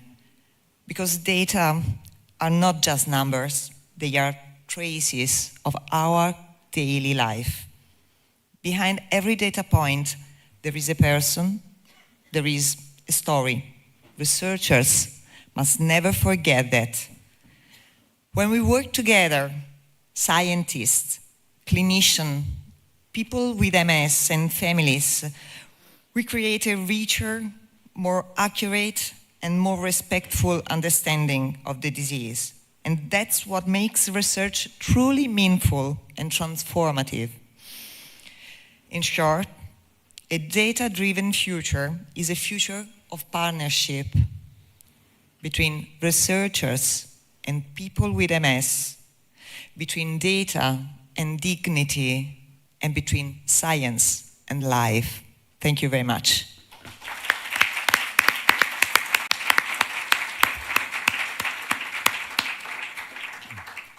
Thank you very much, Rachele, for this inspiring statement, which needs to resonate with us throughout this session, because as you pointed out, you patients are the source of data, but this only becomes powerful when you are involved from the beginning of the process. So thank you for those words. I now turn to Paola Zaratin, the Scientific Research Director of the Italian MS Society, someone who is on a mission to make patient experience data really integrated in all research projects. And I have to say, I've seen Paola in action in many European and international capitals. And when she speaks, everyone listens, takes note, and reflects on how to follow up on this. So Paola has had a very rich and illustrious career in neuroscience research in public and private organizations. She has led many efforts. She co-chairs PROMS. She was coordinator of Multi-Act and the Bible when it comes to governance, patient-focused and inclusive governance of research projects. So she brings a huge richness of experience to this discussion. And I would like to ask Paola how to make this science with and of patient input, a term which I will always credit to her, actionable. So how do we act upon that particular approach to data, Paola? Well, Paolo, thank you very much for this kind introduction. And I think that Rachele, I should not convince you after Rachele, contribution that making science with and of patient input actionable, I would say via true patient experience data is at the crossroad of a data-driven future to cure MS and related disorders. And I mean, this is also a call to action to Professor Baranzini to make sure that, the patient reporting data, the patient experience data will be one of the key data that will be integrated, into whatever will be the new and innovative approach of data integration, as well as for the Italian MS register will be very important that this will be included into the registry and integrated with the other data. But let me just remind us, we have already discussed this, that this new science, because I like really to share with you that this is a science. It's not something that we need to leave, to happen. It's not going to happen by chance. came from this innovative idea of science with and of patient input, came from the European project Multi-Act that developed a responsible research, governance and public engagement model that the Italian MS Society in its foundation aimed to apply across all the national and international portfolio.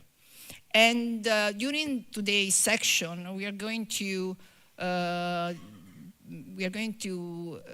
hear about key project of the international Italian MS Society and Foundation portfolio that fully express the core role of science with and of patient input to really enable a data-driven future to cure MS.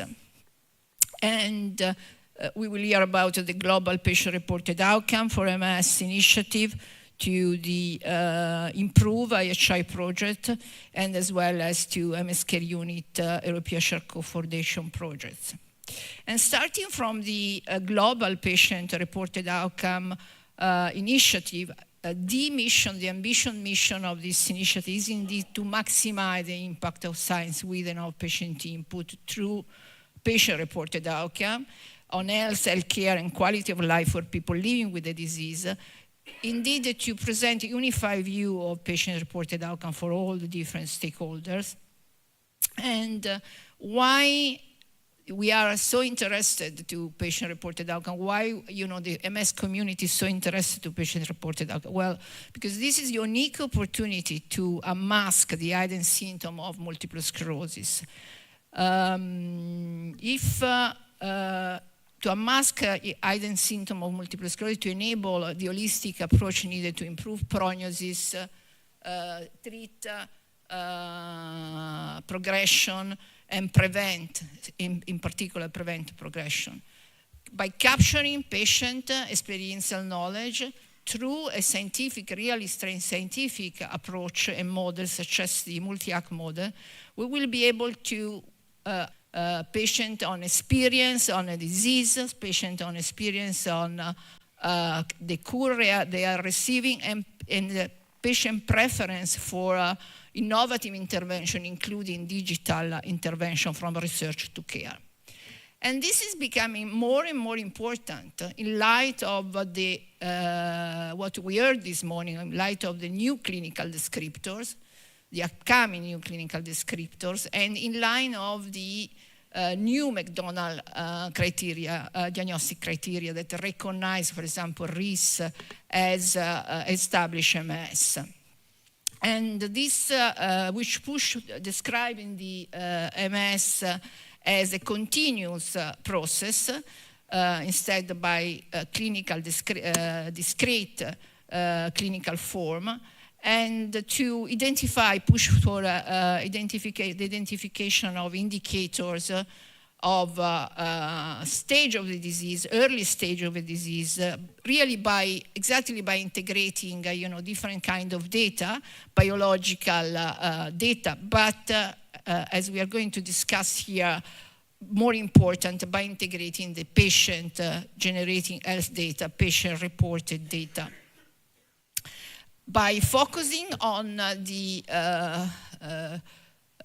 prediction of biological onset and focusing on unmasking subclinical and prodromal symptoms, this will pave the way for preventive strategy toward brain health. And I took, I borrowed the slides of team, the team presented before, just to say that capturing people with MS experiential knowledge really will enable to answer a question that team highlights this morning on the assessment, but much, much more on the onset of MS or at the level of the diagnosis of MS.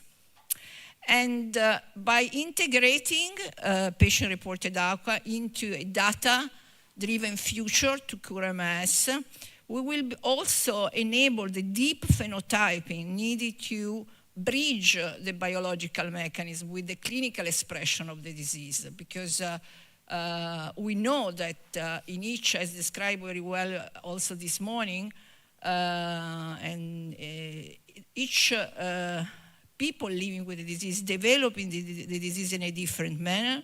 We can identify group of people living with the disease that can share symptoms, partners, and dominant domain of interdependence. And by integrating PROMS data, patient-reported outcome data, into the data-driven future, we will be able to monitor the disease state over time by continuous science with an of-patient input approach. Not only this, integrating patient-generated health data into a data-driven future to cure MS, we will be able to measure impact of multidisciplinary and multi-stakeholder healthcare system, as the MS Care Unit initiative that also will be presented later today. And of course, initiatives such as the one of Improve IHI project that is aiming to develop digital platform to facilitate, to make this happen, is a cornerstone, is at the core of our ability to really bring the people living with MS perspective into our data-driven future to cure MS. So where we are, I mean, this is a science, this is require expertise, resources. Well, the important dimension of responsible research, innovation, public engagement in size is still limited, scattered. Before we had a dedicated European program, a program dedicated to such a kind of research for model of science of engagement. Today, this expertise is expected to be integrated in the pillars of the European Brain Health Agenda, research agenda, but still science of patient engagement remain scattering. And we know why. This is a science, it's costly, resource demanding, and there is a need of scientific, rigorous approaches and expertise. And this is why an organization like Italian MS Society fully expressed the core of such a kind of skill and new science. But thanks to the valuable collaboration also with Powell, and we have been invited because of this skill and expertise between 2004 and 2025 to participate in several Brain Health European initiatives that recognize the value of RRI multi-act model to engage, to enable science with patient input, and as well as global PROMS initiative and data integrative initiative in meeting the challenge. And it's the fact that all this initiative, we have been invited to participate, have included our best practice, our model as a best practice, the one related to science with the non-patient input, science of patient input, and also as Powell described this morning, even recognize this skill, this ability to enable science with an outpatient input as an opportunity for systemic investment in brain economy. And of course, we need to thank organizations such as Neurocentury, European Brain Council, and Brain Capital Alliance that invited us to recognize our skill in this field. Let me just quote one of these, for example, talking about neurotechnologies, talking about the data-driven future to treat MS, it's very clear that early and representative patient engagement will facilitate the co-creation of needed technology policy that are not only widely beneficial, but also more readily accepted by society.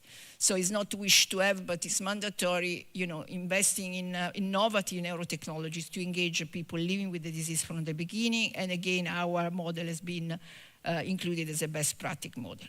So what will we take in terms of investment in multiple sclerosis if we want really to enable a data-driven approach, I would say a responsible research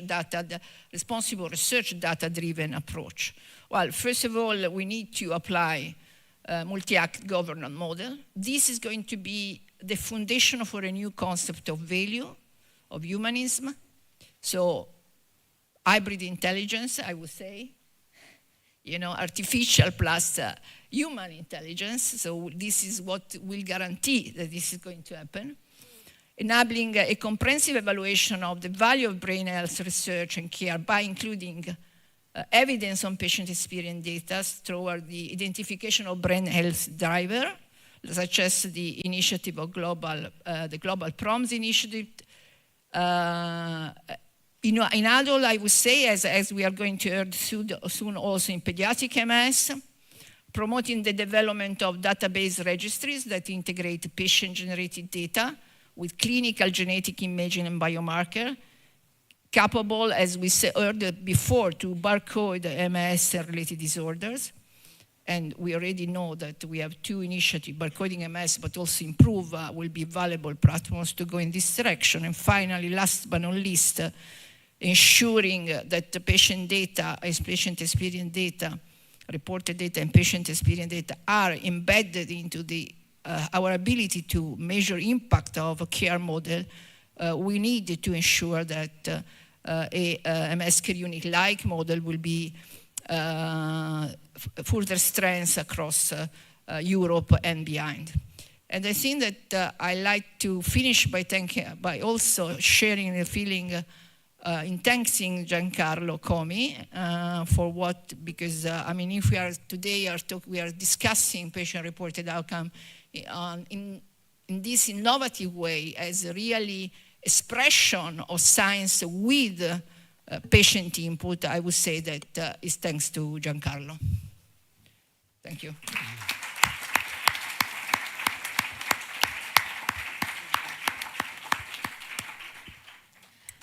Okay, we go on, and it's an honor and pleasure for me to introduce Dr. Giampaolo Brichetto, Clinical Director of the Italian MS Society Rehabilitation Center, Head of Rehabilitation Research in our foundation, and President of RIMS. With over 20 years of experience in neo-rehabilitation, Dr. Brichetto has pioneered innovative strategies integrating advanced technologies into MS care. Today, he will present the International PROMS initiative, highlighting how patient-reported outcome measures can enhance our understanding of the lived experience of people with MS. Thank you. Thank you. Good afternoon. Thank you, chairs. Thank you, Rachele, for your nice introduction, kind introduction. My talk today will be focused on phenotyping people with MS using patient-reported outcomes or better functional domains. And I will talk about what we have done within the PROMS Global Initiative, what we are also doing now. The PROMS initiative, as already focused by Paola, is a multi-stakeholder initiative that is catering healthcare professional, researcher, academia, but also industry, advocacy experts, with the aim to work on the field of science with and of patient input, in particular on patient-reported outcome measures, with an open and participatory governance structure. You can see from the slide that there are some governance bodies in the initiative, of course, an executive committee, a scientific steering committee, but transversal to all the governance bodies, we have the engagement coordination team. This is a term that derived directly from the multi-act model. This engagement coordination team is consulted and is part of the initiative from the very beginning, and is working together with the different working groups in which there are scientists, academia, industry, etc., with different focus on improving the science of patient-reported outcomes. This is the strategic direction of the initiative, engaging people with MS in providing prompts that could give us a picture of changes in real life of people with MS, leveraging on passive and active measure monitoring in a comprehensive approach, personalized approach, in order to improve prognosis, to be responsive to progression, and prevention of progression. In order to ensure the possibility to represent people with multiple sclerosis into this governance, we have the engagement coordination team, of course, but you will see later how this governance body was really fundamental to outreach the community of people with MS, in particular for the actions of the Working Group 1 and Working Group 3. Working Group 1 is one of the working groups in which I'm more involved, together with other two co-leaders. Maria Pia Amato is here, is another co-leader of this working group that is more devoted to research and development of patient-reported outcome measures. Working Group 3 is another really active working group in the initiative that is more focused on the use of digital health in the field of patient-reported outcome measures. This is an example of the actions that were taken into account in Working Group 3. For example, Letizia Locani, that is here, she's one of the co-leaders of Working Group 3 on e-health. In this case, the Working Group 3, together with the engagement coordination team, decided to launch a survey on the use of e-health by and for people with MS. So they design a survey, and then they review the survey accordingly with the engagement coordination team. And then after the implementation of this survey digital on a platform, they pilot test the survey, they translate the survey in 5 different languages, and then they launch the survey. Now the survey ended, let's say, the collection of the data by the end of April 2025, so we don't have the data to show, but we can say that we have a great number of people that decided to fill in this questionnaire, more than 2,000 people. So this is one of the reasons why it is important to have people with MS within the governance of this initiative. But this survey was, let's say, launched because of the actions also of Working Group 1, in which, as I said before, I'm more involved. Working Group 1 is more devoted to research, validation, and development of patient-reported outcomes. You can see on the slides the strategic priorities of this working group that are to identify and prioritize outcomes that matter most to people affected by MS, provide guidance for applying or identifying gaps in existing PRO, and provide a framework to guide the development of new patient-reported outcomes. First. We also try to analyze this phenotyping based on areas or functional domains, taking into account countries and continent. Europe and United States have similar rankings, so they are aggregated in the chart. We can see that in Asia there is a prevalence for sensory area, then mobility is the second, then mood, then cognition, then physical and physiological function. In Africa, the mood area is the first, then cognition, then sensory, then mobility, then physical and physiological function. We don't have an answer to these differences, taking into account the continent, could be also the access to treatments or to rehabilitation, or could be due also to social factors. We will better analyze the data in the future. But we have also tried to analyze the data taking into account the impact. In this chart, you can see the areas and the different functional domains for every areas with the level of impact in the age classes between 18 to 30 years old. You can see that is It's clear that in the mobility area, tremors have a high impact with respect to the other domains, and in the physical and physiological function, difficulty breathing, swallowing, and speech problems are ranked higher than the others. So what we could say is that the prevalence is the opposite of impact, at least with our questionnaire. So tremors, speech problems, difficulty swallowing and breathing that are ranked in the lower level of the list are the first related to the impact.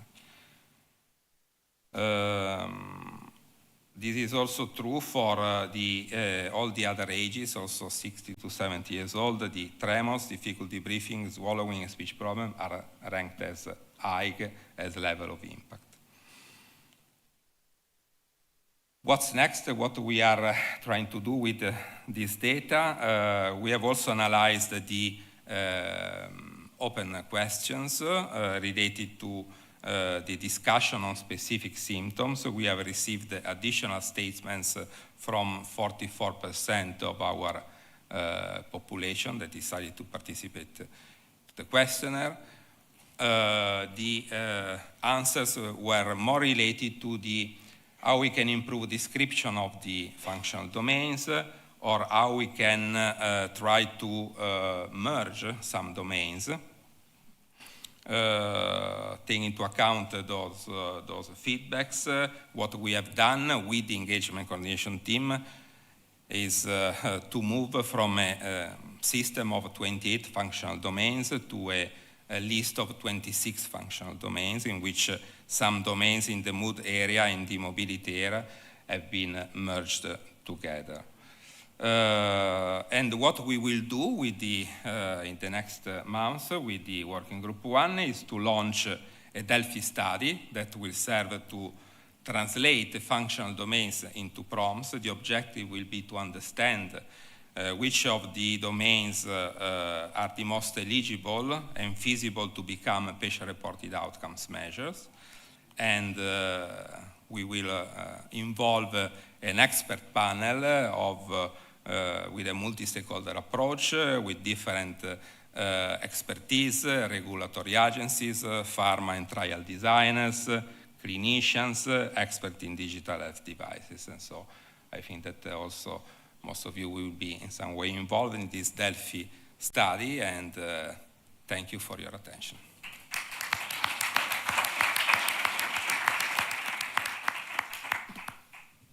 Thank you, Gianpaolo, for sharing data that confirm again the importance of phenotyping a patient population through patient-reported outcome. It's now my real pleasure to introduce Maria Pia Amato, full professor of neurology at the University of Florence, where she also heads the neuroscience section of the Department of Neuroscience, Psychology, Pharmacology, and Child Health. She directs the neurology unity at the MS Center in Careggi University Hospital in Florence, as well as the neurology resident program and the Tuscany PhD program in neuroscience. From 2014 to 2022, Professor Amato served on the ECTRIMS board, and she was president from 2020 to 2022. She's now honorary member of the organization, and as ECTRIMS board member, she contributed to the development of key recommendation and guideline on treatment with disease-modifying treatments, vaccination, revision of diagnostic criteria, and more recently, the updated classification of MS phenotype we have heard this morning. She's also currently co-leading the development of international guidelines on diagnosis of cognitive impairment. Her research focuses on translation and therapeutic studies in MS and related disorders, but is a real international recognized leader for her pioneering work on cognitive impairment in MS. That is the topic also of her presentation today. Thank you very much, Paola. Thanks to the other chairs and to the Italian MS Society and Foundation for inviting me to deliver this talk on cognitive phenotyping in multiple sclerosis.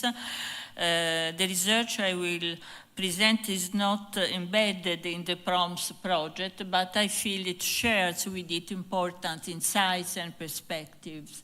These are my disclosures and the outline of my speech. I will first discuss in general MS heterogeneity from the clinical, radiological, and cognitive perspectives.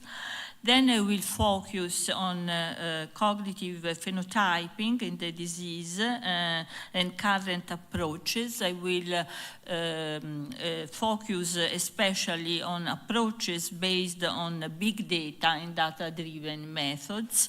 And lastly, the conclusions. Okay. As our understanding of the disease evolves, it is increasingly clear that patients with the same diagnosis, in this case multiple sclerosis, can appear to be clinically similar, and they are often grouped under the same disease subtype, so disease subgroup, based only on their similar clinical characteristics. However, these disease subtypes often underline heterogeneous and different physiopathological mechanisms that eventually may share a common clinical outcome. And due to this heterogeneity, patients in the same subgroup may respond differently to treatments. Therefore, failing to recognize this complexity, this heterogeneity, has negative consequences for research and can lead to suboptimal clinical decision and treatment decision, for instance, when offering the same drug to patients with different underlying biology. We have discussed extensively this morning and also this afternoon how big data is revolutionizing the way we approach health care. Big data can tackle the disease complexity in diseases like multiple sclerosis, enabling accurate patient phenotyping, early risk detection, diagnosis and prognostication, precision and preventive medicine. And you know very well the story of these clinical course descriptors or subtypes or phenotypes, as you want, that were first classified in 1996, then the first revision in 2013, and you know that there is a new revision ongoing.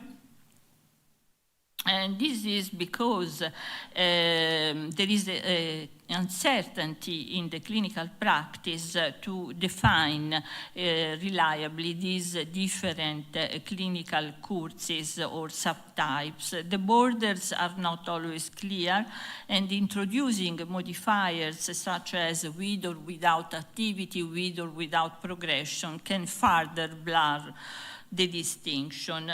With increasing understanding of the physiopathological mechanism, there is clear evidence that different mechanisms can overlap significantly over the disease course. This is the core group led by Alan Thompson. This was our first meeting 2 years ago in New York. We had a recent meeting in Dublin. Paula was there. It was a much larger meeting, but unfortunately, I don't have the picture yet. So first we launched this survey, this landscape assessment, and as you can see, the sentiment for change was pretty high, 77%, but the question is why do we need new phenotypes, new Kurz descriptor? From the clinical perspective, the concept of PIRA, progression independent of relapse activity, has challenged the rigid dichotomy between relapsing and progressive forms. And these are three different data sets: the Novartis Oxford data set, our study based on the Italian MS registry, and the clinical isolated syndrome cohort in Barcelona. They convey the same message, that progression, independent of relapses, starts very early during the disease course. It starts during the relapses phase, and is present in all the phenotypes, although it becomes the main driver of disability accumulation in the progressive phases of the disease. From the pathological perspective, we know that there are different axes leading to progression, and these different axes are heterogeneous from patient to patient and in the same patient along the disease course.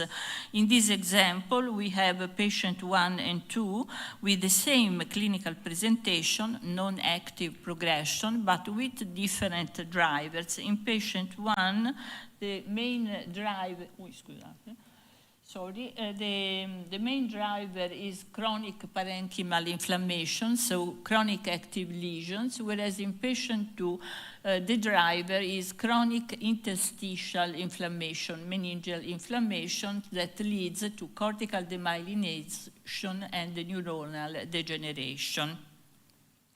From the MRI perspective, there is no MRI marker that is able to reliably distinguish between relapsing and progressive patient. You can go to an expert neuroradiologist asking whether the scan belongs to a clinically isolated syndrome or to a primary progressive patient. It's impossible to distinguish. For instance, gray matter atrophy that is prominent in the progressive phases has also been described in early relapsing patients and even in radiologically isolated syndrome. Similarly, spinal cord atrophy has been described across all the disease subtype and in early relapsing remitting patient. This is the novel biomarker, paramagnetic rim lesions, again described in all the disease subtypes, and even recently in pediatric MS, which challenges the notion that pediatric disease is characterized mainly or almost exclusively by active inflammation, acute inflammation with no chronic inflammation and neurodegeneration. I think you have seen already this study by Arman Eshagi that leveraging AI technique distinguished the three phenotypes, MRI phenotypes.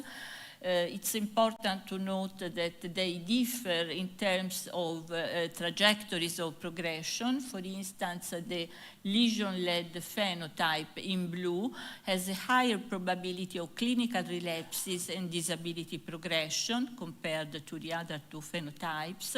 And in selected clinical trials, these phenotypes also has better response to treatments, highlighting the potential of this approach to guide treatment decisions. In this second study, the authors focused on the annual atrophy rates in different regions of the CNS. They found 4 phenotypes that do not align with the traditional clinical phenotypes, but they have some correlation with the serum levels of neurofilament light that is a well-known marker of neuroaxonal damage. So moving to cognitive phenotyping, the question is, why do we need cognitive phenotyping? First of all, MS cognitive profiles are highly heterogeneous from patient to patient. At the group level, the domains most often involved are complex attention, particularly cognitive processing speed, learning and memory, executive function. Language is considered to be largely spared, although recent observations have found that problems with word finding, verbal fluency are more frequent than previously thought, and there is also emerging evidence of difficulties in the domain of social cognition. Second, underlying mechanisms are multifactorial and again highly heterogeneous from patient to patient and possibly in the same patient along the disease course.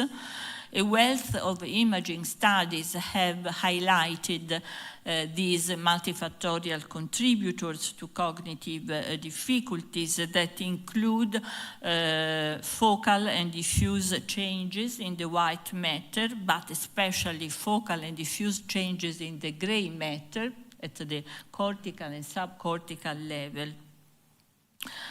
And third, a dichotomous approach to classify subjects can be problematic.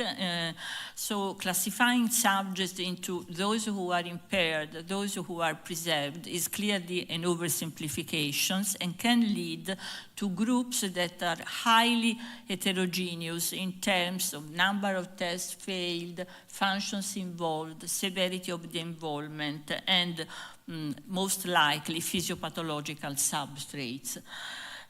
Also, applying cutoffs such as 1 or 1.5 standard deviations can miss mild degrees of impairment or cognitive changes, particularly in those subjects who perform very high at baseline. So I will briefly go to review approaches to define cognitive phenotypes. I will go very quickly through these simpler studies. This is a small study by Vittoria Levitt, simply classifying patients into preserved, those with only memory impairment, only information processing speed impairment, or both. This is Jessica Podda study and the FISM group that assessed a large patient sample and used a more sophisticated approach to the statistical analysis, the latent class analysis.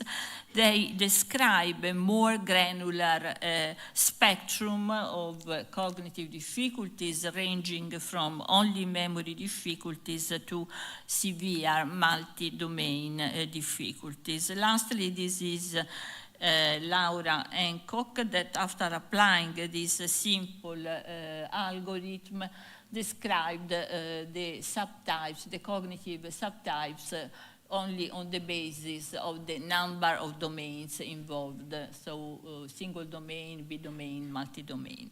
Moving to a more sophisticated approach, this is our Italian multicentric study, a large-scale study of patients and matched controls where we used an extensive neuropsychological assessment based on the Reus battery, the Stroop test, the fatigue severity scale, and this depression scale. In a subgroup, we also used 1.5 MRI to assess T2 lesion volumes and total and regional brain volumes. We used this data-driven approach, latent profile statistical analysis. It's an analysis that enables to identify latent or hidden profiles that are not directly apparent but emerge from the data.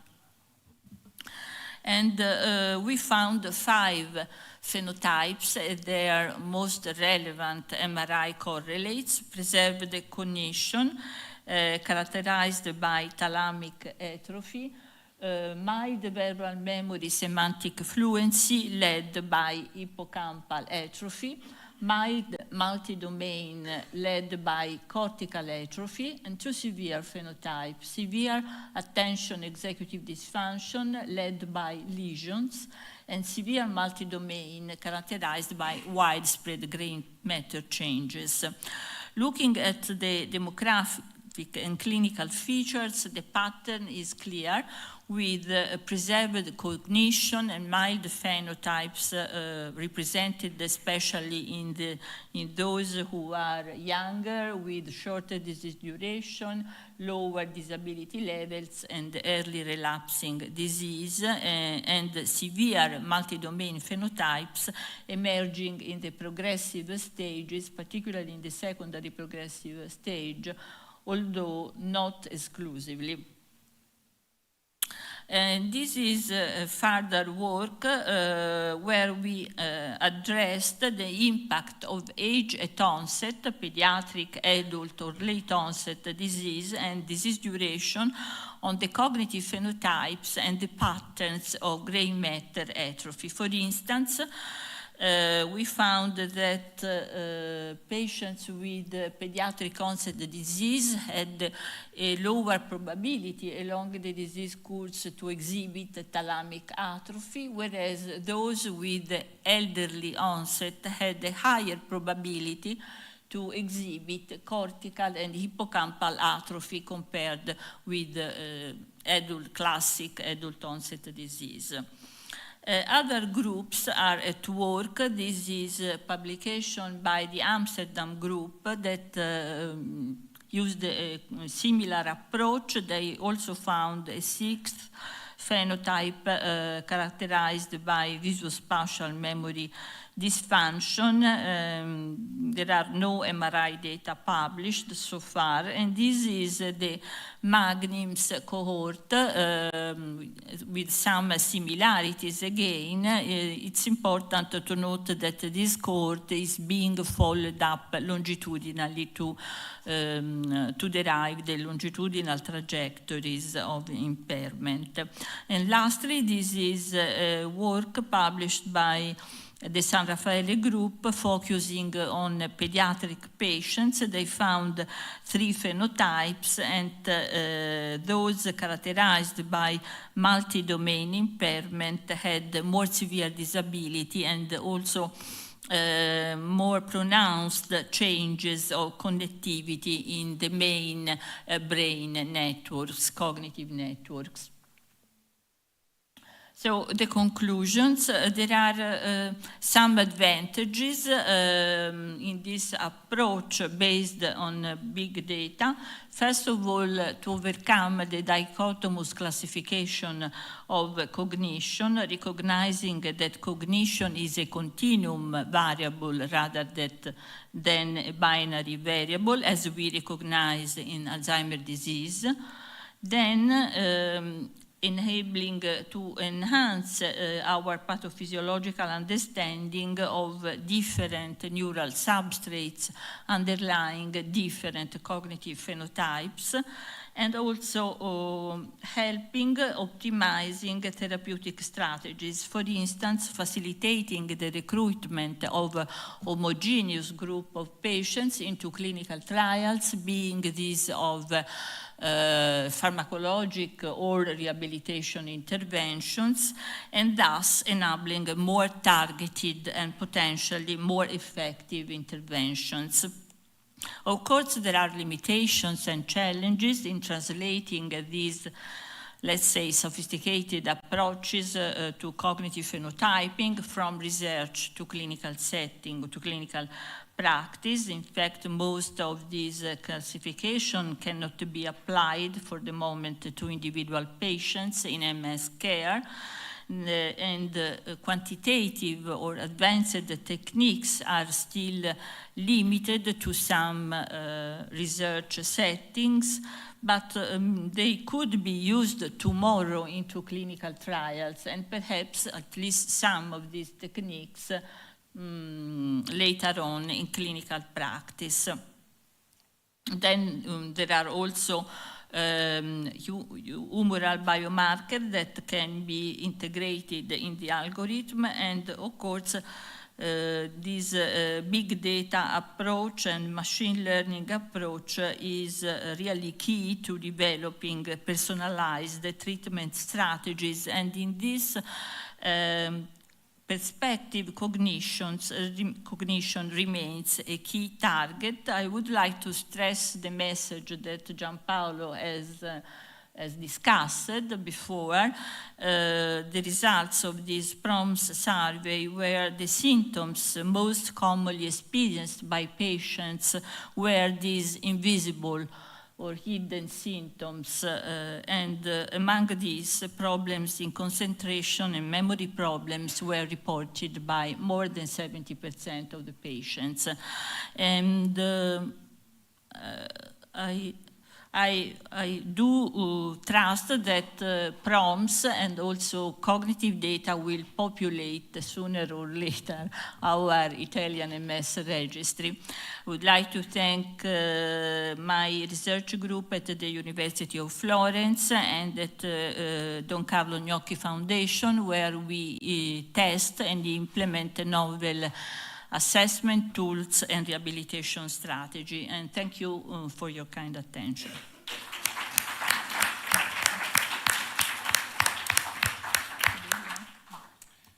Thank you very much, Maria Pia. There will be time for questions at the end of the session. Thank you for taking us through this extensive discussion on the case for cognitive phenotyping and how it can be translated also to clinical practice. This is extremely valuable. We will now hear about the IMPROVE project, which has already been mentioned, including by Paola earlier. And it is a project of the Innovative Health Initiative, which aims to, better prepare the health system, so to say, for patient-generated data to be at the center of research. And we are very pleased to have today with us Frans Volkvoort, who is a professor at Tilburg School of Humanities and Social and Digital Sciences, and also co-founder and director of PredictBy, a very interesting company based in Spain and the Netherlands that works on extracting insights from data. Frans, over to you. Thank you. Thank you also for the invitation, Paula. I'm very happy to be here and also to make the translation in a very specific use case in a very large European project called IMPROVE. How do we go to the next slide? This one? Okay, so the IMPROVE project is about using patient-generated health data in a better way, because all we have seen during today is that we collect a lot of data, and that we believe that if we use this data in a very efficient and effective way, we can cure MS, and also we can cure other diseases. But we need to make sure that all the information that we use is first of all standardized, is also collected across the different patient journeys, and that we also use this information in such a way that the patient has also a voice. So what we will do in the IMPROVE project is develop a framework that will try to provide a better integration of all this data that is collected by the patients to facilitate the so-called value-based healthcare framework that even the WHO, the Dutch Ministry of Health, European Commission, and all kinds of ministries of health want to implement. But actually, if you look at the current status today, it is not yet implemented in all these different member states that we see today. So we try and improve to develop also a roadmap how we can base this value-based healthcare framework and how we can push everyone in the full healthcare ecosystem to actually implement this in the countries that are participating in this project. It's a quite large project, as already mentioned. It has been mentioned a few times before, and we are very happy to have FISM also on board of this consortium, because they have developed the first use case that is testing the platform. Because in the end, we will not only build a framework, but also a platform that will able to test several scenarios, how patient-generated health data is collected, and how this can be used in a more effective and efficient way. It's a public-private partnership that has started last year in December. It dures 60 months, and we have partners coming from 10 different countries. I'm not sure if you're familiar with IHI projects. It is Innovative Health Initiative projects. Before it was only IMI, because it was only with the pharmaceutical industry. But now we also work together with medtech companies like Philips and Daedalus. And what we there do is we try to overcome the silos of all the different stakeholders in the full ecosystem. Because we mostly see that companies, they talk not necessarily with the hospitals, they don't necessarily talk to the universities, they don't talk to the patients. And these projects are there to facilitate these conversations and try to work together, to learn from each other. And then, again, to improve what we are doing to make it better. So what we will do, we will use all the patient-generated health data coming from different disease areas and try to facilitate a way that we can use this information in the conversation between the healthcare professional and the patient. Because we know that there is a lot of health data collected, and again also the core ambition of this symposium is to use the data, because in the end this is the gold that we need, but we need to find ways to use this gold in a different way to make it more effective and more efficient. And one of the other things that I also would like to emphasize here is that, of course, we are now currently implementing the European Health Data Spaces. I think that many of you are familiar with this and also have heard about this. But I think that the real implementation of the European Health Data Spaces is what we need to do. And we need to do it as soon as possible, because all this time that we are wasting, we cannot use the data to facilitate better and improved healthcare provision. There are several companies that have already established a full healthcare data ecosystem. I will not go into detail, but as you can see, it is very fragmented. And all these different stakeholders, they have their reasons not to share data, not to use the data, because of time, because of energy, because of money, because of business development, because of intellectual property rights. So there are several issues that we need to overcome, and the European Commission is, of course, working very hard, trying to implement this in a way that everybody trusts the system and tries to make it happen, because it will be a challenge for the next 5 to 10, maybe even a longer period of time, to facilitate this in the 27 member states that we have. So what will the improved platform do? They will build a platform that will facilitate, first of all, the data collection coming from all the different use cases in the project. We have 5 different use cases. But we have 5 different disease areas, sorry, but we have 10 different use cases in order to advance the role of the patient. Because if all this information is collected, and we also work together, for example, with ICHOM, that have a very standardized way of using data and providing access to this data in a very effective and efficient way. But then if we see if the healthcare professional is able to actually use this information during the conversation with the patient, we see that there is a big gap. So the theoretical explanation and the ideas are perfect, the conceptual visualization is very nice, but the day-to-day practice is unfortunately a little bit different. As I have said, in the IHI, we also work together with several companies. They, of course, if they build something that is very innovative, very effective, and very efficient, they also want to have a faster market entry, that they can provide this to the market in order to showcase that this is the better way of doing it. That's, of course, why Philips and Daedalus are part of the consortium. So what I already said, we will have also 10 different use cases, because we will not only investigate MS in the improved project, unfortunately for you, but fortunately for us, we can also learn from other diseases, because we see that in each different disease areas, different things are going on, different issues have to be solved, and different challenges have to be overcome in order to implement all the data that we are collecting. What we would like to do is to provide a roadmap, and next to the framework and also the platform, to showcase in each of these different disease areas across the different member states that are participating, how all this information can be better implemented and better used in order to facilitate, first of all, the patient, that he has more information about his disease or her disease, about the treatment, what the consequences are, and how this can be improved.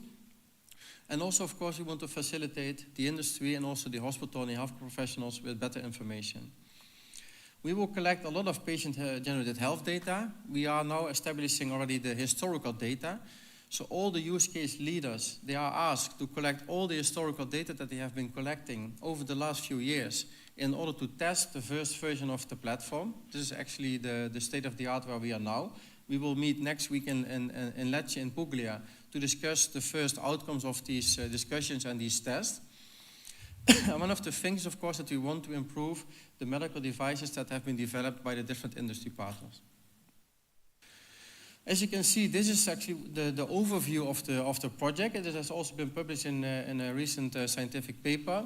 And in this knowledge graph, as we call it, we also see, that's also why it is very interesting, and we are also implementing the multi-actor approach, because all the different elements or stakeholders in the full healthcare ecosystem, they have a different approach. They have their own way of interpreting information, and they are very biased. I am a scientist, at least I was a scientist for many years. Now I also work more on the industry side. I see many different things that you as a scientist have a bias that is very difficult to overcome. And in this project, you try to understand what is the knowledge base of this stakeholder versus the knowledge base of a different stakeholder. And if they start speaking to each other, how can we overcome these biases in order to facilitate, again, the faster entry of the effective and cost-effective medical devices, but also the patients that know better what they have and what kind of consequences there are when they take a specific treatment. And in the end, as you can see, we have 5 different disease areas where we'll focus on oncology, ophthalmology, neurology, and then the specific use case is about multiple sclerosis. We also focus on chronic inflammation, and we have also several cardiovascular diseases. Because, of course, in a very large IHI project as this, you need to focus on several specific disease areas to also enlarge the impact that you have in such a project. We also would like to facilitate a better integration about real-world data and real-world evidence. And again, the main point is that we want to focus how can we implement this in real life. Not only talk about it, but really try to see what can a doctor do, what can a patient do, what can a company as Philips do in order to facilitate a better use of all this information. We have, as already said, we have different perspectives in the consortium because we believe that all these different actors should work together in order to facilitate a better way of using this information that is collected. All these different stakeholders, of course, also have a different perception of the platform that we're going to build. And in the end outcome should always be that all this information that has been collected is there to improve the design of the products that companies are developing currently and that is trying to treat the disease or trying to make the lives better of the patient. But also, and this is what we'll show next, is in the first year we did a very large, extensive literature review, and we collected all the literature that has been published in the last 10, 15 years in the different disease areas to showcase what kind of information is actually collected.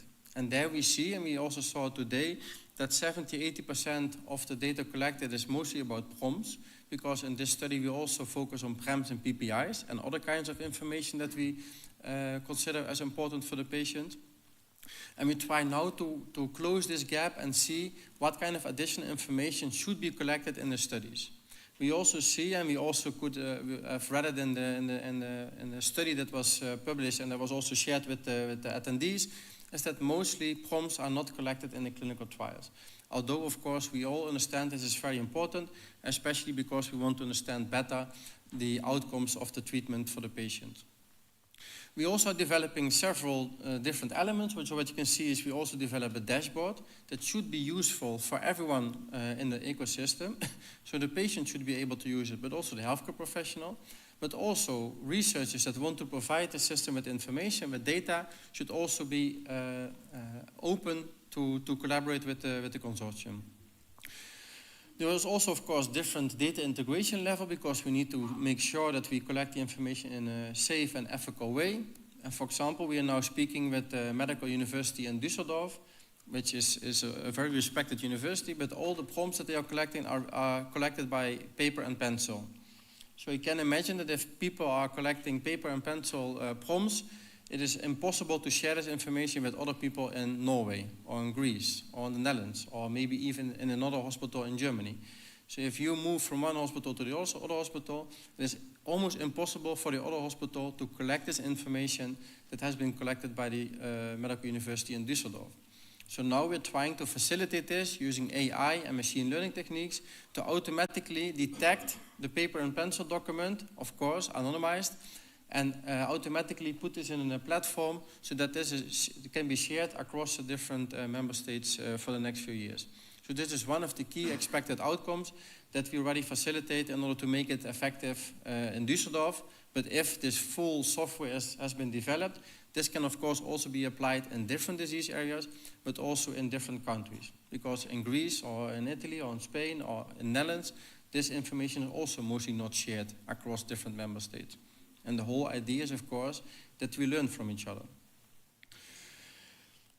So this is actually what I wanted to say, and I think this is a very broad and generic overview of how a large European project works. But I also focus every time that we meet with the consortium, and I will do this again next week, that we should not only focus about European health data spaces, data collection, GDPR, but also consider about the patient, because I have some brothers and sisters, and one sister of mine and my brother both have MS, so I see on a day-to-day basis what it means to have the disease and what is used for treatment, and also what kind of information is collected by the healthcare professionals. And even in the Netherlands, which is a very well-developed country, they have a lot to learn. If you see what the theory says and the studies report, and then you see what on a day-to-day basis happens, there's a big gap. And of course, we as an improved project try to overcome this gap and try to make sure that in the future patients have a better treatment, actually a more comprehensive treatment. So that was my presentation.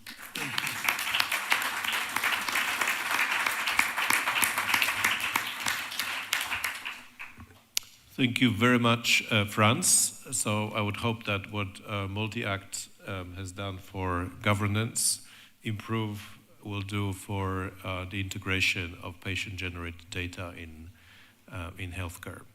Fingers crossed for that. Now, last but certainly not least, we would like to invite Per Solberg Sørensen, who is Emeritus Professor of Neurology at the University of Copenhagen. He's also a consultant at Rigshospitalet, excuse my Danish, in Copenhagen. He has had a distinguished career, including as leader of the Danish Multiple Sclerosis Center, founding editor of the European Journal of Neurology, and he now serves on the board of directors of European Charcot Foundation. And Professor Sørensen will speak to us about the Global MS Care Unit and the experience that we learned there. Thank you very much for this introduction, and thank you to Paola and to the Italian MS Society for inviting me to give this talk on the Global MS Care Unit survey. These are my disclosures, and the Global MS Care Unit survey is a European Charcot Foundation initiative, and it is conducted in collaboration with the Multi-Act European project. The project leaders is Oscar Fernandez and myself, representing the European Charcot Foundation, and the late Professor Giancarlo Comi, who initiated this initiative and supported it very strongly. And we also have the Paola Sarrazin representing the Multi-Act. And the survey is supported by the European Charcot Foundation and by the Italian Multiple Sclerosis Foundation. So what is, in fact, a multidisciplinary care unit? Well, there's no generally accepted definition of such one. We thought when we started this that it is a multidisciplinary MS care unit is a specialized healthcare facility dedicated to providing comprehensive, coordinated care for individuals with multiple sclerosis. It involves a team of healthcare professionals from various fields, such as neurologists, MS nurses, physical therapists, occupational therapists, psychologists, social workers, and other healthcare workers that will work together with a group of different specialties on a formalized diagnostic workup of procedures and a protocol for initiation and monitoring of disease-modifying therapies. The goal, of course, is to improve the quality of life, to manage symptoms and to slow disease progression, and provide a personalized treatment and support through an integrated approach. So the core and the minimum staff requirement we thought for the MS care unit would be MS neurologists and MS nurses that would be closest to the patient. Also physiotherapists and neuropsychologists, and the presence or daily collaboration with a clinical psychologist and occupational therapist. This was what we think is the core and the minimum requirement for having to call you MS care unit. The staff requirement for the multidisciplinary, fully developed MS care unit is a higher number of neurologists, dedicated MS nurses, psychologists, neuropsychologists, physiotherapists, and the presence of daily collaboration with occupational therapists. And then a regular collaboration with specialists, for example, in neurology, neuroradiology, neuro-ophthalmology, neurorehabilitation, social care, and of course, the patient's general practitioner. And this from our publication that's now some years ago, where we thought in the center, of course, the patient with MS, and then these, what I said, these are care persons that is within the MS care unit and collaboration with others. And this, of course, is a much more complicated picture, but it just depicts how it can be shown that there is a lot of competences within the MS care unit. There is regular collaboration with a number of external specialists and more occasional collaboration with others. So, to go back to the Global MS Care Unit Survey, what did we do? Well, we used a questionnaire that originally was developed by Professor Oscar Fernandez in Spain and had been used and validated in a Spanish survey. Actually, there were two different questionnaires, one for neurologists at regional hospitals and a little more elaborate for neurologists in departments of university hospitals. We contacted local opinion leaders, got names of neurologists, and then we sent the questionnaire to the neurologists, both at regional hospitals and university hospitals. We got responses from neurologists, and using the Multi-Act platform, we analyzed the responses and provided a report. And now we're in the process of disseminating the results. And these are, in fact, the first preliminary results. This just shows you the variables that were included in the questionnaire. I'm not going to go through it, but of course, it included the size and the activity of the MS centers, the resources that have outside the units for collaboration, also what they have processes and the clinical results within the last year, and then of course the appropriate system of information, so we are global could extract all this data on diagnostic activity and therapeutic activity. So these first preliminary results are, what did we do? Yeah, we approached approximately 500 centers. We got questionnaires returned from 204 organizations in 42 countries, which is a response rate of about 40%, which with neurologists is rather fair. There were some questionnaires that did not fulfill the requirements, so we ended up with 198 centers in 38 countries that were analyzed. There were some other organizations than hospitals, so if we look at hospitals, we had 168 hospitals, including 44 academic hospitals and 124 non-academic hospitals. This shows the geographic distribution of the 42 participating countries. It's very easy to see that the most frequent responses came from Europe and also from Latin America.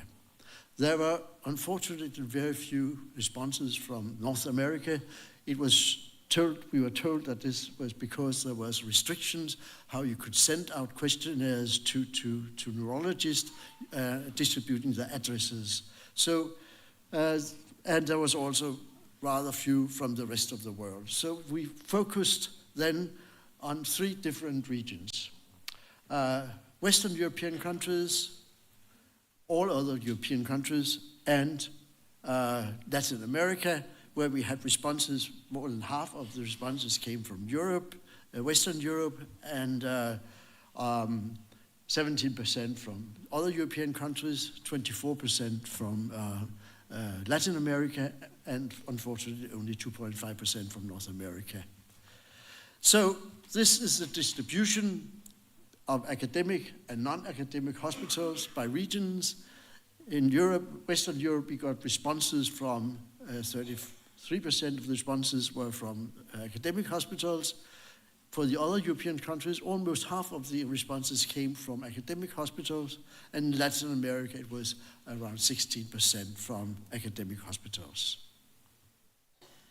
And then we looked at the size of the different MS centers, and it was shown as the number of patients seen per year in the center. And as you can see, academic centers had higher, were larger than non-academic centers, and there was a trend that centers were larger in Western Europe compared to other European countries and Latin America. There are so few, so you can't really get any valid data from North America and rest of the world. Then we looked at the staff of the MSK unit or centers across the different regions and type of hospitals. And in fact, we found that there was rather little difference between the number of neurologists in the academic hospitals across the world. There was a trend that in non-academic hospitals, there were more in Western Europe compared to Latin America. And again, the number of MS nurses and physiotherapists did not differ very much between regions and types of hospitals. So then we asked, and this we did in a qualitative way, patients, the neurologists could answer yes or no. We asked about if there were teaching activities in the center, if they were used CME, and if they did research. And it was not very helpful because all hospitals said yes to everything. Then we looked at the mean publication numbers and found that there were more publications, which of course was what we expected in academic hospitals compared to non-academic hospitals. There were also a higher number of publications in Western Europe compared to other European countries and Latin America. The availability and utilization of various diagnostic resources, there was a trend that there were more in academic hospitals than in non-academic hospitals, and particularly when we looked into evoked potential, OCT, there was a trend that this was more frequently used in academic hospitals and more frequently used in Western Europe. But as you can see, the p-values are not significant.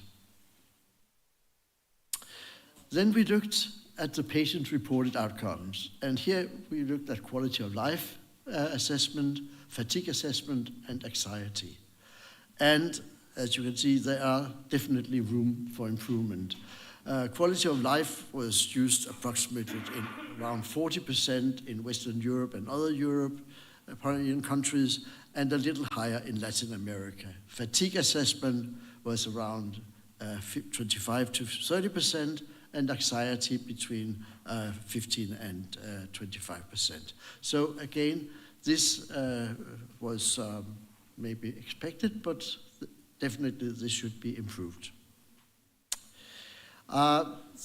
We also asked about the use of disease-modifying therapies, dividing into low to moderate efficacy and moderate efficacy treatments high-efficacy treatments, and autologous stem cell transplantations.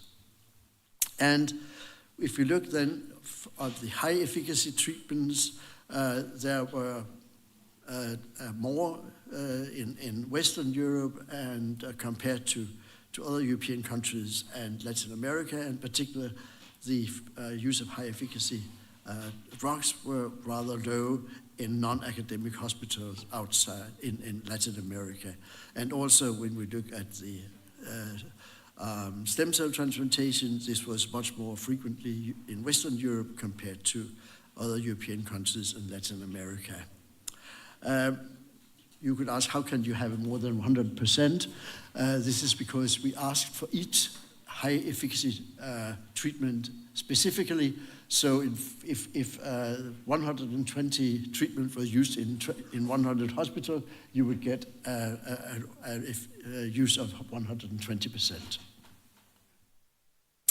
And finally, we looked into the what would be the minimal core criteria to classify MS Center as an MS Care Unit 1, meaning the fully integrated MS Care Unit, or MS Care 2, the smaller MS Care Unit. And we looked at previously defined 22 items. And then what we did was criteria reduction, meaning that we removed one of each of these 22 items and saw if it has any impact on the classification of MS Care units. And it turned out that for both MS Care Unit 1 and MS Care Unit 2, 16 of the 22 criteria were confirmed to be essential. 3 of those were quantitative. The MS patient volume should be more than 1,000 in MS Care Unit 1 and more than 500 in MS Care Unit 2. The number of neurologists, 3 to 5 in MS Care Unit 1 and 2 to 3 in MS Care Unit 2. And the number of nurses, 4 to 8 in 1 and 2 to 3 in 2. And the others, that was the presence of physiotherapists, access to MRI, access to immunology, neuropsychology and rehabilitation, research activities, presence of a daycare hospital, access to psychology, and having an outpatient area, a local MS registry for EDSS, and for have access to DMTs, and the patient satisfaction assessment. All those should be answered yes. And then when you look at these 16 criteria, units that were fulfilling 80% or more of these criteria were designated MS Care Unit 1. If they had between 70 and 79 of the criteria, it was MS Care Unit 2. And those who were below 70 were MS centers, but not classified as an MS Care Unit. And out of these 168 hospitals, 120, which is 71.4%, were qualified to be the fully developed MS Care Units. 21, 12.5%, were MS Care Unit 2, and 27, 16%, were not qualified as an MS Care Unit. And this, of course, you could put different criteria, but this was what we chose. And this shows the classification of the MS Care units by region and hospital types. In Western Europe, almost all academic hospitals were classified at MS Care Unit 1, a little less in non-academic hospitals, and there was a trend again that in Western Europe more MS Care units were classified as type 1 than type 2 compared to the rest of Europe and Latin America. What are the strengths and limitations of this study? Well, the strengths are that this is really a large sample size with a broad international scope, and we used a standardized expert-validated questionnaire, and it provided a realistic overview of the current MS Care delivery models worldwide. We also developed a simplified model for classification of MS Care Unit 1 and 2 based on high priority indicators with a high response rate and clinical relevance. There are, however, limitations. The survey relied on self-reported data from neurologists, which of course may be subject to reporting data bias. Also, it may be a simplified classification that does not capture all dimensions of the MS care due to missing data or heterogeneity in reporting. And of course, it was, we were very disappointed that North America and the rest of the world were so underrepresented that in the final sample, so we were not able to generalize in those regions. So what about future studies? Well, of course, we would like to have studies with a more balanced geographic representation, and also studies with a longitudinal outcome association with the MS Care unit structural profiles that may be changed by time. And of course, finally, we would really encourage studies with inclusion of more patient-centered data like PROMs and PREMs and patient satisfactory assessment. And finally, I would like to thank the European Charcot Foundation for supporting us, and in particular, Professor Oscar Fernandez, who was instrumental in developing the questionnaire and has also been very instrumental in looking into the data. Professor Giancarlo Comi, late Professor Giancarlo Comi, initiated this and supported us very strongly. And we had an excellent collaboration with Dr. Paola Sargentin from the Multi-Act, and I would like also to thank the Italian Multiple Sclerosis Society for support. And thank you for listening and staying until the last presentation.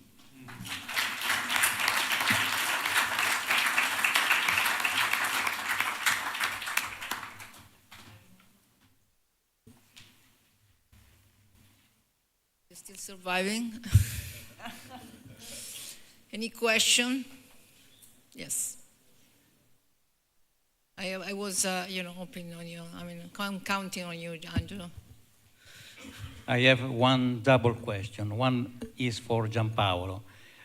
In your cohort of patients, most of the patients who responded to the questionnaire had a high level of education. So the question is, probably they are not so representative of the whole MS population. So did you analyze the results of your study in relation to the education level, high and low level of education? This is the first question. And the second, just a moment, is to Professor Sorensen. A similar question. Sorry. Let's leave Gianpaolo to answer. Okay, thank you for your question. That is a good question. We have analyzed also the phenotype of functional domains based on disease duration, not based on the educational level. We are now trying to understand which are the factors that could help in deeply the phenotype, the response to the questionnaire. A tentative analysis was based on countries and continent, but I think that also level of education would be relevant. The second question is quite similar, and this for Professor Sorensen. How did you identify MS centers? Because the question is, are they really representative of the whole situation? Do you have some information? Of course, you don't have the results because they did not respond, but do you have some information if they were big centers, small centers, academic, hospital-based centers? Yes, of course. We have definitely the size of the centers. We had to send out the questionnaires in the time of the corona, after the corona, and this may have reduced the response rate. But I think that if we look at Europe, we will have representing, I think the data are representative for most of the countries, and also from South America. Whereas, as we said, we cannot use data from North America due to the very low response rate. And this, of course, is disappointing. But I think that, as you saw, the approximately 1/4 of the responses for Western Europe were for large academic centers, it was almost 50% from the other Europeans and 15% from South America. But with these percentages, I think we have rather a good representation of the different sizes of centers in the different regions.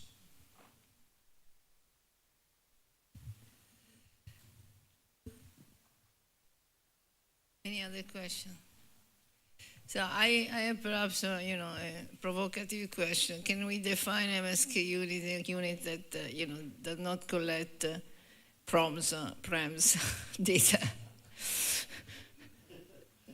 No, what I'm saying is that of course this survey can be limited, in the sample, but perhaps above all, we need to, as we discussed yesterday during Musicalized Kickoff projects, perhaps we need to set criteria for a MSK unit model. What do you think? We discussed that yesterday, and of course, as I said, in future studies, we will really encourage the use of PROMS and PREMS. However, you cannot get the responses when you ask the different departments and they don't use it. Then we can't say we can't use it. They are still there. We can only encourage. And I think it's very important to have future studies where you have really more focus on the patient-centered outcomes. This was not a study of patients.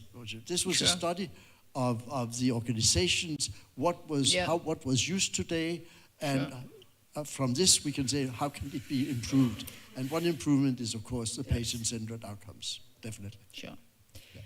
Well, I would like to thank really all the speakers. I think that this section clearly showed us that for one side, we don't have perhaps the right prompts to be used for all the different patient population, and perhaps we need to use it in a different manner. So one prompt doesn't fit for all, as we said, and for all the kind of people living with the disease, so perhaps as prompt is already doing.